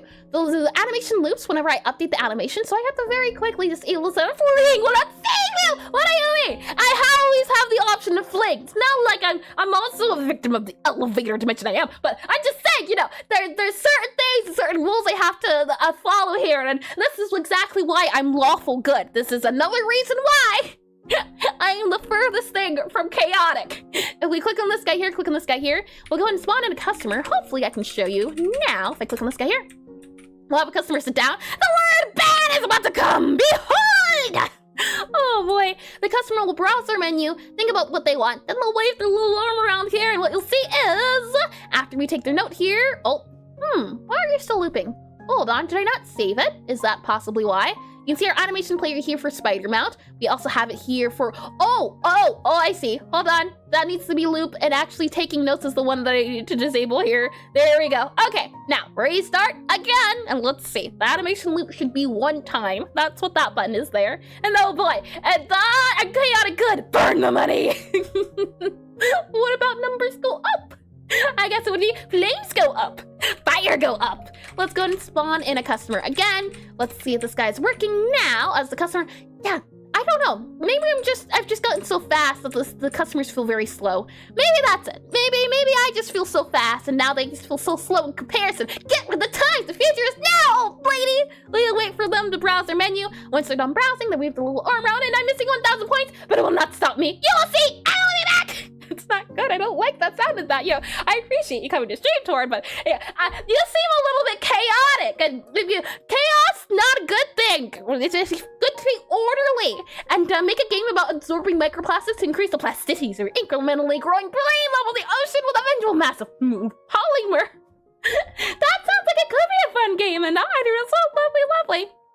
I mean, chaos is not good. Chaos is disorderly, and as an orderly, non-chaotic individual myself, I think we need more order in the world, less chaos entirely. We'll go ahead and take the customer's order. Hopefully, it gives us yep. And what you'll see here is that this entire menu here, again, everything's subject to change prototype, but this screen here will be disabled, so the player won't be able to see it. They'll only be able to see these two screens, as this area here is the cafe portion, so this is where you deal with all the customers. You don't need to know about this. You don't need to know about the screen. So we need to add a way where the player can only see this screen and this screen. And then the idea is that once the player knows that they can go back and forth between these two guys, then we'll say, and we'll give the player the option to look through all of these. We'll see the bittersweet in memory, and you'll also see the food dishes here. And the hope is that these icons will represent these icons here that you can see as well. And I mean cookies and microplastics. Personally, the cookies are delicious, and you orderly, why not both? Well, you see, I believe, and while there is a good idea of having both, and that too much orderliness makes life boring, I argue that at least I am the orderly one here, and you all are the chaotic ones,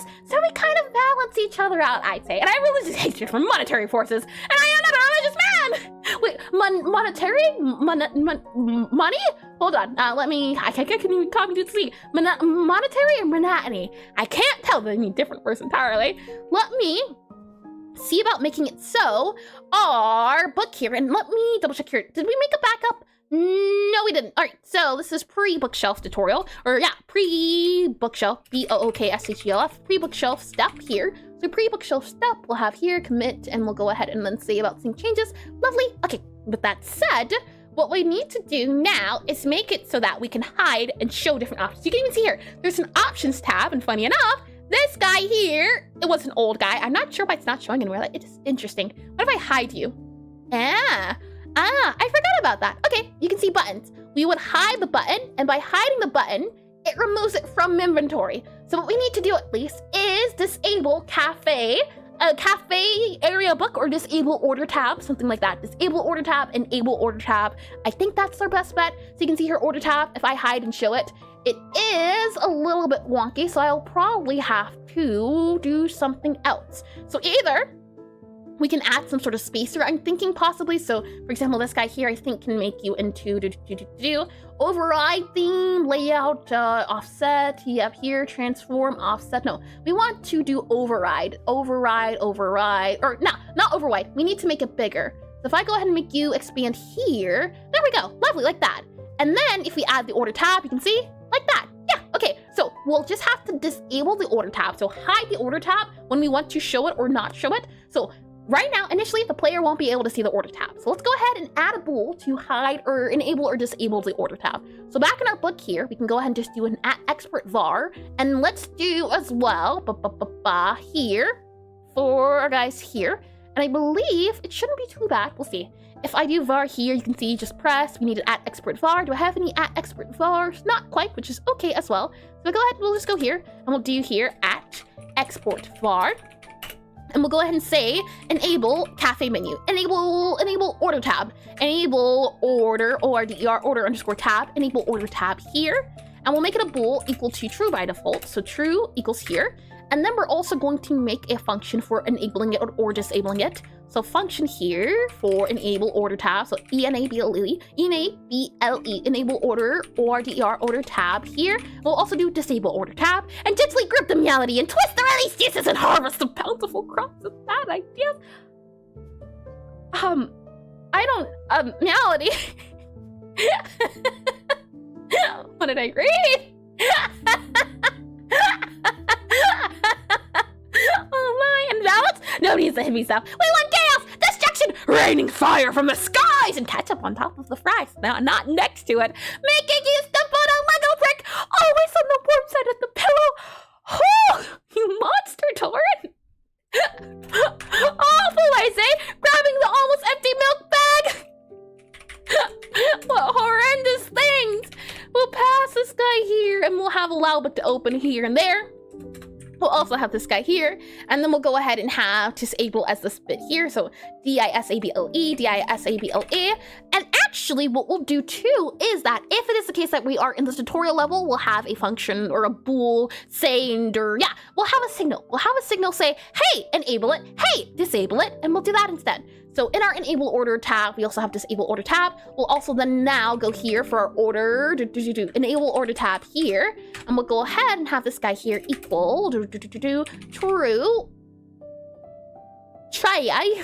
Let's go true, T-R-U-E, true, and disable will be false. So we'll go ahead and just do here, disable to be false here, false. And then what we'll say is that on tutorial, so for example here, on our tutorial guy, we have close book, ready, all of these guys here, initialize managers. Let's see about doing utility dot, there should be one, I think, for tutorials. Let's see, utility dot, tutorial, enable tutorial wall, enable tutorial highlight, emit start spellcasting tutorial, spawn tutorial folder. There is not, so let's see. We go back to cafe here, GD. Where do we do it? There is a setup tutorial here.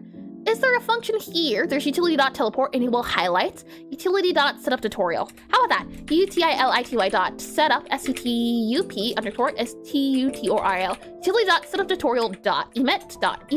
The tutorial that means needs to be set up. And Torrent is on one today. What do you mean? That's always how Torrent is. It's frightening, isn't it? Oh boy, an agent of chaos, I tell you.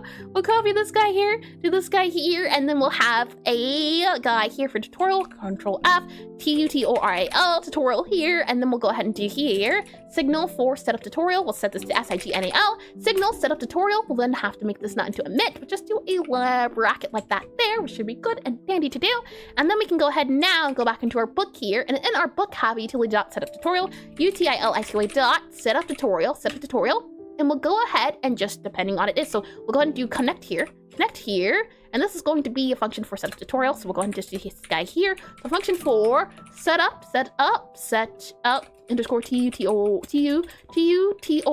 setup tutorial here. And then, yeah, I see my name spreads in their heads. It's not his fault. He once met a cute cat that rolled over and meowed, but then toward 1987 tried to pet it, and it ran away. You could call it the bite of 87.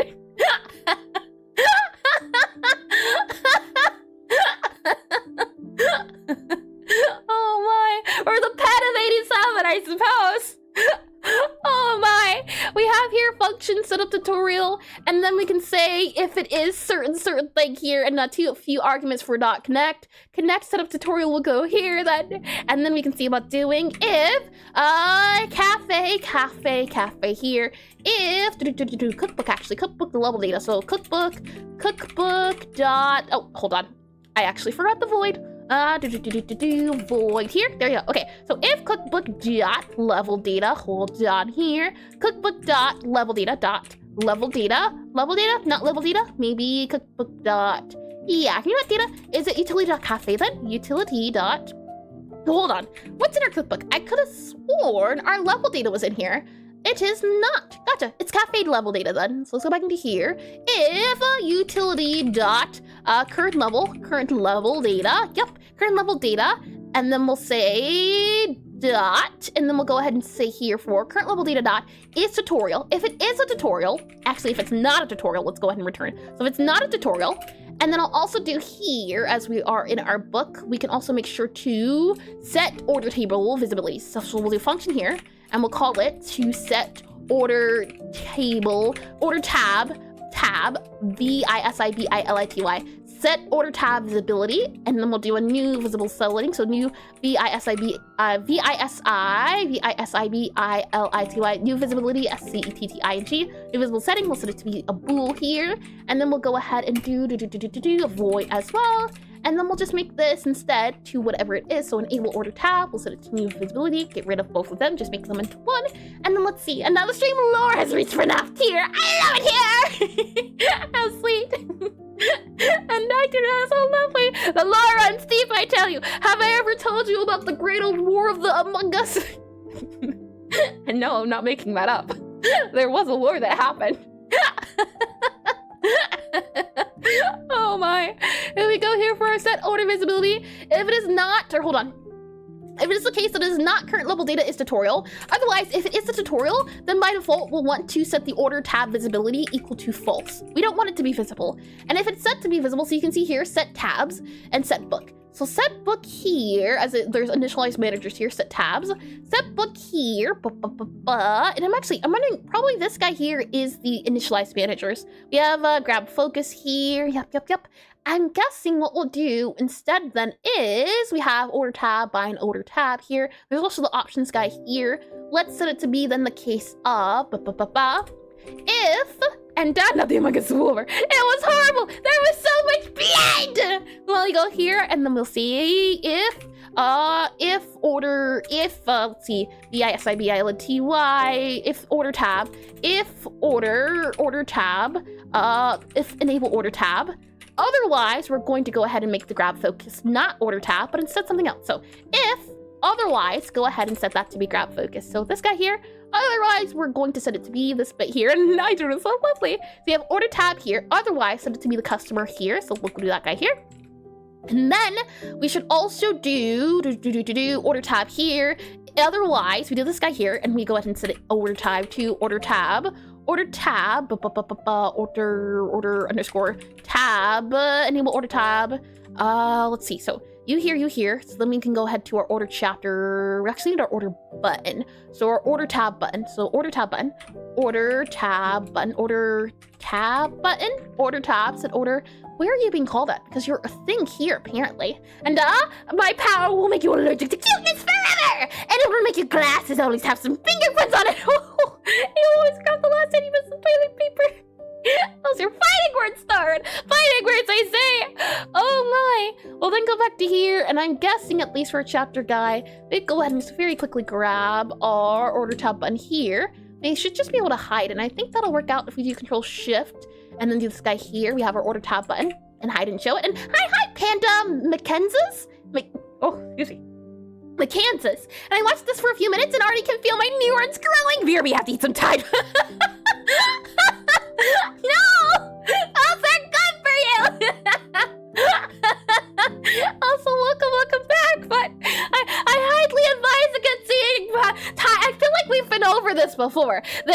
Don't eat Tide Pods, very bad for you. Don't eat crayons, also very bad for you. No booger eating, I see you there on the back. And also no eating bananas. Very important rules here to live by.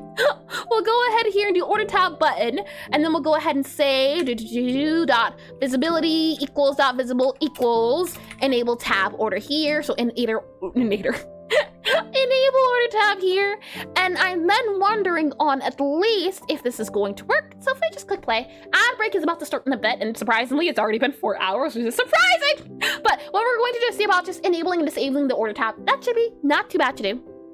Let's just go back to here. When we're in the game here, you can see order tab has been enabled. However, if we go back to the tutorial, we don't want the order tab to show up. So we're in the tutorial here. We have to go through all the speaking and everything, and then Among Us.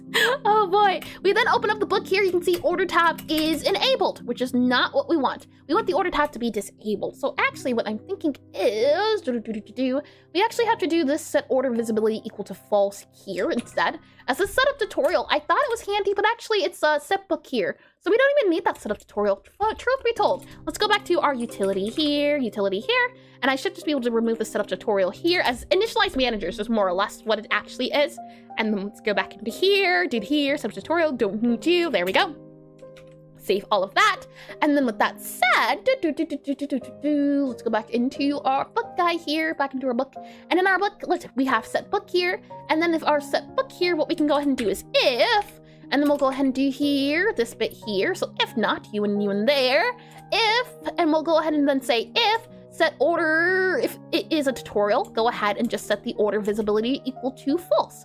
And why are you angry? Probably have to do a tab, that would be important. So if the current level data is false or tutorial, we set the visibility to false, and then we go ahead and set the tabs. Let's just see if this works or if it doesn't work. If it doesn't work, we'll go ahead and run the ad break. If it does work, we'll also go ahead and run the ad break. So regardless of the outcome of this, we'll make sure to do that. That way we don't get interrupted a little bit later. So this guy here, book open, close, order, that's good to go. Main menu here, then back to here, do back here, tutorial. Like we'll go ahead and skip all of this guy here. Yep, open. Okay, good. And we can't modify it, we can't go past it. So it's working, lovely. So now it stays disabled until we actually need it because we don't need it right now. But it's disabled, it's hidden, so we actually can't go to it. We just have two tabs. Once you go further in the tutorial, you unlock the cafe side of the tutorial, then you'll get that other tab added. For now, all the player needs to know is that this guy here. Another thing we need to make sure happen is we shouldn't be able to open the book right now. That should not be enabled. So let's see, is that an easy quick fix I can just modify super duper quickly? There is open book, allow book to open. Ah, I see. If it is also the tutorial, we should disable allow book to open. So let's just go back to here. And in this guy bit here, if it is the case that it is a tutorial as well, allow book to open, let's set this equal to false because the book shouldn't be openable.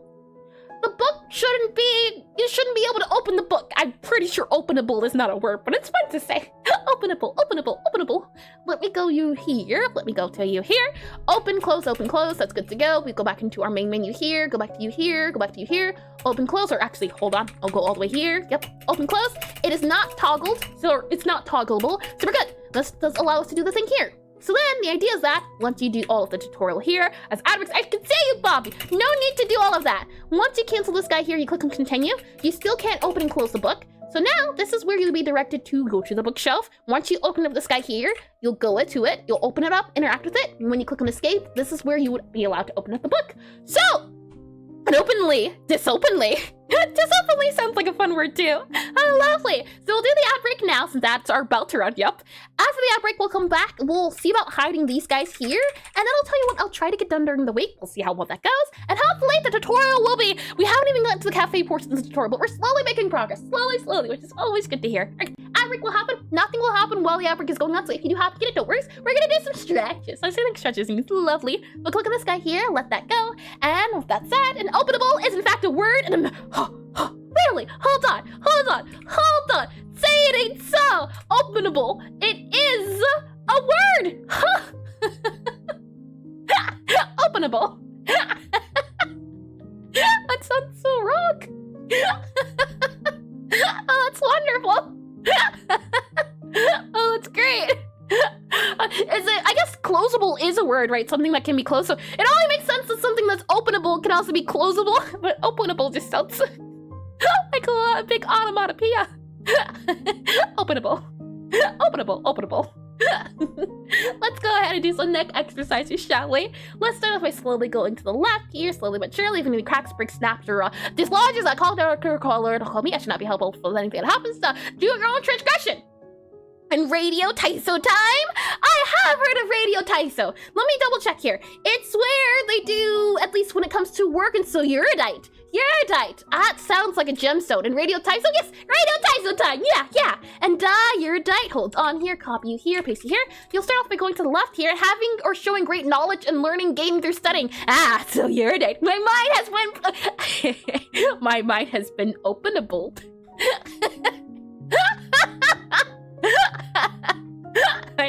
I don't know if that works. Let's go to the left here a little bit, surely but slowly. We'll then go ahead to the right here, a little bit slowly but surely but slowly. There we are. And then you'll want to go to the back here a little bit. And then you'll want to go to the front a little bit.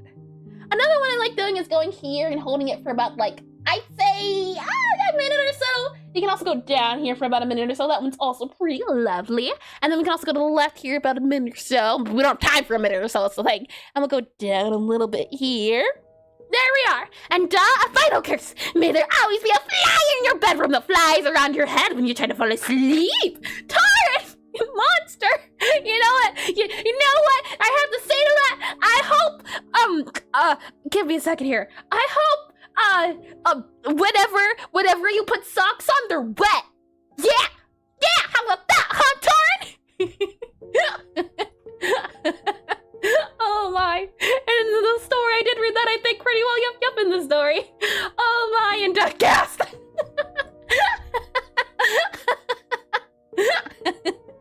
Oh my, let's do some back stretches while we're waiting. We only have like 25 seconds left. Let's go to the right here a little bit for the back.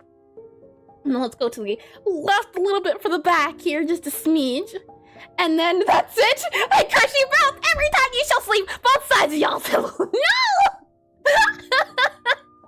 You know, those are all fighting words. Like, why can't we just all, friendship circle, no chaos, orderly business. And welcome back from the outbreak. Welcome back in from apparently being cursed. And I don't want that bad voodoo. Jojo, bad voodoo, bad judo. What is it? What do you call it? What judo? I think it's judo. Juju or judo? Something of the sort for bad magical energy. We'll go ahead and save this guy here. And Eris has never wished anything bad on anyone in this world except for the creator of PHP, and that insult shows it. Hold on. What's PHP? Hold your horses here. Let me copy this guy. I'm just curious now. PHP. Oh. You know, I was told about PHP the other day and I forgot about it because it was so bad. I would never wish anything upon anyone except under certain circumstances. Oh my. With that said, not only do we need to disable the order visibility, I wanted to add and fries! And it's even worse, Chris. May your fries never be crunchy again. Joke's on you. I haven't eaten fries in a few years, Torrin. How about that? Let me go ahead, and what I want to do here at least is for our screen. We have here, gasp! We have here our icon screen. So if I go here to icon, I believe, and then no fries. I miss fries. I've tried different alterations of fries, but nothing tastes similar to potato fries. They're too good. They're delicious. I need to go here. Now the name is recursion, and it irks me. Recursion for something over and over again, or what exactly do you mean, the Alpha Yak? I'm wondering, where is our select screen? So let's see, SELECT, select, item select icon. Is it this guy here? Ah, yes it is. So what we need to do here for our item selector, item select icon, we need to make it so that there's a way to hide the name. That's what we need to do. What you can see here is that there's a margin container for the item name. However, if it is the case that we want to hide the name or blur out the name, and I kind of like the idea of having it blurred out. I'm not sure exactly. You want some fries? No, I know this chick. I know it, and I am shocked. PHP literally stands for post hyperscript PHP. I remember PHP having to do something with web development, at least when I looked it up too. Something with development online. We have here, what I'd love to do is either, oh, you know what? I don't like it, but I also like it. What if we made, and this is something I'm going to have to Google, but I like the idea of adding a shader, and hold on, let's see, I'm just curious to see. Can we do like a foggy shader, Godot 4. I would love to add a sort of fog look to a shader to show that, hey, maybe Gabby forgot it. She can't exactly read the words. I think that could be a cool idea. I don't know exactly how you would add it, but I think that would be cool to have like the words moving about or doing something that you can't see it. Maybe the words are scrambled or something else. I might have to look into it because I do like the idea of it, but we'll end it here just so that I can see about it. And I might say, and I am head out now. No worries at all, Flying Priest. Flying Priest. No worries at all. Thank you for stopping by. Thank you for joining. And may your favorite kind of chips always be up. I'm sorry, we went over this. I haven't had potatoes, so I haven't had chips. And I'll see ya. I'll see you later. No worries at all. So let's see. What I'm going to do, since, I'm going to look into specific shaders, and may your books be a brain and precipitous. Hold on, what does that mean? Hold on, I'm learning so much. We have, it just says something to do with gallum, brain, and go for it. And, potatoes, what's wrong with you potatoes? Keto, I've been doing keto for like the last few years now, so no carbs, low carbs. I miss a lot of different things. That said, Since we're out of time now, what I'm going to do is, one, look into finding a shader that kind of obstructs the words, so it looks a little bit off and you can't quite see it. I'm also then going to see about starting on the tutorial with the whole bookshelf opening and closing, and whatever I don't get done this week, we'll do it next week, and even if I do get it done this week, then we'll move on to doing more of it next week. As you can see, for example here, player gets spawned in, they talk, they do the calibration, then they do the book. After that, then the player has to then arrange all the items onto the bookshelf here. I also need to add in the fact that you can interact with the spiders. The spider will be able to help you if you get lost or confused. That's another thing I want to do. After that, I also need to do it so that once you add all the things together, before you start, the spider will then go, actually, Gabby, I want something else. The player will then have to throw the item away, start over again a little bit, and then you'll have to rearrange it. After that, you'll then be prompted to put the dish here. So there's a lot of things that still need to be done. I think I can manage doing the bookshelf part of the quest, as well as the spider interact part of the quest. That's what I'm going to focus on. I'm biting in a piece of self-made sourdough bread. No carbs! Too bad. Oh, you know what? I do miss it. I do miss spaghetti as well as mac and cheese. Oh boy, that was delicious. Chicken Alfredo. Oh man, now I want carbs. Look, I eat that tart.